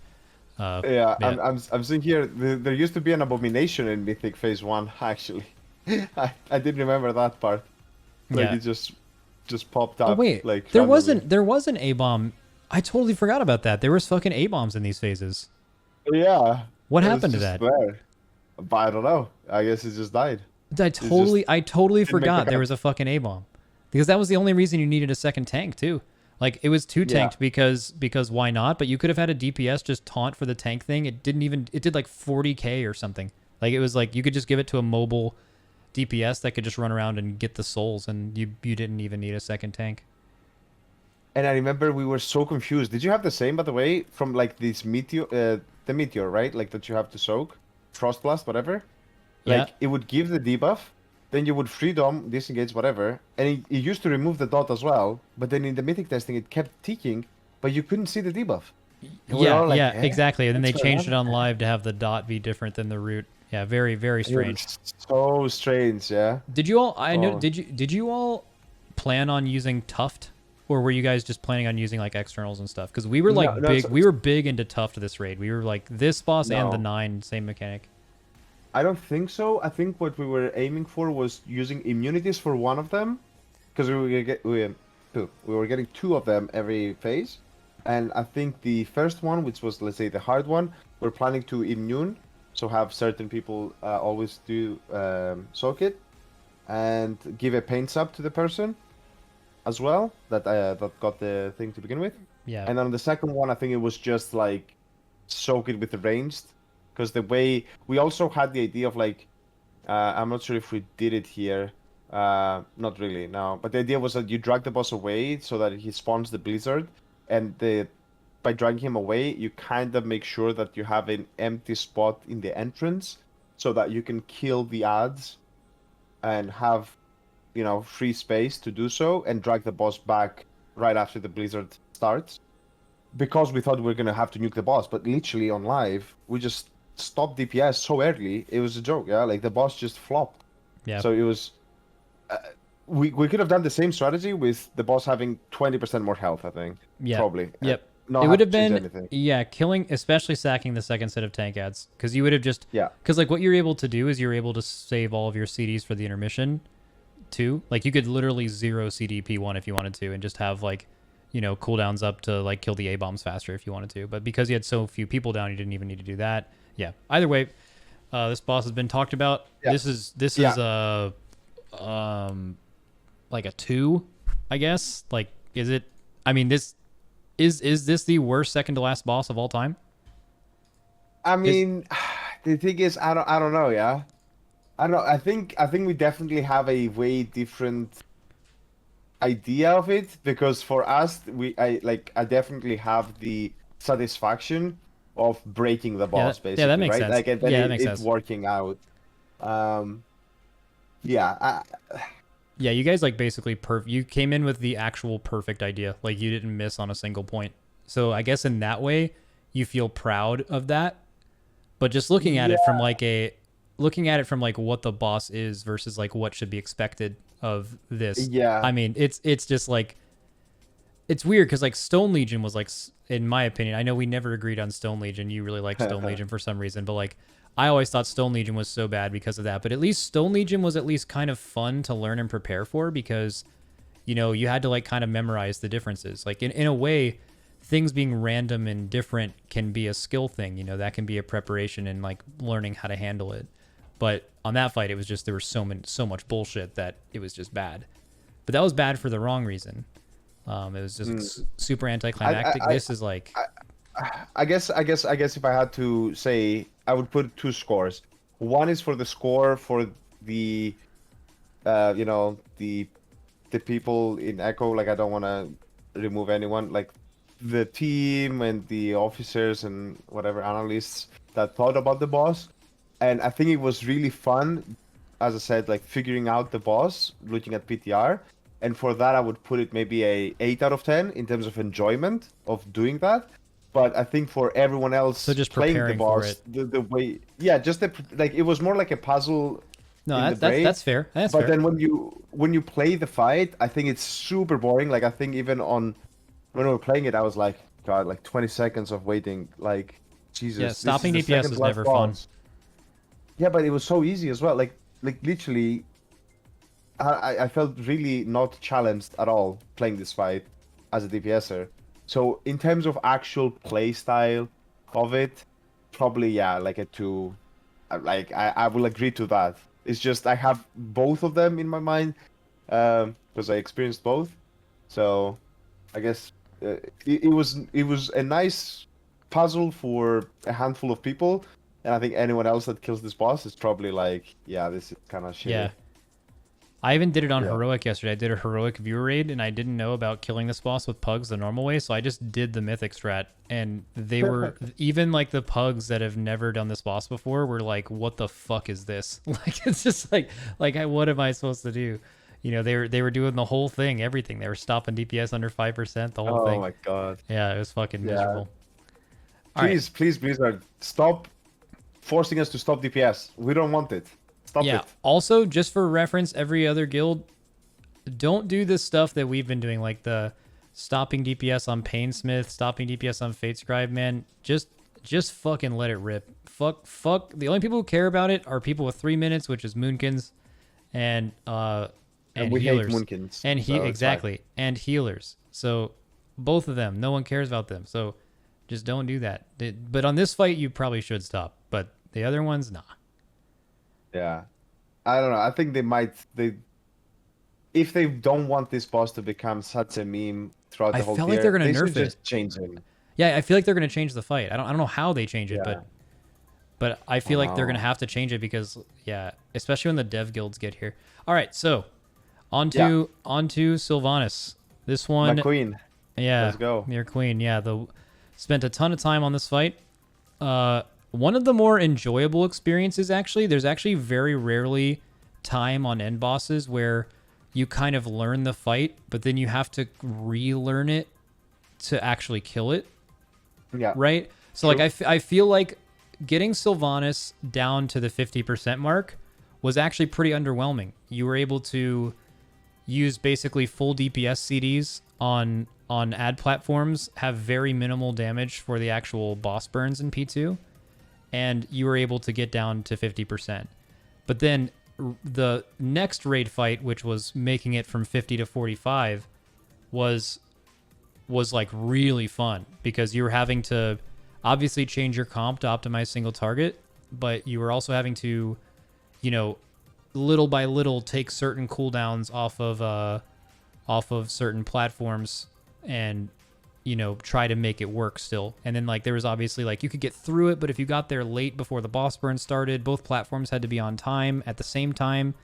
Then obviously you guys did the kiting of the Colossus, which is always that's always a super big feels bad when you like have this strat that works and then Blizzard's like, nah. Although I think admittedly you'd have to say like there's a good chance they fix that because like there's that anytime when it comes to like stuff they will let you do or won't let you do, it's just about whether you skip a mechanic entirely, and specifically a mythic mechanic. I feel like anytime there's a mythic mechanic that you outright ignore or skip in some way, they're like, nah, we're not going to let you do that.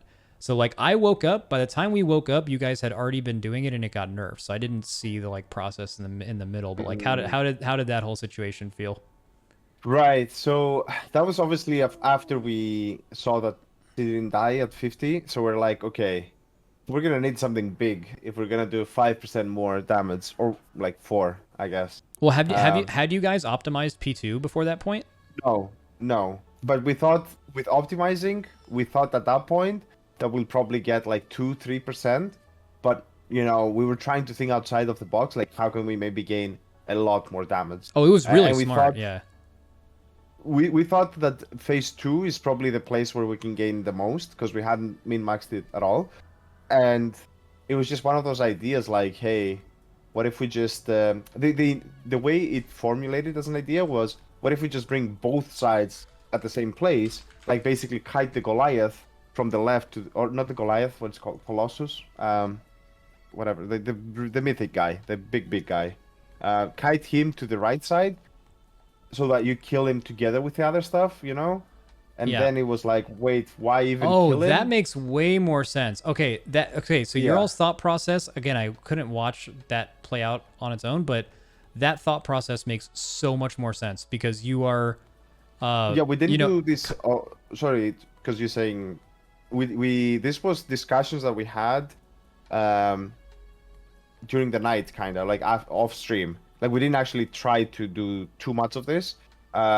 It was more that's the thought way of, as you said, it makes sense if you go step by step. But we didn't actually show on stream trying this because we instantly thought like, wait a second, why even kite and drag it to the other side? Let's just tank it and just never kill it. Like, yeah, sorry, go dude. ahead. Oh wait, so you were able to do the right side platform while using all cooldowns on the first boss burn and the second boss burn, and you didn't have to use any CDs because you had 19 people on the right? Is that what was going on?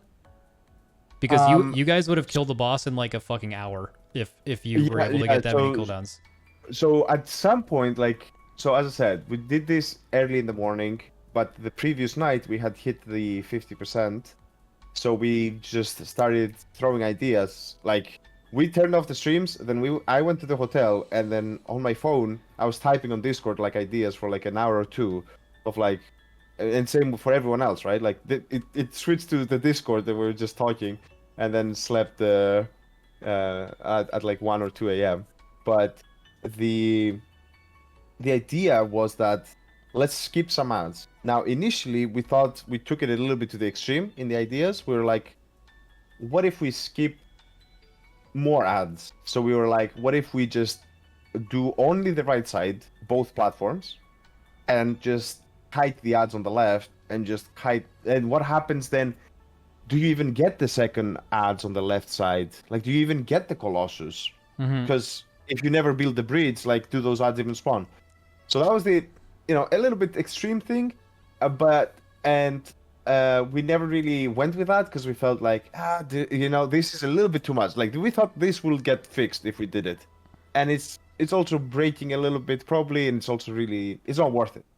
So then though we were like, hey, what about if we do it only on the second wave of ads? Because then you're actually technically playing the mob, right? Like you're not killing it, but it's not like it's AFK. Like it's there, you're tanking it. And yes, the idea was we sent 19 people to the right side, use no CDs, and just absolutely annihilate the boss. And I think we took like, it would have been like easy 2% more damage on the boss by doing this. It was huge. It was like crazy huge. No, I mean you would have killed it. I mean, if you optimize that to its fullest extent, where you didn't have to use a single CD on the right side after the boss burn, you would have phased the boss at like 76% or lower. Like it would. Yeah, literally nothing. Yeah. Yeah, and that would have been, you would have killed it the first time you got in the last phase. So yeah, that must have been a huge feels bad. I'm trying to think of like, I don't think that's ever happened to us because I feel like everyone that's in the lead in the race, you're used to like some stuff you do is going to be inefficient, right? Like you're going to do stuff and they're going to change it and people behind you aren't going to have to deal with it, right? That just, if you've ever been in the lead in the world first race, that is just a foregone, it happens. It's just something you're going to have to deal with. But I don't know if I've ever had that happen to me where we had like a fully workable strat where you were clever and ended up skipping something and then they nerf it like mid progression. But looking at it in like now, I think it totally makes sense why they did it, but why they stopped you from being able to do it. But it would have been definitely clever if you guys were able to do it. I wonder if you guys would have done it earlier in the night, if you would have killed the boss with it that way. No, but the thing is, that's the thing. Like, it was really early. Well, you say in the night. We did it really early. Like, it was like 6 a.m., I think, or something in the US. And that wasn't necessarily our plan. No, I mean, right? even earlier than that, though. Like, because I'll give an example. Your all's Raw Den was, like, doing the Warlock shit on Raw Den. Like, yeah. Ian literally said, he was like, yeah, we just weren't awake. Like, we would have obviously fixed that if we were awake. But, like that's just something where, like, we just weren't up kind of thing. So, like, you know, if things happen, like, early enough, you're going to be able to do it before they fix it kind of thing. Because, you know, they're just not up 24 hours to fix that kind of stuff. So, I really do. I think if you guys had, like, killable pulls, like, 2 hours before that, I think you would have killed the boss like that.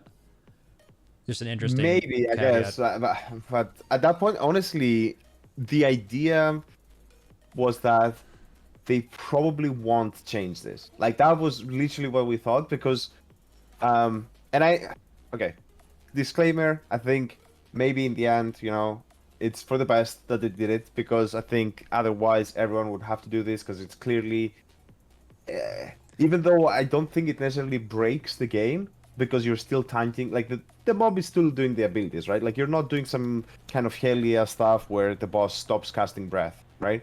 Yeah. But you're still playing all the mechanics. It's just way too good, let's say, yeah? Like it's way too good.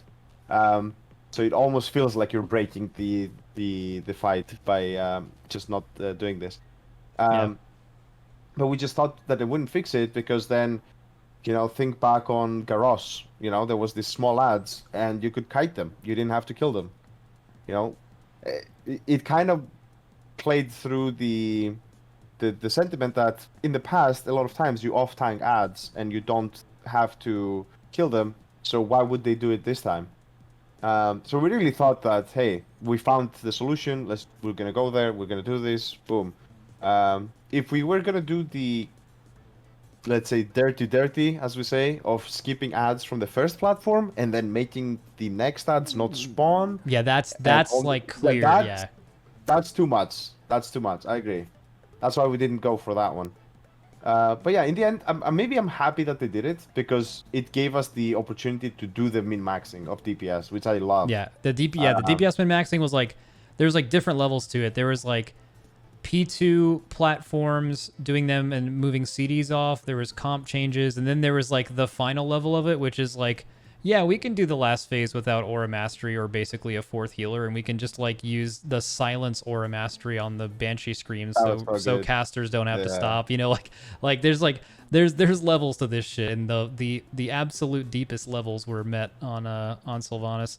That's my one regret from this raid is we actually I think like we actually did okay on Sylvanas. Like our pulls on Sylvanas weren't bad.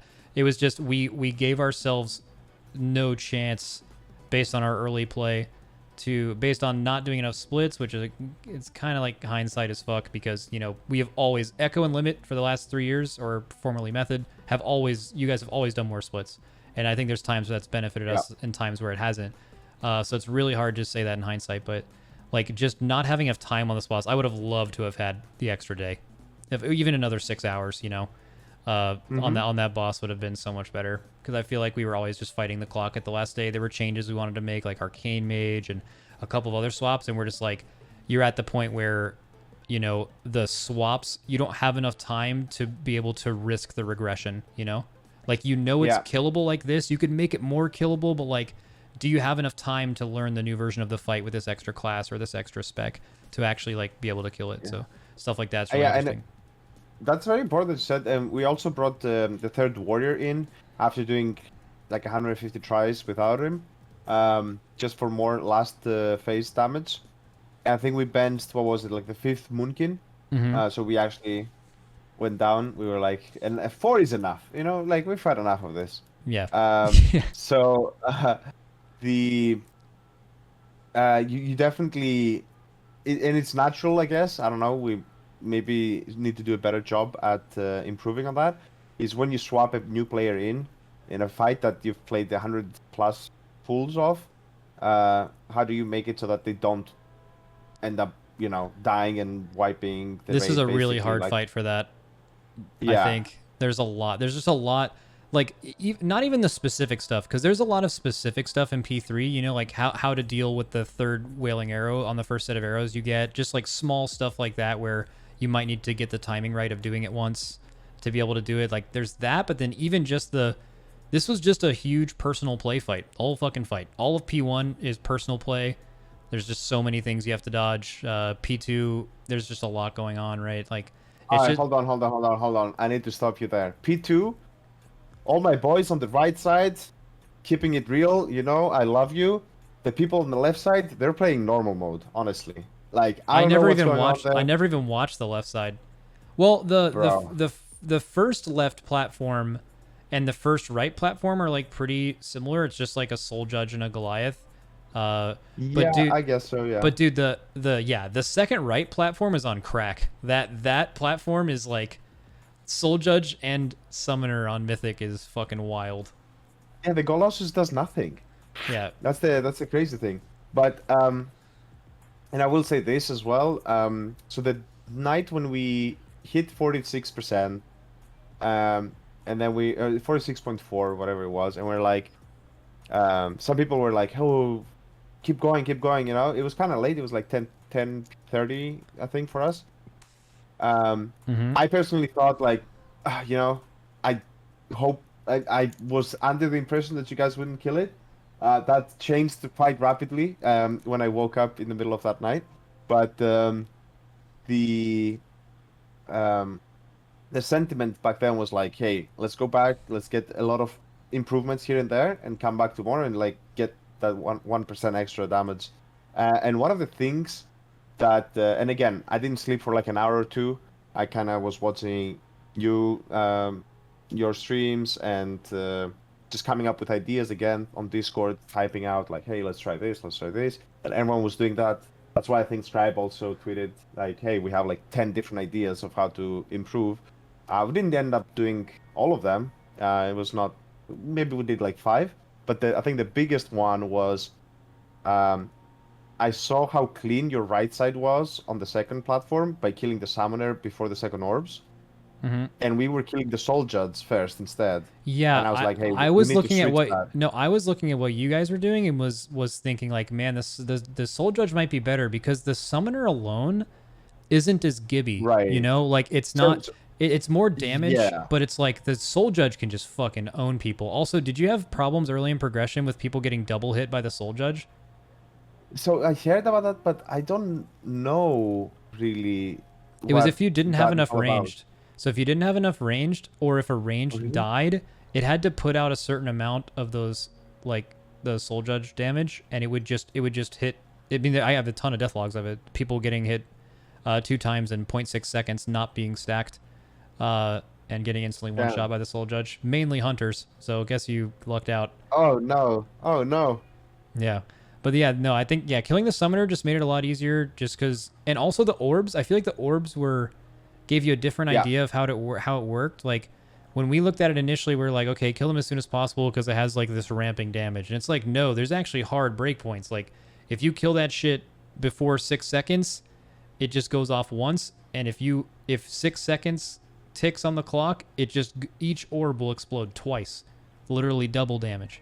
So like Yeah. that was like a huge learning thing where it's like, okay, those actually need to die. And that's where we had a lot of relearning without Windwalker because Windwalker was actually one-shotting those orbs. No Yeah. matter where they were. He was just sending his clones there and spinning and killing them. And learning them without him actually was like a couple pulls of regression. So for us, did you end up sending 3 healers to the right side No, for the segment? we okay, so we started with a priest and a paladin on the right. Uh and we just had a boon ramp there. And just I think just like I don't even know if the paladin had wings, but like you just had a boon ramp after the veil went off, and then we went 2 paladins over there with marauders to heal the 2 paladins with marauders to just heal the soul judge damage, and then we put 2 priests on the left. And then we went back to priest and pally. There was also some immunity tech, like you could immune. It didn't end up working all the time, but if you like pre-immune to the soul judge thing, you could just like remove them, and it was I like saw I saw at some point I think that the turtle, right? Like I saw as you were walking in, I saw yeah. some turtle getting popped, and I was like, why are they trying to immune here? I mean, obviously the debuff, but Yeah, if you I could, didn't. if only a certain Yeah, amount of range were like in range of the thing, it would go on the immunity people and it like wouldn't recast it or some shit like that. I wasn't too. that's It so was weird. something our hunters were doing, hunter and mage on that side were doing on their own. And then they Hmm. ended up stopping doing it, so it wasn't worth it either way. But that Yeah, I that saw towards the end you weren't doing. But yeah I want to say, so at the start, we were killing the summoner first. Then we were like, with 2 healers, we are like, you know what? The soldier's damage is just too much. Like, if we just get rid of that, then we're safe. So then we switched to killing the soldiers. But then we realized, like, hey, let's just bring a third healer because there's nothing going on the left. So we actually ended up sending both paladins and a priest on the right side, and only had 1 priest on the left. And at that point, we were still killing the soldiers first, though, and it was fine. It wasn't that bad, but when you're thinking about DPS, yours was just so much cleaner because you didn't have to move around to kill the summoner orbs, um, because you only got one of them. So I saw that and I was like, man, we really got to do this, and it worked way better for us. It got way more consistent. Damage was better as well because you didn't have to kill the other orbs, hmm and you didn't have to move around, which meant that the small lads that coming in could also be killed quite nicely. So that's something literally like that's like the biggest thing I would say of the min maxing we did uh, before the actual kill that I uh, personally saw that you guys were doing, and I'm like, holy fuck! Like, why don't we actually kill the summoner again first, like we did at the start? Especially because we have 3 healers now. Like, it doesn't matter. Like, yeah. we're The gonna survive the no matter solo what. healing the colossus was like a big. Do you know if he had boon ramp for that or just like regular, just like a regular ramp? I have no. I never went to the It left looked it side. I looked have pretty no idea. it looked fine to do too. We just like never did it. But that side was beach vacation, but we just never swapped it over. Were you able to like Okay. adding a healer over? Were you guys able to remove DPS cooldowns by doing that? I stopped doing my second hunter cooldowns there, Yeah, because they weren't so nice anyways, because they kind of came in the middle of the pack. So I definitely stopped. Like we fine-tuned it a little bit, and I think the extra paladin that we brought made it kind of fine. Yeah, like we didn't have to. Because here's the thing that I think a lot of people in the viewers don't get is it wasn't really that you had to have only enough DPS to kill the ads, but you also had to fine tune it so that both sides kill it at the same time. correct. And because if one side was just 3 seconds faster, that meant that the other side would have to be 3 seconds late on to the boss. I mean, 3 seconds was okay of a difference, but so you had to figure out a, I guess, three different variables equation, and Yeah, and you know, also have just enough damage to go to the boss before she starts casting by herself, but then also enough so that it's equal. Like did, it was fun to min max that. yeah, for sure. But did you also what was it? Uh, did you guys figure out the tech with Thrall? Why Thrall was putting his bridge up late? No, oh no, okay, I didn't, and I was so pissed at him. yeah, I thought it okay. was the ads or So something. we finally figured it out. Yeah, so he's coded to just like CC the shit out of the ads and fight them. So I believe what we were doing on the last day to get him to make his bridge faster was we were CCing the ads like as they were spawning, and somehow that made it so he didn't want to like run all the way over to them instead of making his bridge. Okay, So it yeah. was something, or killing them. But like basically, if there isn't ads for him to interact with, he doesn't do the shit. But like some of the viewers didn't see it, but there were times when like Oh like yeah. you would actually kill your side before Jaina's side, and you would be at the boss Yeah. 5 seconds later. Like it was insane. So here's the thing, yeah, and I had the Pepega moment on stream as well. I've been memed a little bit about it. So at some point, I disengaged to kick Sylvanas, right? And I fell to my death. Yeah, But I was really sure, like, hey, the bridge should be there at this point. And then I watched the VOD, and literally the try before, we killed the last ad on the right side, and Troll makes the bridge within 5 seconds. And then the try right after, where I jumped to my death, it was 10 seconds. Literally 5 extra seconds out of nowhere. Troll just chilling. And I was like, that's when it clicked to me that, god damn it, like, I really thought that the bridge would be there mid disengage, so I would still survive. Um, yeah, like I don't know the NPCs in phase one as well. Was it Bolvar knocking the ads around and killing people? yeah. Bolvar. Well, we had Braun too. Braun was doing it Oh, the initially boy. as well. Yeah. Young Braun was knocking the ads around. But yeah, there was some NPCs like knocking ads around at the beginning. So that was pretty fun. We also, I feel like, so obviously neither of our guilds were expecting domination chains to be the way they were. That's why Moonkins were of such high priority Yep. going into this boss, because like they were just obviously going to be the best domination chain class. But they ended up being in small groups, and we actually prepared something, and I'm not sure if you prepared the same thing. What were you guys, or I guess I'll explain what we were doing. So I'm sure you guys tested taking the boss on the edge or spawning chains on the edge of the platform Yeah. to try to get them more condensed. They Okay, so, actually were a bit more condensed for sure. Yeah. yeah, they were definitely more condensed on the non-intermission ones, but the intermission ones you could literally Oh yeah. stack them. You could like if you had the entire raid stack on the edge and then like take a gate to the middle of the room after they spawned, they were like in cleave range, like every single chain, Mhm. which was something we were preparing for Mythic, and then it ended up just being in like the set spots. But that was something we found out actually like during the walkthrough on Sylvanas, right before I'm the not raid sure came out. about the intermission ones. I'm not sure if we tested that. I'm sure we tested baiting them in a corner and that it was quite good. Um, Invisible puddles and though, right? and also, oh yeah, true. Yeah. I remember some people dying to the arrows, yeah, from the sky because you can see. The one thing also was that I think if the tank line of sighted the wailing arrow, it didn't hit. Or wasn't there Yeah, something like yeah, that? no, it's everyone. I don't know if it didn't hit, but it didn't spawn ads. If you line of sighted the wailing arrow going off, it would go. I believe it would go off. It might have not gone off, but it definitely won't spawn ads. We stopped doing that though. We had people figure that out, and we're Yeah. like, we probably shouldn't do that. The ads like aren't hard, and although the only shitty thing about the ads was what was it? You could get focused by, you could get fixated by ads that Oh, were dropping from your right. arrow. Yeah, or the previous persons as well. I think that's also kind of bullshit.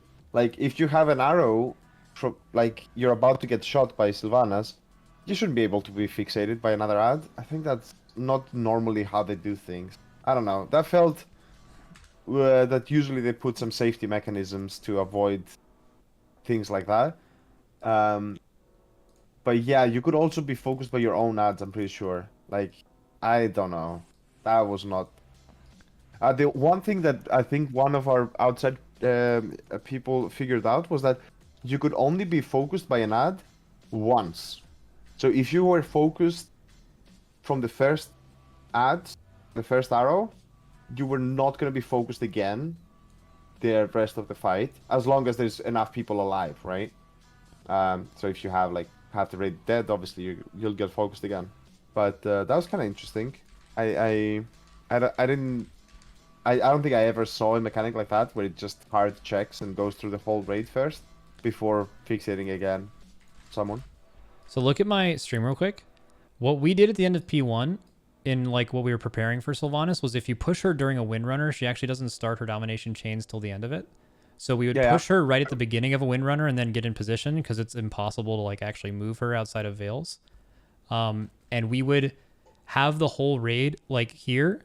We would the domination chain would start, and then after it starts, it's already in a fixed position. We would all gate to the middle like this, and the tanks would go far because for some reason there's always two far ones, and it's not based on where the boss is. Just this is assuming. Yes. Yeah, Yes. so we always had our tanks go farther to get the two far chains, and then our healers stayed close, so they got like some of the close ones that died instantly. And then the chains, like in this picture, were literally this stacked. Like you could have like fucking just went in there and just blew them up. And then that was our idea for the intermission. You could do it on other ones, but you had to bait her with Veil, and it wasn't worth it. But like, at least the ones in the intermission was ones where you could easily bait, which was the hardest part, which led us thinking that we didn't have to run like more than 3 Moonkins. But then the phase was what it was. We actually had for a long time carrying our intermission. We had like Moonkins ramping at the end of P1 and having their full-fledged Venthyr ramp with Starfall, and they were basically soloing the whole phase. Yeah, that's the thing as well. As I said, again, kind of going into the Night Fae discussion, a lot of like the idea for our druids, and same goes for me actually. Like the idea was that we are all Night Fae, and then if we go to Sylvanas and we see like we have to have the hunter switch to Kyrian or the druid switch to Venthyr, then you do it at that point, and you just blast the renown, and that's it. So that's why we also thought it was kind of safe to go a bit more ham on the druids, because if Convoke doesn't work, then they're still really good single target if they go Venthyr, and they're really survivable. And another thing is in phase 2, we thought there's so much running happening that roars are gonna be insane, and in general, Yeah. like just roars are Yeah. so good. Yeah, and especially with there not being a Resto Shaman in your comp for the first time in a while, and like that being replaced with Enhance is nice. Yeah, we for a while were unironically, because like obviously with the tanks, only one of them really needed to be prepared to be a raid buff this raid because of class balance.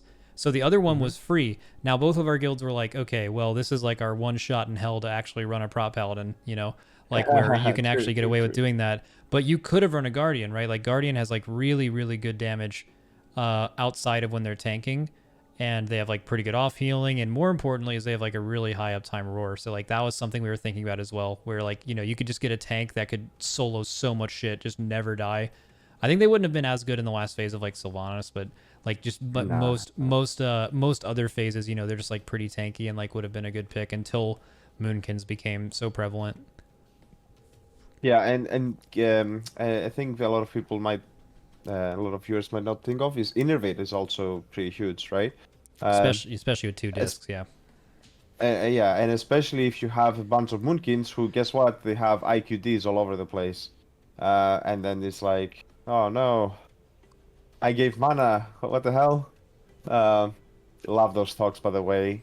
Thank you, Yeah, Blizzard, for keeping yeah, this trinket yeah. I relevant. love that. Yeah, I love hearing our Moonkins in the middle of the poll because they healed someone or gave them the heal. The heal's actually huge. It's like a lay on hands. Uh, True, yeah. the heal's huge, and then like yeah, giving healers mana. I mean, I even remember at least in our initial. It's hard to tell how many of your healers had unholy bonuses in progression. I have no Was it idea. 2 or 3? Because I did not we keep like track. only had one, and then he was like just like 2k over everyone else every pull, and like I feel like we were having like mana problems at the end of the fight, even with innervates, and we were like, man, if we just had like a couple more unholy bonuses, we'd have just been like Gucci. I feel like the healer unholy bonuses are like really underrated. I think they're like really fucking good. I'm trying to see if anyone in the chat from Echo knows. I honestly have no clue, yeah. Like, I don't know what the healers had. Yeah, Two? fuck a Apparently healer. two of them. 2, Yeah. yeah. I think it was only one more than us. I'm pretty sure it was that. I don't think it was 2 more. Like I actually I think if a guild had like 4 healer unholy bonuses, I think your raid's health on pretty much every hard boss would have looked totally different. Which is Okay. again just like a fucking like why is that real? But yeah, so as far as P1, I think that all made sense. We definitely just saw the intermission and we're like, okay, Moonkins. Also something you guys were doing with Night Fae, I believe, is you guys were using some of your convokes for healing, correct? They were. Wait, on which phase? I'm not sure exactly which phase. I just know that like Gingy said at one point you guys They did it. No, no, no. So that was in the intermission. It was Heart of the Wild into Convoke or something. Like, I'm yeah, not sure how it works exactly, but it's like some healing stuff going on at that point for the intermission. Yeah.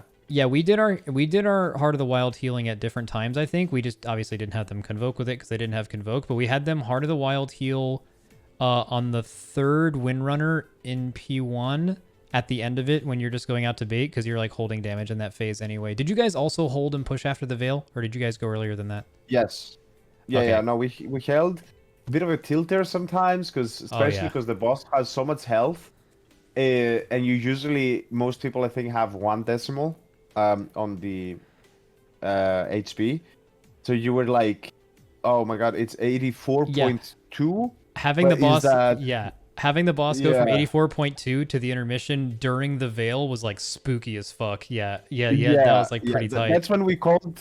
That's when we usually called for a Moonkin, and not to say as another bonus to having Night Fae Moonkins, is that You could have them if we saw convoke at that the last happening, second. we just convoke and just push the boss. Yeah, that was No, I mean nice. that is an extra benefit. No, I mean I'm not gonna put it any two ways. I think Night Fae was the clear pick for this raid. I think it's possible that like Venthyr Moonkin would have been way better if the bosses where Venthyr was just so much better than Night Fae earlier was harder. It's like the fights where you had like super long intermissions like Painsmith and Fate Scribe. I think you could have seen Venthyr having a bigger impact, but I think on Sylvanas, Night Fae is definitely better. You just have more consistent damage throughout the whole fight, and just on any class in this game, having Night Fae defensiveness and Soul Shape versus other Covenants. If you guys ever put yourself in that position on a class, just play a class that's Night Fae and then take that away in a progression Oh. environment, and it just absolutely matters. It's a huge gain. And yeah, Convoke like has the added. Convoke's just a very unique ability.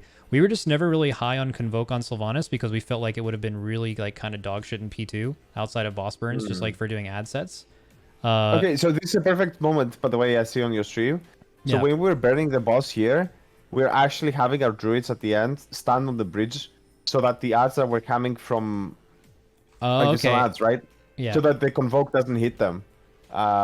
That's like one of the annoying things. And especially if you didn't finish off the ads from the previous platforms, a lot of times you would waste some convoke dam hitting the random shitty ads. Yeah. Did you actually figure out as well? I heard that as well from your stream. I don't know if it mattered too much in the end. Was Jaina pumping Sylvanas? Okay. And was it worth to kill the I ads? don't to let know. her I pump? don't know, but we were like Jaina was definitely doing damage to Sylvanas, but like we never came to a conclusion of whether it was worth like putting in an effort to kill those ads instantly to where she Okay. will do Yeah. more. Like I'm I would have to go and check. But yeah, for people in chat who aren't sure what we're talking about, the the NPCs on this fight actually do damage to the boss. And they have really weird, the way they're coded is really weird, and basically the way all of them work is like if there's any ad anywhere, they will like go through heaven and earth to get to that fucking ad. Like they only care about the ads. But if there's no ads up, they'll hit the boss. So like when you're trying to milk boss damage, little meaningless ads being up is kind of meaning there's like one less person hitting the boss. But I don't even know how much DPS she did. I remember at one point someone was like, Jaina's fucking owning. Like I don't know if they were trolling. I don't know if they were like trolling or if they were serious, but yeah. It's a very oh, sorry, my dogs just got home from the doggy daycare. Hold. Oh, doggos. Let's Yeah. go. Yeah. Yeah. So I don't think that ended up mattering, but yeah, the other thing is you guys ran a DK, and DK was one class where we were like, I don't know if this class is tuned the absolute best for like the whole raid, but it's fundamentally just so good for Sylvanas, right? Like it's one of the it's probably the best melee class for just overall P1 damage, including like just domination chains being spread out. Not to mention that they would have been even better for domination chains relative to other melee if they weren't stacked up the way they were. And then they have cooldowns for every. They have cooldowns for every platform. You have like Pet, Unholy Blight, APOC for every ad set platform and for boss burn. So if you're looking for classes that are passable on every platform plus have good boss damage, Unholy's just like near the top of the list functionally.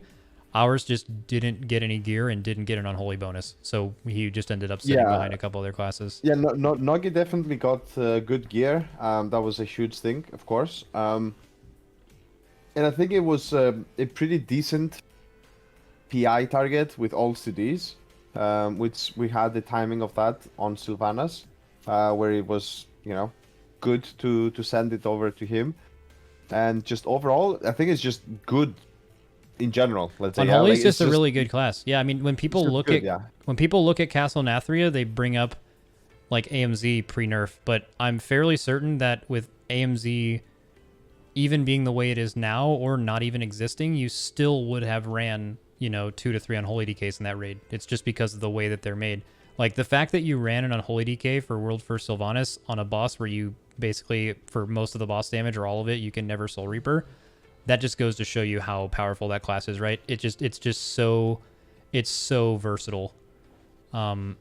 Something too that we weren't doing that I feel like we would have done in hindsight, kind of a jump to P3 here, but like Yep. assigning one priest to Mass Dispel regardless of situation right at the end of Banshee's Fury would have saved like 10 pulls. Mm. You know what I mean? Like Yep, the yep, yep. priest that isn't ramping for that, I feel like there was 10 times where like someone got a random stack and like it just didn't get it got dispelled, but it got like dispelled early because they don't know any better. They just like called for a dispel to get it off of them, but they weren't far enough away and like someone else got the stack. But if you ever got into a habit of timing your MD to happen at the right before Banshee's Fury went off, I feel like it would have saved like so many wipes.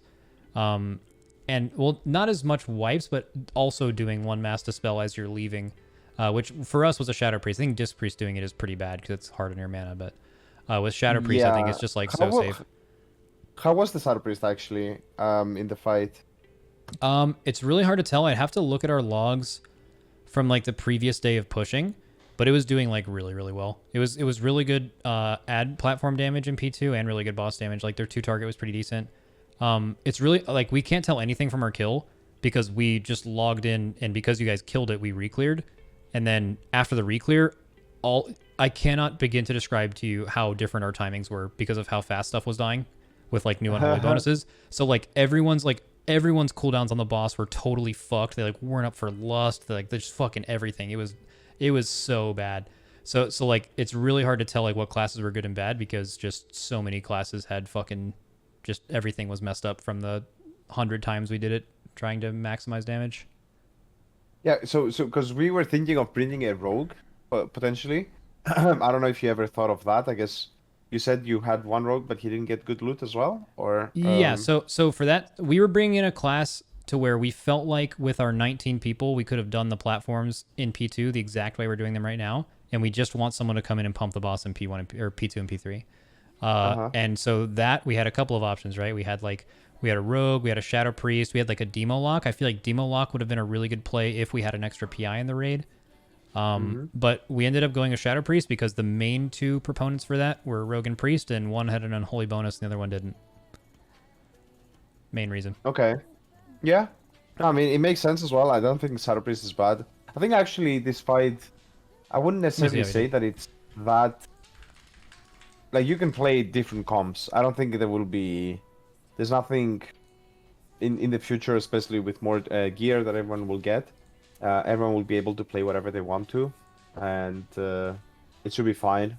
The last phase I wanted to ask, what did you think before the raid was released? What percent did you think the boss actually dies at? Oh my god, such a good question. Dude, okay, I'm so glad you asked this. I feel like from N'Zoth progression, we are programmed to think, oh, well, of course we can kill the boss at 0%, you know? Because, like, on N'Zoth, when you first got there and you started getting lower, maybe you guys didn't experience this, but, like, we were like, oh, no way, the boss dies at 50%, okay. Oh, wait, no, the boss has to die at 25%. You know what I mean? Like, but then we kept getting better. The copium, yeah. Exactly. We kept getting better and better and better, and then we were able to kill it at 2.5 or whatever it died at. So that's where, like, we saw to, like, the second platform, I think, because, like, the first 2 times we got to the last phase, we crit errored in the testing, and then and then after that we got there, I think, like 2 times before the testing ended without crit errors, so 4 total pulls and 2 of them were with crit errors. And, like, the first one miserably went bad and the second one was, like, okay, but, like, the boss was, like, in the 60s, you know, so, like, we didn't think the boss was gonna die at 50. It didn't like it never went through our brain one time. This is the thing. In our testing, there were weird things with the boss happening, where what's it called? In phase 2, it would teleport to the wrong place, cast Rive over there, and we couldn't kick it. So then we would just wipe. That happened like twice. You could also release. Okay. The release. Yeah, the first P3 pull we had was we released, and then they hotfixed that like 20 minutes into the testing, I think.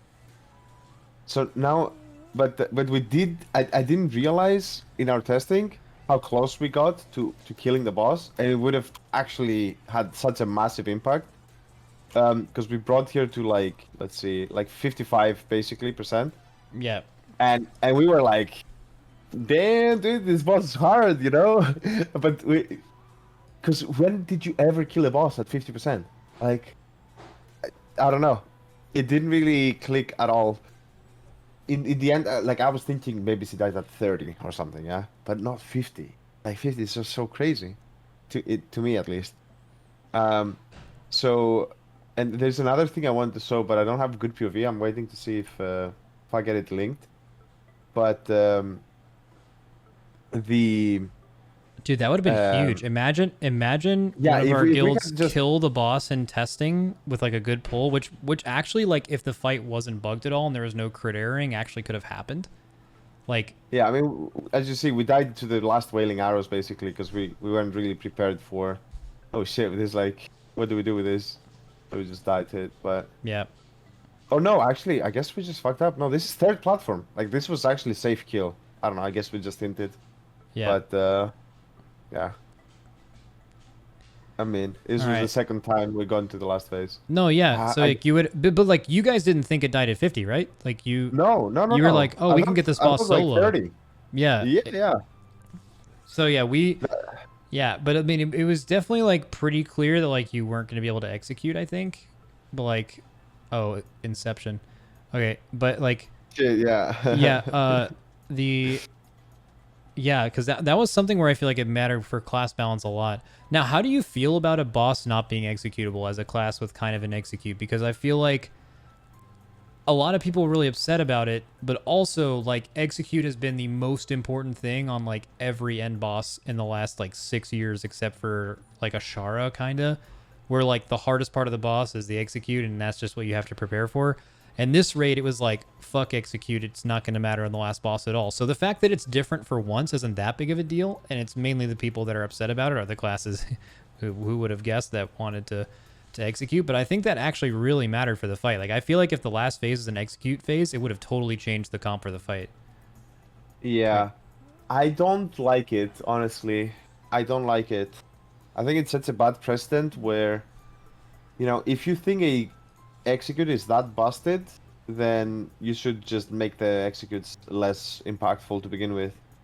Because right now, I mean, I don't even know how different, I guess, the damages would be if you actually killed the boss at 0 and just adjusted the health and let's say it transitioned at 70% instead of 84. But I don't know. I think it's a bit of a Zagan as well. Yeah, like my brother also plays Warrior, and he was telling me how they gave them like some new legendary. I think they nerfed it now or something, where they can perma keep up stuff with executing their buffs, and then the boss doesn't even get executed at all. It's like what? I think that Venthyr Fury thing is really powerful. I think they would have been the highest boss damage in the last phase if it was executable by like a pretty good bit.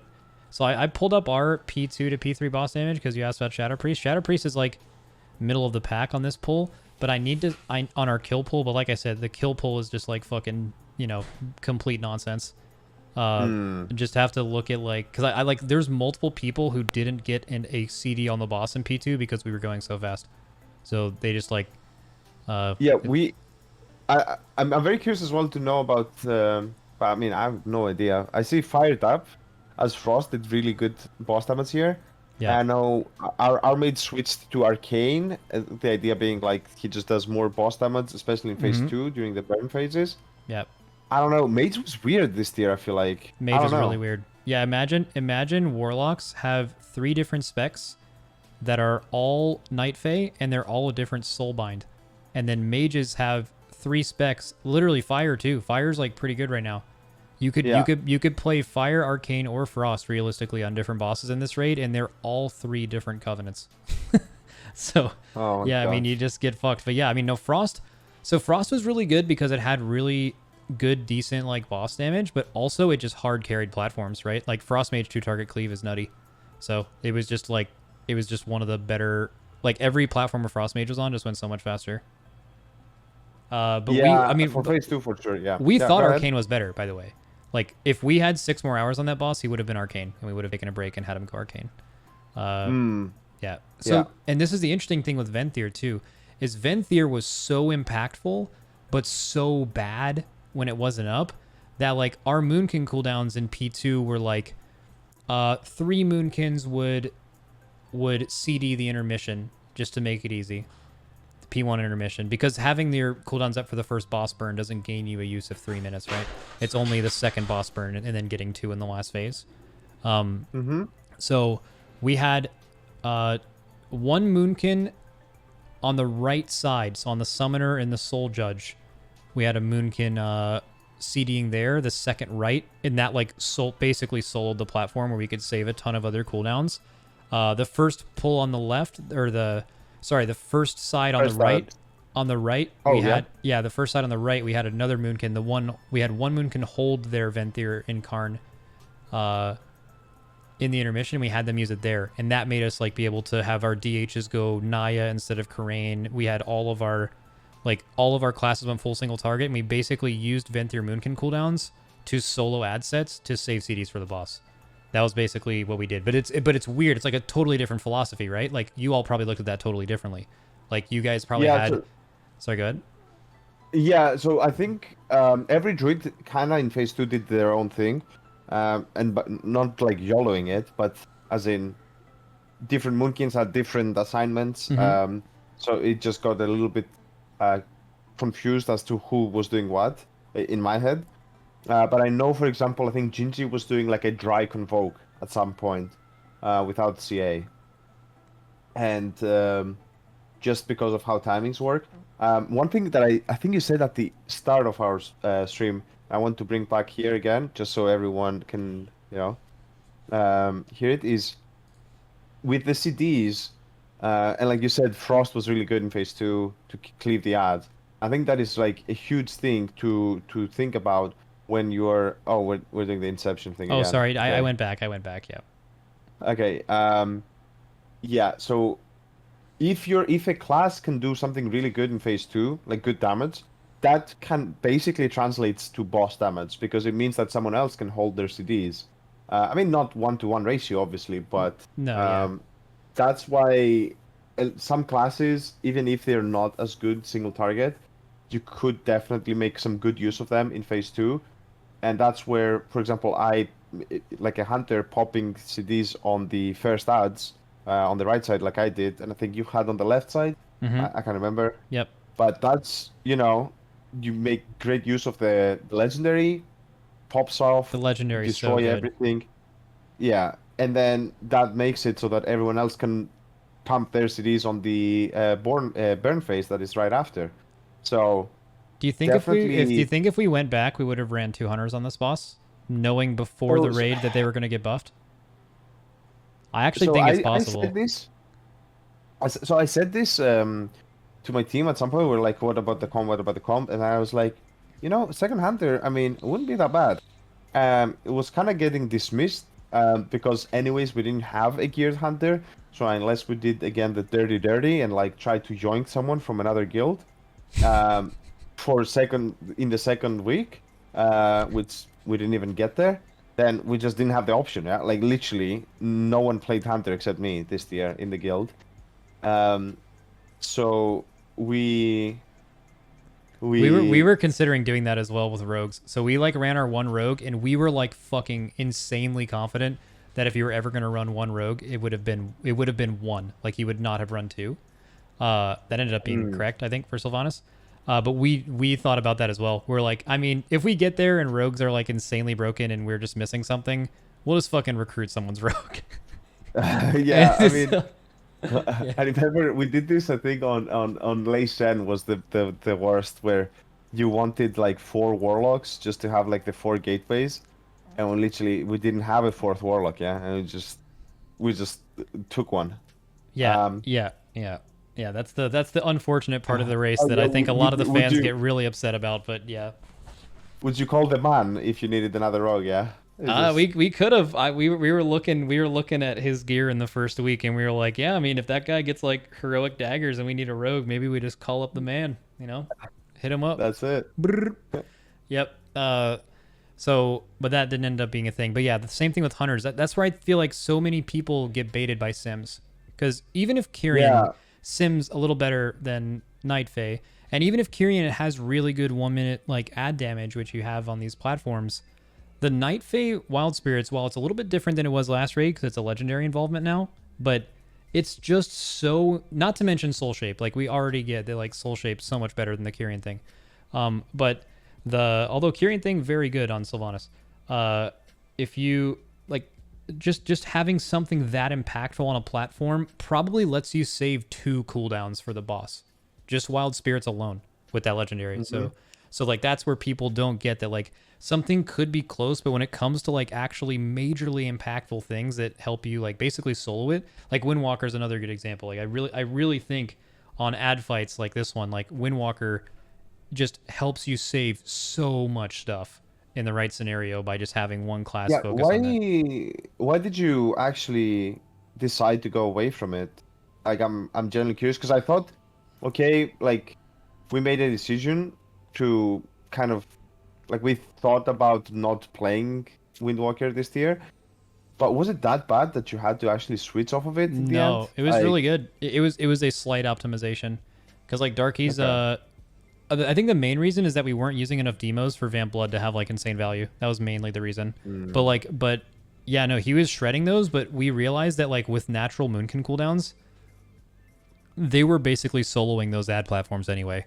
So because of that, there was less of a need for Windwalker, and then having Windwalker CDs on the boss didn't make up for the Moonkin thing. So like you would have rather had a class that just did more boss damage and allowed the Moonkins to do what they do, because the Windwalker cooldowns weren't enough to have like the Moonkins hold, for example. And even then, that doesn't even apply because it's longer cooldowns, right? So, uh, Yeah.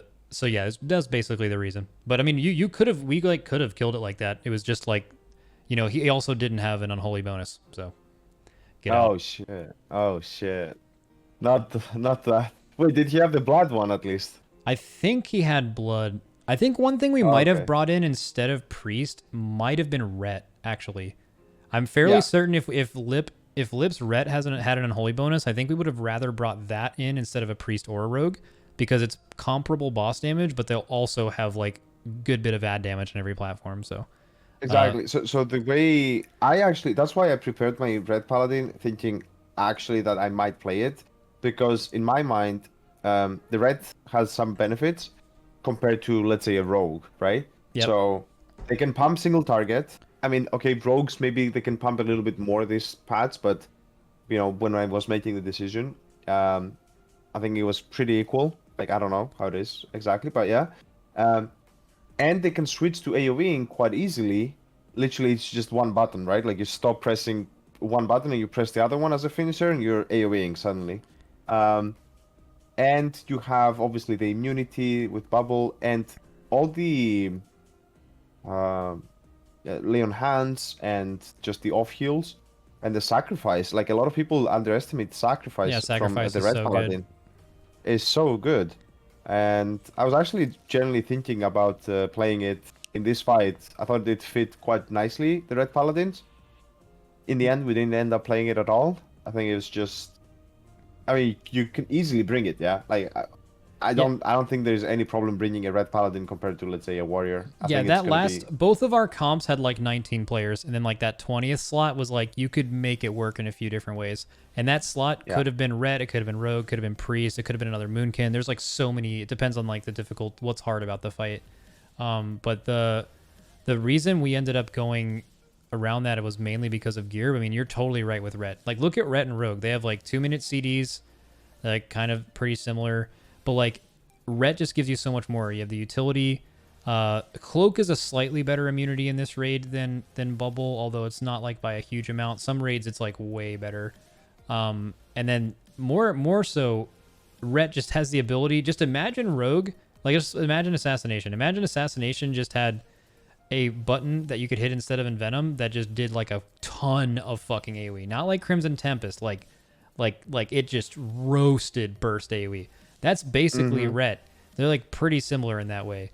But Ret also has like this little 1-minute thing going on, and it's pretty good. So yeah, that's basically why. That's why Lip wasn't a rogue this tier. We felt that Ret was slightly better than rogue in this raid. With equal gear, I it's still very think that's comparable, true. yeah, very Yeah. comparable between the two. Like it was like, that's what I was saying. I was like, because we were riding a little bit the rogue hype a bit too much.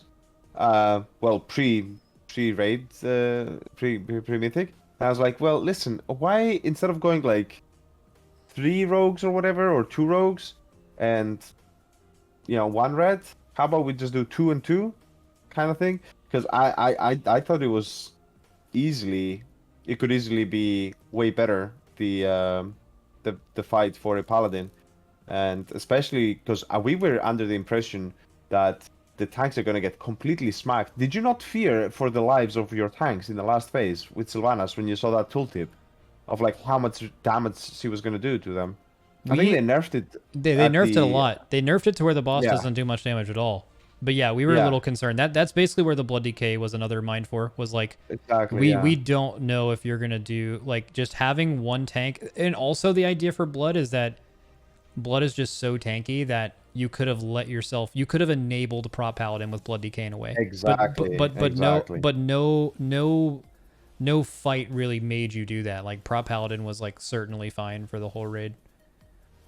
Yeah, 100%. We actually, it's crazy. We had the same thoughts there of like Blood Decay, solo pretty much tank Sylvanas, because it's the only tank that can do it pretty much, and then just let the Prot Pala go wild. Yep, that's the exact idea. And I, something else I thought that was interesting about tank comp is I think the Race to World First obviously keeps evolving, but I think it's evolved a lot in that way.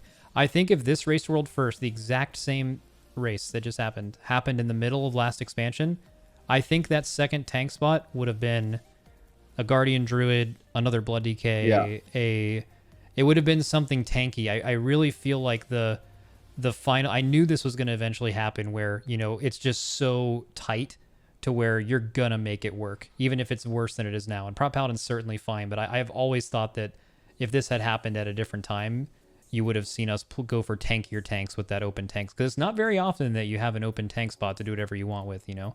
But like now that we have it, it's like,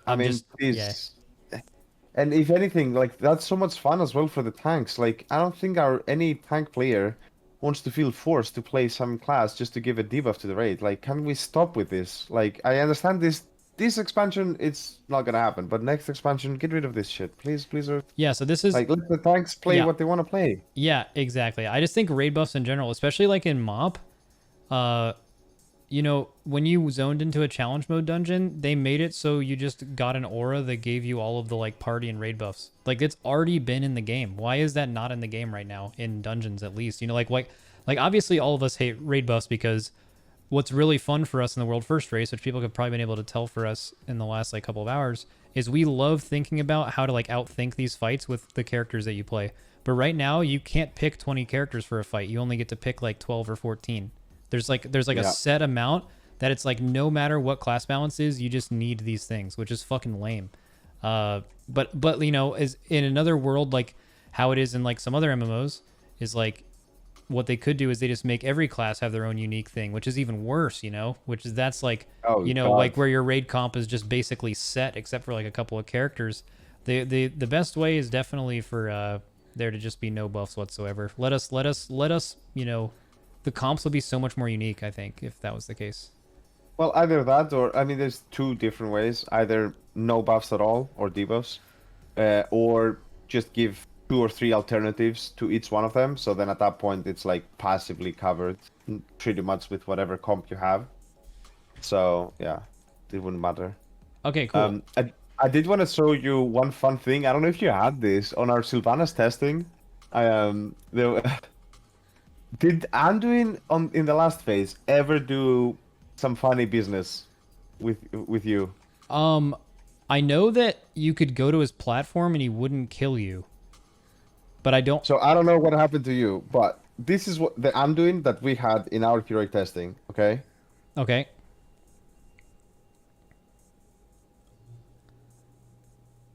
What? What is he doing?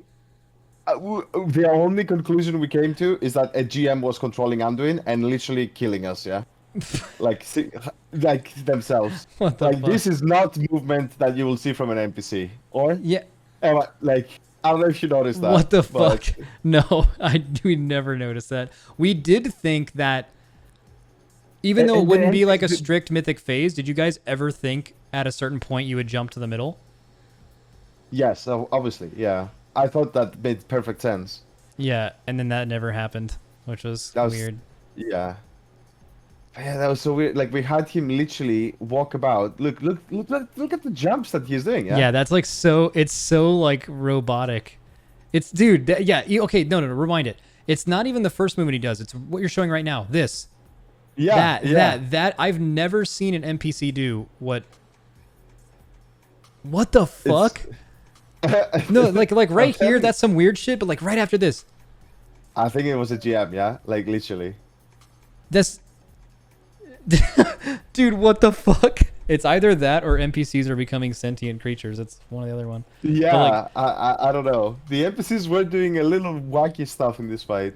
Dude, that's so fucking weird. Okay, so we're gonna probably move on. Yeah. This has taken fucking a long time. So we're gonna just give Sylvanas a grade. And then I guess we'll just for like 15 minutes or something, just if anyone in our chats has like good questions that neither of us thought of, besides like hopefully avoiding things like which one of my classes should I play, kind of bad shit like that. Nice. Yeah. So for Sylvanas, for a week 1 kill with the damage optimization, you guys are probably going to have a different opinion because like you had like your strat nerf, but I think it was like very, very top tier.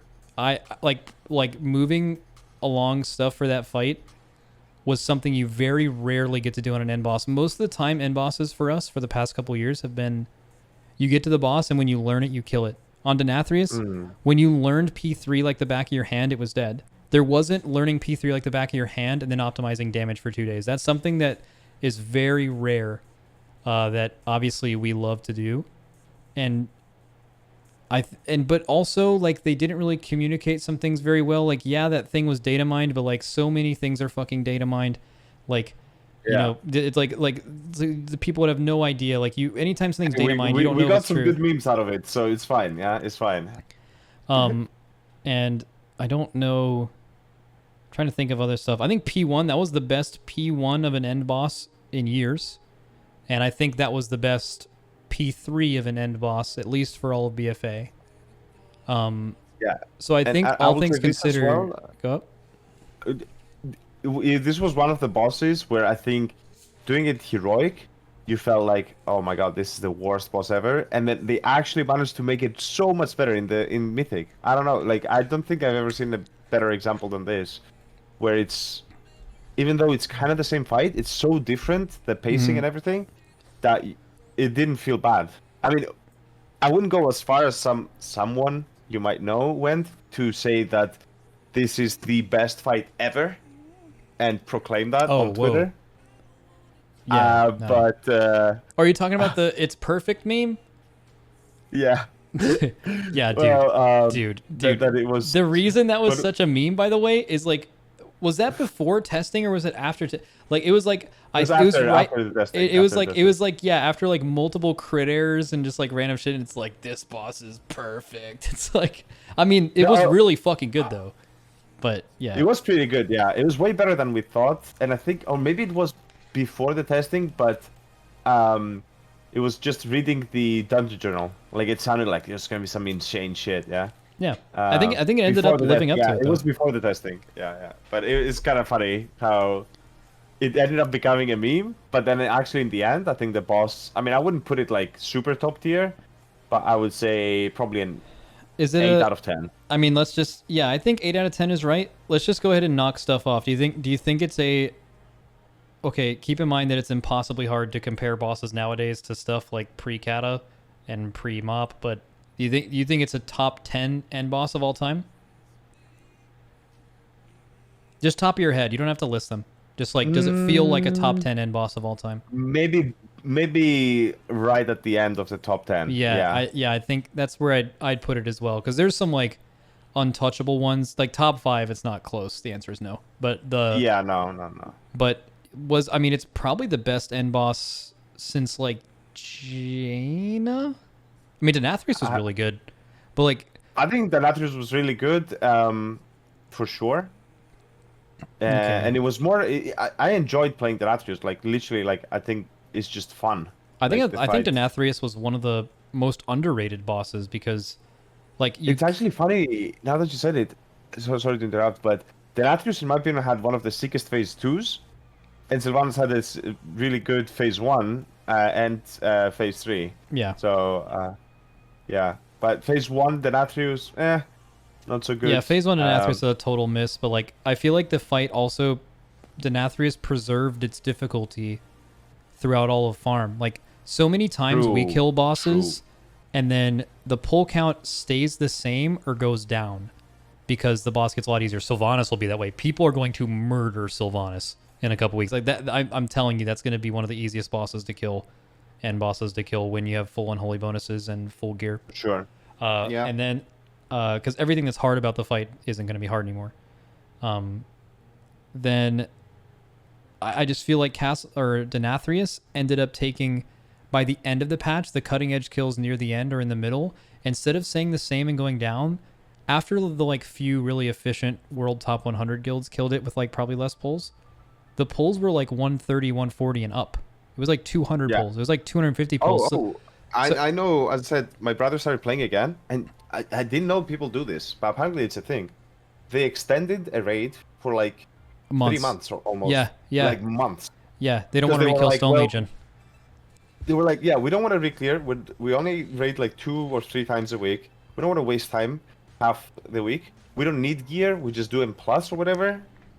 and get the boxes, and then they literally were hard stuck, for 2 months in the same reset, just killing boss by boss, like hundreds of pools on SLG, on Sire, like Oh yeah. crazy, yeah. No, it's still, yeah. I feel like the end of Nathria really held up its difficulty as you got gear, which is Sure. really impressive. It's really hard to do that. That's the sign of a really good boss, because no matter how much gear you had, you killed Denathrius when your entire raid was comfortable with doing the Ravage combos in P3 and not getting hit by Massacre, when your worst player was comfortable with not getting hit by Massacre. And that gear doesn't change that. So it ended up being like a really, really sick encounter. All right, so I'd say Sylvanas is an 8. Maybe a 9, but I think that's only going to be our rating.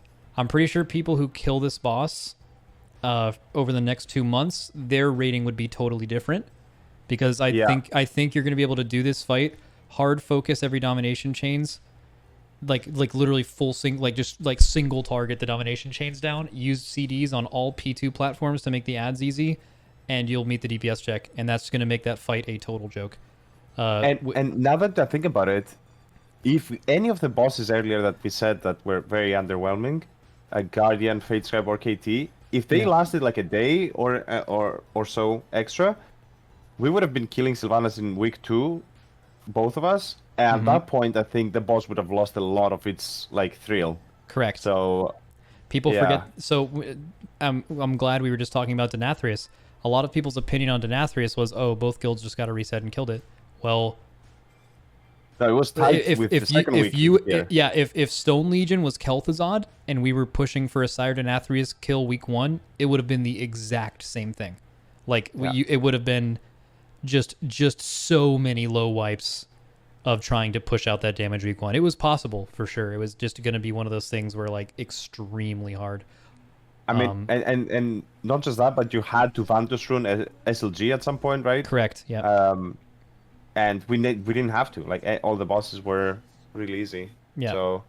Yep. All right. So that's the end of the. Okay. So that's the whole raid. So chat in both of our chats, if you guys want to ask us any specific questions about this raid, not like general stuff like what's your top 5 bosses, and then if you see something good in your chat, just bring it up, and then I'll see.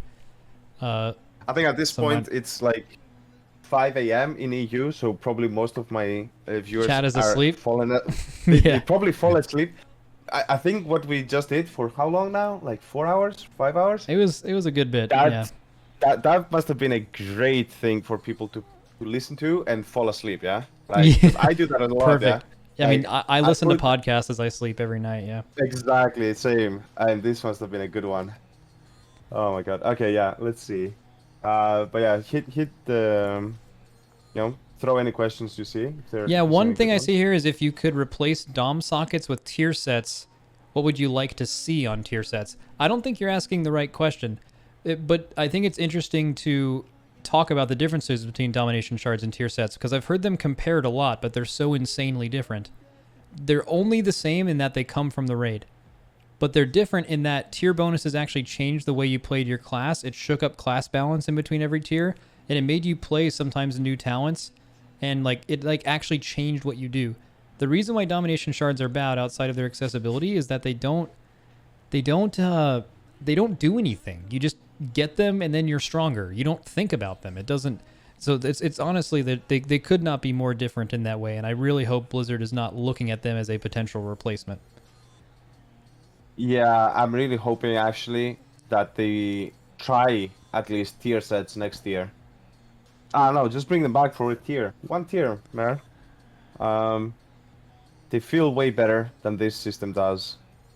Also, what a troll. We didn't talk about that. Did any of your players destroy any shards? Oh, yeah. Evade destroyed his frost bonus in week 1. Ended up not really mattering, because imagine having a frost bonus.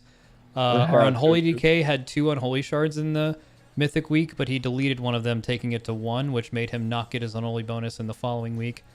Yeah. Imagine allowing you to delete those shards, and then when you ticket it, you don't give them back. That's fucking mind blowing. One good question someone had here Is it difficult to keep your strats and plan while monitoring the progress of other guilds, especially at the last boss when it comes down to a 1 to 2% difference? That's a really good question, because Uh, it's really good, because you have to, it's really hard to stick with your plan of what you want to do if there's a carbon copy paste. You can just do what someone else is doing that's different, but you know for a fact it works. Now, on like a multiple 100 pull boss potentially, you don't like, obviously optimizing in P1 really matters, because having a more consistent P1, even if something else works and it's worse, is really important for like time efficiency. But it is hard, because I think you're burdened with doing the thing you know will get you immediate progression versus doing the thing you think might be better. And then also mid progression, same thing, right? Like I think the more accurate of what we do is we do our own things, but we take things, small things we see from other people, and then add them. That's what you do, except for like KT, where you log in and you're like, oh, what the fuck is that? And then you just like yoink the whole thing.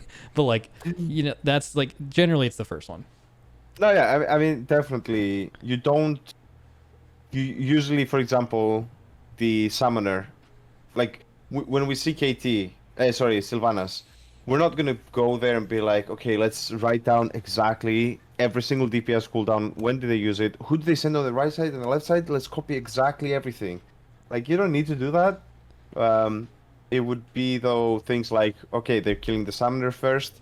We can easily make that swap, keep everything else the same, and use that. Or I actually don't know if you did it or not, but we had our Demon Hunter soak up some puddles at the start of phase 3. We did. And then, right, so then when we were trying to optimize for DPS, we're like, I don't know if I just thought about it while watching you, or if you did you actually change that, or did you still have that? We kept it the whole time, because we Okay. yeah we never, I guess the issue we had was everything we were doing, we knew if we had a perfect pull we would kill it. So like we didn't want to regress being that late into the night, right? So like our 45.4% pull, our Moonkin with Wailing Arrow 3 on the first set of arrows didn't do the thing right and died, and it took him 30 seconds to res him, and it took a long time for someone else to get him too, because he like got knocked off in this weird spot, and we lost like a ton of damage. We lost an entire Venthyr Moonkin cooldown, which was literally the difference between the 0.4%. We lost an entire cooldown usage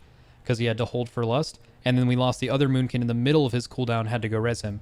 So it was like, you know, worst case scenario, that, and then the pull where we wiped at 45.4, like 2 pulls later, we had a pull where we phased the P2 boss burn with all of our reses. We phased the boss like 0.7 lower than when we even wiped it there. So like we knew if we just played the boss correctly, we were just going to kill it. So like we didn't make that optimization, if that makes sense.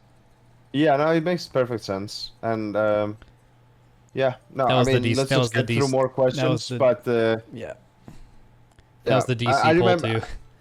The DC, yeah, like I heard about it, I didn't see it, but it was on that poll, the 46 point something, and then all of our reses and our Holy Paladin DC'd on the second platform. Would you? That was a killer. Did you? Why did you stop raiding, by the way? Like 3:30. Basically, it's just like way too much. Yeah, like people are just. It's always so. I think maybe I would have just kept pushing. Yeah, like unless people are literally like just dead. It's so hard to tell. Yeah, it's like I was like 90% sure you guys were gonna kill it before you woke up, but when you're raiding that late, we've had experience doing this before on G'huun, where you know if you stay up too late, you end up not being able to wake up at a reasonable time, and we didn't know how fast you're gonna kill it, right? So like I think there's a world where like, you know, you guys end up killing it like a decent bit after lunch or something. And if that was the case, we could have actually woken up and just fucking killed it.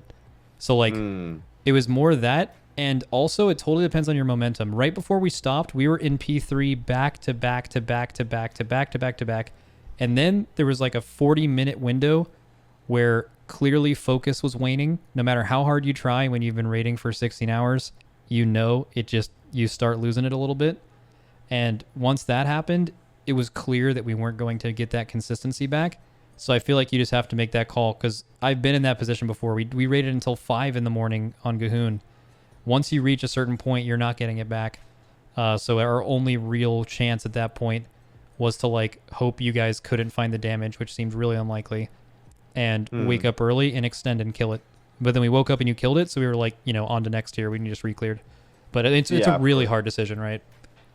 I think I was super impressed at some point that I felt you guys were so much in the zone because you were just going, as you said, phase three, phase three, phase three, and I was like, God damn it! Like we need to have this consistency as well.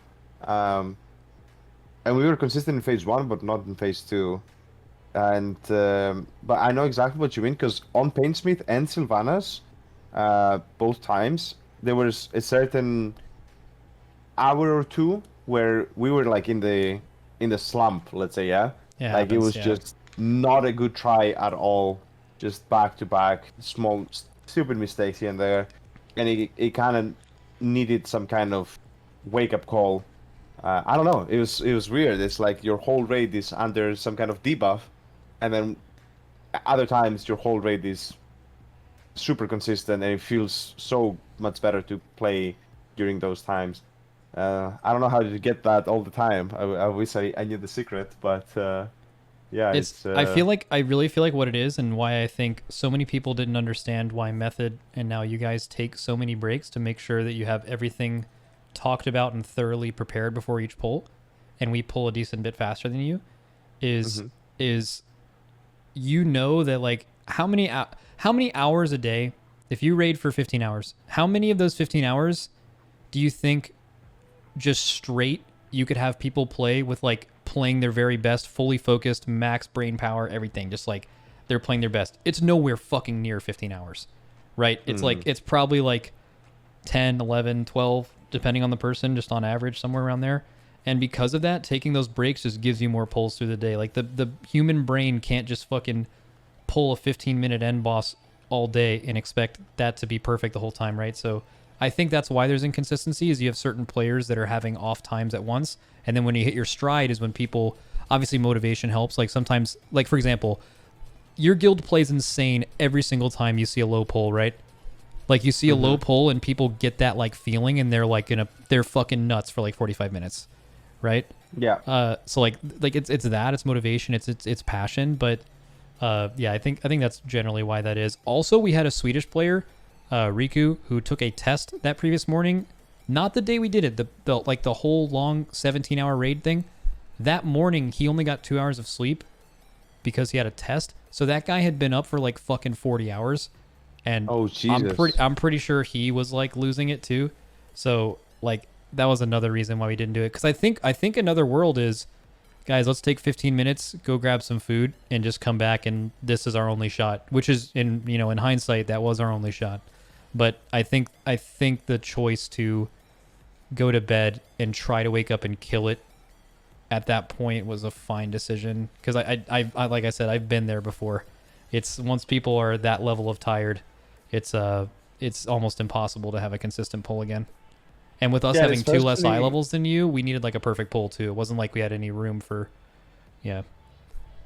Yeah, I think especially on a boss where you need to min-max the DPS so much and like just have no deaths, no mistakes really. So you need the perfect performance. Because I remember Fear, we actually killed that boss like at 7 a.m. or something, back when we were all much younger, of course. But that boss, it wasn't really that hard to play, right? So if it's a boss where maybe you just need a lucky try, or you just keep pulling and you're like, it doesn't require personal responsibility that much, maybe it's worth. But when you're trying to squeeze every little bit of juice you got left, Yeah. and everyone needs to play perfect, It's so draining. yeah, it's not gonna happen. Now, counter argument, if yeah. we would have killed it that night, would you have regretted the exact same decision you had to make the previous night? Whereas, do we For sure. push and try to kill this boss, or do we get a good night's rest, wake up, and we just kill this before the reset? If they don't kill it, then we win, right? Like, what was that Yeah. decision like? So definitely, as I said, I felt a lot better when we left the PC, and when I woke up at 2 a.m. or sorry, 4 a.m. To you guys doing some insane pulls. I was not feeling as good anymore. Um, but yeah, Can I just say, definitely a thing to consider. I don't know. The thing is, as I said, and then sorry to interrupt, but no, you're fine. when Yeah. we hit that 46%, 0.4, we're like, okay, well, either we sit here and we think about it and we make all the improvements and go again, but we can't just change. Like, if we just chain pooled at that point, nothing was gonna change. Like, it was at that point because that pool was pretty damn good. So we had to do some thinking before we do some pooling, and the time Yeah. was already 10:30. So we're like, will people like people were pumped, as you said, it was a good pool. So either you want to just chain pool, and it felt like there was no reason to do that. Let's just stop tonight, talk about small improvements, use the Discord as chat as well while people are falling asleep, come back in the morning and actually blast it. Otherwise, we would have been talking for probably 30 minutes, 45 minutes, then start pulling again. Then people are tired and they're like, I don't know. Like, it was. If we had done that pull like an hour or two before, obviously we would have kept pushing. But it was right at that point, and we also were deceived a little bit, thinking like, hey, limit is kind of still far away. Because at that point, I think your best try was 50. So we're like feeling kind of safe. But definitely a mistake from our part, I think. Yeah. I don't. I think it ended up being the right thing, but like, it's really hard to say in hindsight. I feel like In hindsight, the yeah. decision you had at the time made sense. But may I point out that you saying you woke up at 4 a.m. afraid to fucking check your phone, that's the thing I hate about us starting at different times more than anything else, is how bad sleep you get. You just Yes. like every day you wake up, you're just like, man, I sure hope this didn't happen. But like, if we were going to bed at the same time, at least it would happen when you're awake, you know? Like, That's oh so my true, fucking actually. god, it's just Like, it's so stressful. especially the last day, I got like 4 hours of sleep because I couldn't sleep. I was watching you guys and trying to think of ways to improve. And it's just awful. And you also, like, it was funny, like some people were sleeping, and I'm hearing from like the guildmates that's some of them were sleeping, and then their friends or girlfriends or whatever, they see that you guys are doing really close pulls, and then they wake them up like, hey, the limit is really close. Go and beat them. As if we can just like at Yeah. 6 a.m. Zero boys, chance. back No in. chance. No chance in the world. Oh. Imagine, yeah, dude, imagine fucking sounding an alarm. Similar to how Scripe had that tool to like mute everyone's mics. Imagine if Scripe had a button to yeah. just fucking set off an alarm next to every sleeping raider. And it's like, it's the limit's about to kill it alarm, and you just fucking instantly run to your computer. Like, dude. Yeah, it's Oh my fucking, God. it's rough. That was the thing as well. Like, we did use that, right? Like where we mute everyone, and we use that on certain cases. I've noticed that you guys type a lot more than we do. Like you're just typing. What you guys do is more efficient, because anytime we come up with something really good that we want to talk about, we just type it so we don't say it on Yeah. stream. But you guys are able to like talk about it and just mute mics, which is way better. I mean, think it's just better. your channel is called Current Raiders, right? Because I Yep. always hear like, yeah, check Current Yep. Raiders, guys. Yep. Yeah, It's and definitely that nicer. was an improvement we made because it was way better. Yeah, that's compared to smart. previous I'm going to hard yoink that. times. Yoink. That's it. All right. Okay. So probably like any one other more questions? question. Yeah. One. Probably Yeah. like time for one more. It's like insanely late for you. Only 6 a.m. It's good. Oh, did you guys get our leaked week ores? No, Wow. no, we did not. Yeah, I just assumed they were going to be out in the open. Like all of our progression week auras, the relo's like Really? pack for all of us that had all of our mythic week auras got. I mean, there was a mistake on someone didn't know their POV was being streamed. Someone. Oh, okay. Yeah, so they blacked out their own screen, but like their screen was being used and they didn't know that. So it showed up for the week aura to be copied. And like literally all of it. You could see everything. You could have just wrote it down. And I just deleted the Oh, you clip. mean the whole like string? Yeah, the whole string. You could have just wrote it down and gotten every single week war we made for the raid. And it had like 150 views. It was my like second most viewed thing at some point, and then I just deleted it, and nothing else came of it. So someone had them. We didn't really use a lot of them. They would have had the it would have had the unoptimized, not changed Fate Scribe one, but like No. like yeah. So that is, I thought that was interesting because usually anytime something like that happens, like usually you guys have someone on that'll like get it. So we were just like, yeah. well, We didn't. I didn't even know about this. Yeah, Unless I don't know. I'm checking my Discord. Maybe someone else did. yeah. But I mean, no. yeah, it probably wouldn't have mattered anyway, but it was just something where. Wait, someone said we figured it wasn't anything too impactful, so we stopped trying to get it. Oh, lit. Someone said we wrote it down but didn't decipher it. I don't know whose guild this person's from though. I have no clue.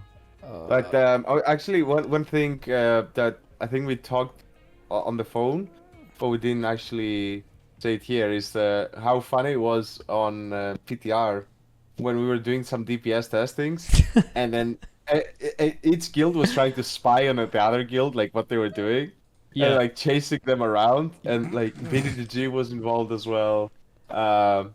And we were like having people rogues stealthing through and trying to see and inspecting the players. Apparently we got caught and we didn't even realize. Like, so you had better espionage than we did.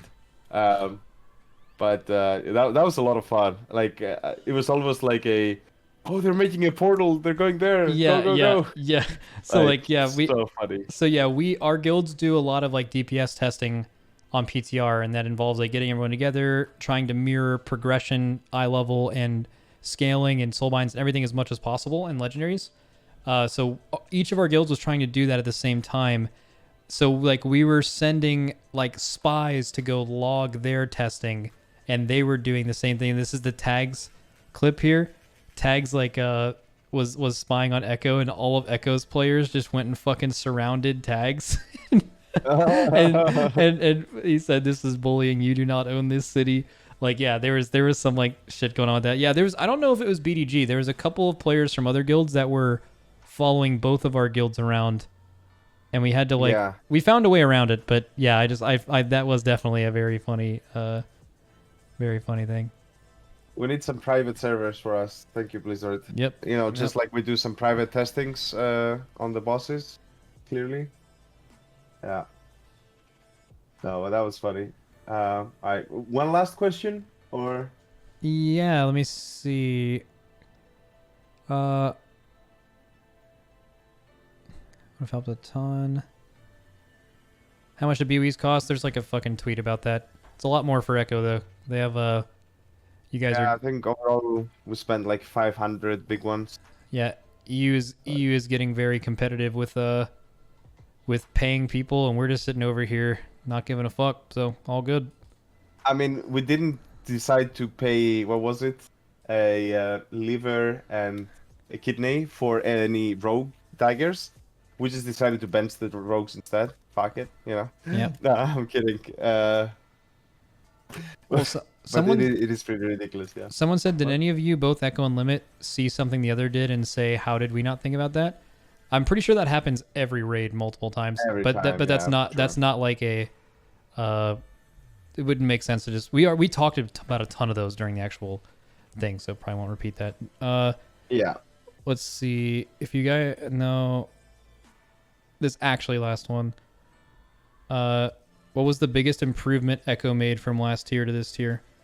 You're asking me because I'm not in that guild, but yeah, I think this is actually interesting because it wasn't like a player diff thing, right? Like you guys basically had the same roster that you had this time that you had last time. It's like almost exactly the same players, but you did so much better. It had to like, did you feel like your all's preparation was like on a different level, or your strats just you happened to just fucking get it just right, or like what did you feel like? What did it feel like preparing for it? I think honestly none of that matters. The only problem was previous tier we didn't have Lorgok. Yeah. That's I mean, legit. that's No, it. okay, but That's our meme the- too. We are undefeated with Bubba helping us, Bubba Dub. But now that Bubba left, we lost. oh shit. Yep, Yeah, Bubba true. diff. Seriously though, I think it was mainly the preparation, but it's like it's not one thing, right? Like it's when I say you say preparation, like yeah, we prepared more than we ever had, blah blah blah. But it's like, what does that mean? So it's using the experience that we have, like different weak auras or better weak auras, better analyzing of the timers, and I don't know, improvements like this muting thing, right? So we can just quickly mute. That's an improvement. But is it the biggest thing? No. It's like a lot of things that just improved. But overall, it was definitely way larger quantity of time spent in preparation um, compared to previous years. Um, I would say maybe twice as much compared to Castle Nathria. Yeah, it was about double for us as well. It's just like every Yeah. tier the preparation, but I mean it Every ended tier up is not matter. Like our preparation was like clearly subpar. Like our ideas on, well I think both of our Painsmith PTR like preparation was very similar. It's just Ural's on the fly optimizations were just much better than ours. And then Ural's Yeah, and KT preparation was so much better than ours. And I think our Fate Scribe was good, but like I really think it was yeah, just like we got to Sylvanas, and we actually did well. I think by the time we got to Sylvanas, like we did okay. you Uh, did really good. Like you caught up. Like we were like holy shit.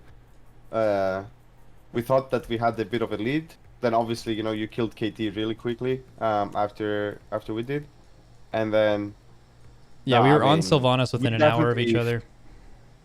Yeah, I think we felt you real close to us on Sylvanas for sure. I think at some point it was like this exciting timing as well, where we both had our new best tries at the same try, Yeah, basically. there Yeah, was like it was when we hit 60. It was we both had our yeah, 60% pull at the exact same time. And then like I you got guys pulled ahead and went lower and we started like optimizing damage a little earlier than we should have. I think that's always something that's really interesting is what we should have done is just saw to the end of the fight without optimizing and just full mm, like no relearning and just keep it consistent. So like for example, if you see P3 6 times over 5 hours versus 6 times in 2 hours, everything you learn in those 6 pulls, not to mention pulls 3 through 6 are going to be so much better because what you just learned is immediately available to you. But also just like all the pulls, you'll retain that information better from it being more condensed. So like chaining really good pulls is just so efficient for future pulls. that And is, yeah. and we made the mistake of doing that. But like, yeah, I really wish we just played the earlier part of the raid better. So it was just like a little bit thing in the end. But I said this to you on the phone, and just want to say it again publicly that you guys were so fucking good this raid. Like it wasn't even like you guys picked up a bunch of new players. Like just the way you like if we would have killed that boss and we could have killed that boss, but if we would have, it would have been stealing it from you, because like every day we woke up on the raids that we won, we woke up and we were better, and we knew we were better, and we played really well, and like we could see ourselves outpacing other guilds. You guys were just better than Yeah, us every single day. Every day we woke up, we were like, oh, they did that when we were asleep, or oh, they did that. Like that was just an absolute no question the better guild won. You guys absolutely played insane and outplayed us just straight up this raid. So I definitely look forward to obviously going into the next one, which unfortunately, as we hear of today, they have halted all they called it. production of Yeah, WoW. it's Apparently, not. that's not good. But yeah, you guys were fucking nuts. So I can't wait to run it Yeah, back next raid. and I can say as well, like I mean, thank you, of course. I'm not really. I don't like when people sour me with compliments, so I'll just move on from that. I will say that it definitely feels good though to not have, especially the Nyalotha situation where we felt we're like so far behind that you're like trying to catch up. I, you weren't at that point at all, by the way. That's not what I'm implying. I'm just happy that finally we're at the point where Oh yeah, it feels good to play again, right? Like it doesn't feel like you're struggling to even be considered a contestant in the race. So I think it was a great race. Uh, we improved. I'm sure you're gonna look back and as you said, we also joined some things from you from the previous year because you played really really fucking crazy good last year, and we're like, oh, let's see what they did, and we reviewed the VOD, and we're like, oh, let's change this, let's change that, and that's like a constant process. And the one thing I will say is that if you remember, there was in one talk we had at some point, and I was thinking maybe the other guilds can catch up because we're kind of reaching that point where we're min-maxed pretty much everything, so Yep. there's not that much room. I don't know if that is correct, honestly. Yeah, I don't Like know if it's after, correct either. I mean, I said the same thing after Nyalotha, where like I felt like, but then like every tier we just find new ways to go harder. And in this raid, Yeah. it's super hard to tell because I feel like the way this raid played out, it's impossible to tell the super big difference. I mean, it was pretty clear from like where we were on the boss in in the first week and where other guilds were, but like the I guess the gap between like Limit and Echo and then the guilds right after that, it's hard to tell if it's the same. It feels like it's the same as it was last raid. It feels like it didn't get any smaller. The kills were closer to ours, but that's also because there was like 0 hard bosses for people to like outplay on, except for Sylvanas. And then right when it gets to that outplay point, those guilds got a reset, and just the boss instantly dies after the reset. Like Fat Shark Yes is a perfect example, right? Where they normally get top 5 and they outplay a few of these guilds. You were unable to do that in this raid because every time you got to a boss, you just killed it in 20 pulls. So if you didn't day raid, you just lose. So it's impossible to tell kind of because of that. But yeah. Yeah, I mean, we'll see. Do you think there's gonna be 1 or 2 more raids? Is the This next raid the expansion? final one? No, I think there's Yeah. going to be 2. Oh, because the thing is I'm sure you guys heard this as well, is like, like a month before 9.1 came out, all we heard was like they have scrapped everything for 9.1 and moved it to 9.2 and started early development on it. And because of that, I don't know if that's because it's supposed to be this like big end of expansion patch, or if that means they're just really tired of being behind and they want to like start the next patch new and not have any more Heavy. delays anymore, right? So like I don't know, but I know that I hope it's 2. I mean, yeah, I'm not I sure. mean, I hope it's 2, but if it is the only one, because I just think they've been just kind of slow, right? Like it's been almost a year since the release, or Yeah. I'm like, I don't know, but yeah, if it's 2, then they better do it fast. But if it's only 1, then they better make it a good one. And I think hopefully, I would prefer if it lasts a bit longer as well than the last 2 tiers, like maybe a 11, 12 days tier. You never, yeah, you want it to, these raids, if they're done well, meaning there's like, a few decently hard bosses besides the end boss, is it's going to last a reset unless the last boss is just like the easiest boss we've seen in a long time. But you never want it to die right after the reset, because that's one of the like few scenarios where like the release advantage is like fucking weird. Like imagine that scenario this And it raid. just- It almost happened. Like It imagine almost happened. That's true, yeah. imagine if we re-clear one shot, you re-clear one shot. What do you do? Like what the fuck is that? But like the 11 10 9 10 11 days. Those are that's the good kill point to where That's a sweet spot, yeah. yeah, that's the sweet spot. Yeah. So all right. hopefully Fuck we yeah. get one of those to finish off the expansion, and yeah, it was a great talk. Longer than expected, I guess, but I kind of expected it. But Yeah, I kind of expected it. I didn't know how long it was going to go. I just know that the few times that we've had conversations like this, one of them was slightly drunk at a method party at BlizzCon, and that was a very long time. And then True. and then the other times it's been like after podcasts where we sit in the channel for multiple hours after the podcast is over.